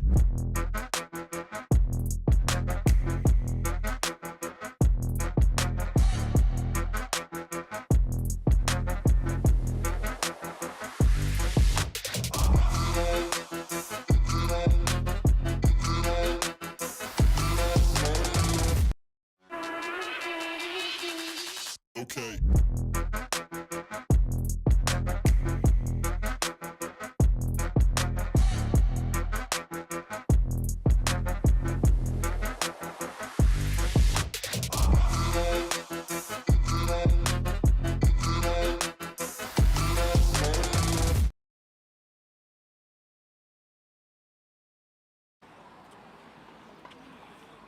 Thanks, Gong.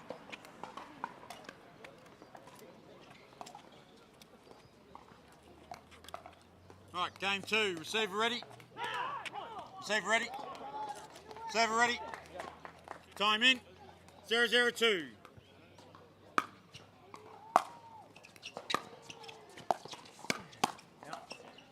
Point.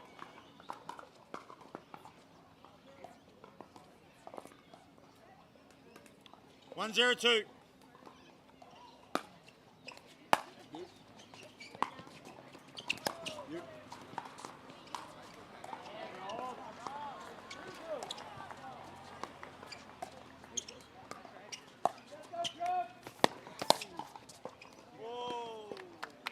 Side out.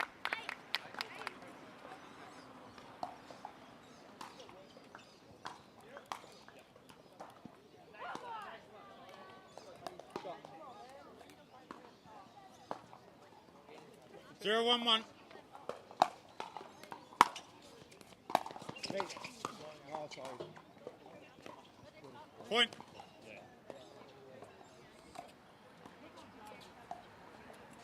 1-1-1.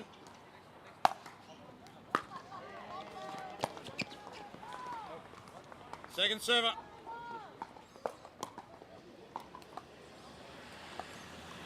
One, 1-2.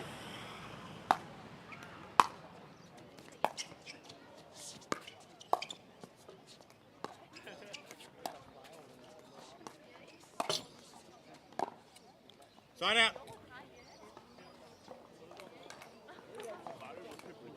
1-1-1.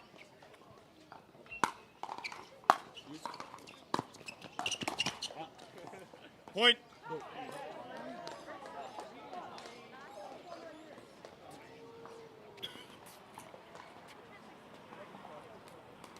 Two, 1-1.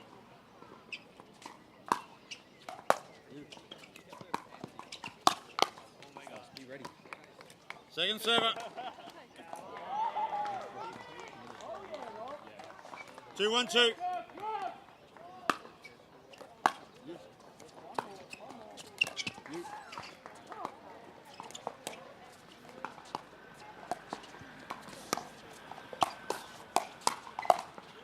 Watch. Side out.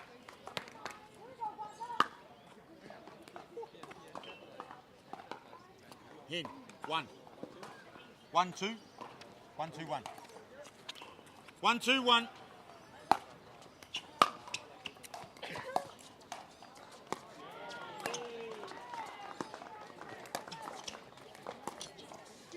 Point.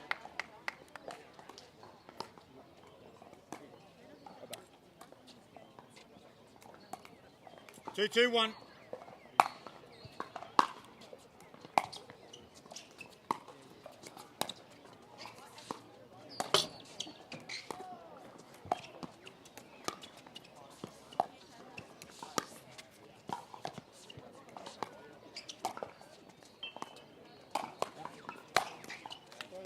Point.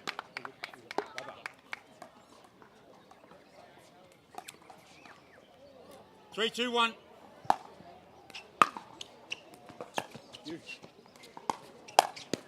Take. Point.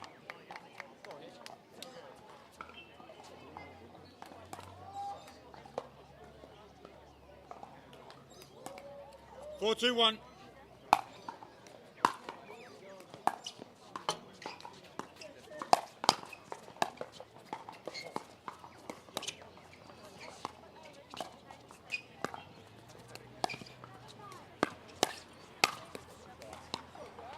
Second server.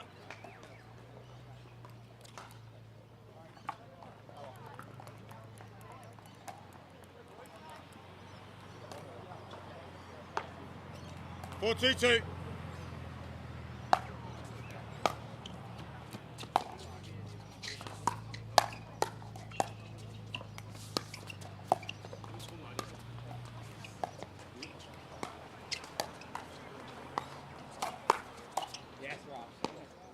Side out.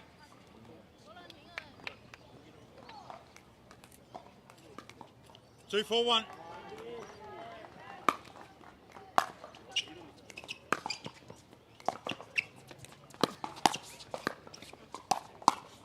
Yes.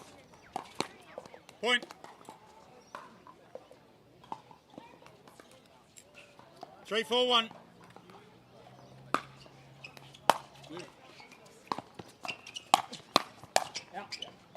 Point.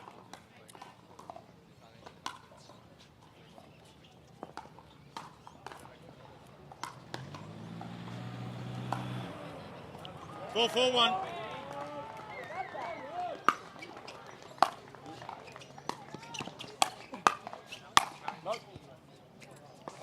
Point. 5-4-1. Timeout receivers.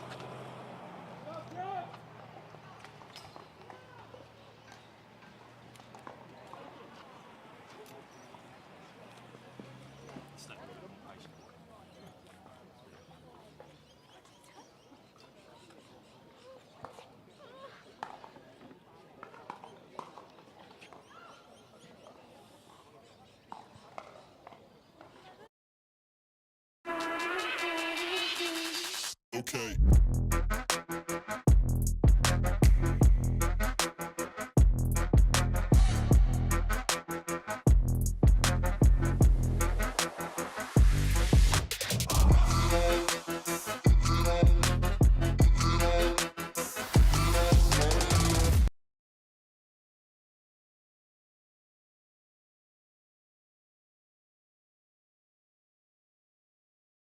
Training.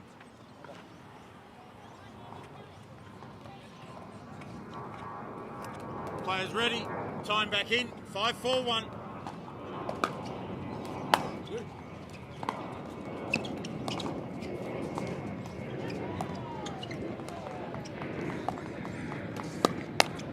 Yeah. Point.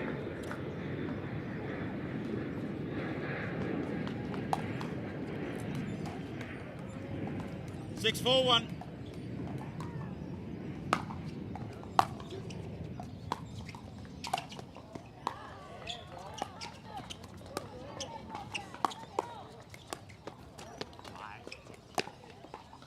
Point.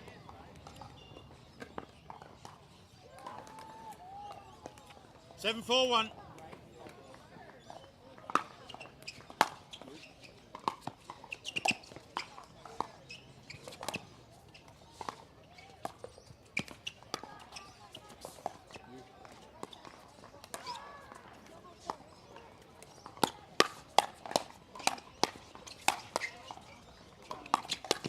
Yeah. Point. 8, 4, 1.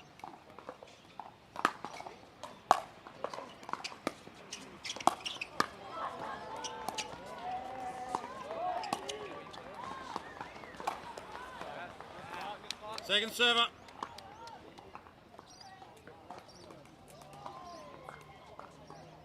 Eight, 4, 2.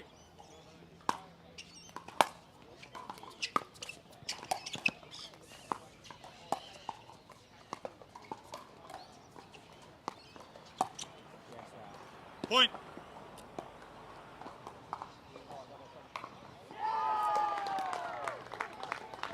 Nine, 4, 2.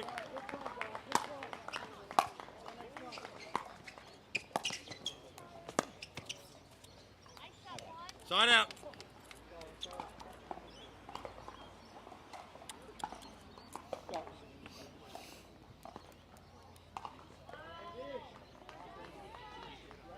Four, 9, 1.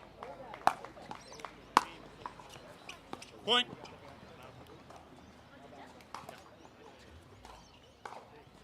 Five, 9, 1.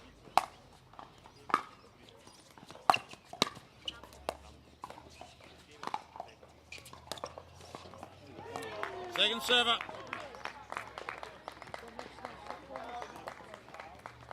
Five, 9, 2.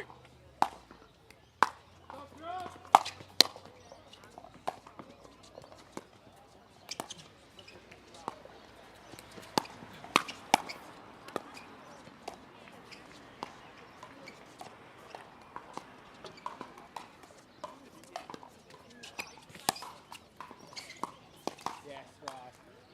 Side out. 5.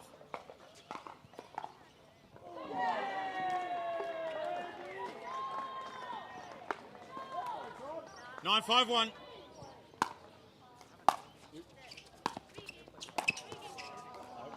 Point.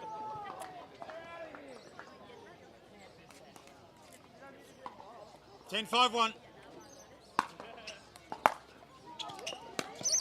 Sorry. Second server. Return. 10, 5, 2.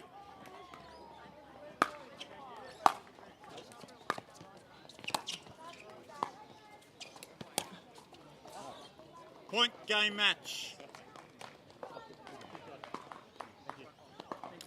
Yeah, really Thanks, good. Hen. Enjoyed that. Well, that one. We'll play, boys. Yeah. Thanks for it.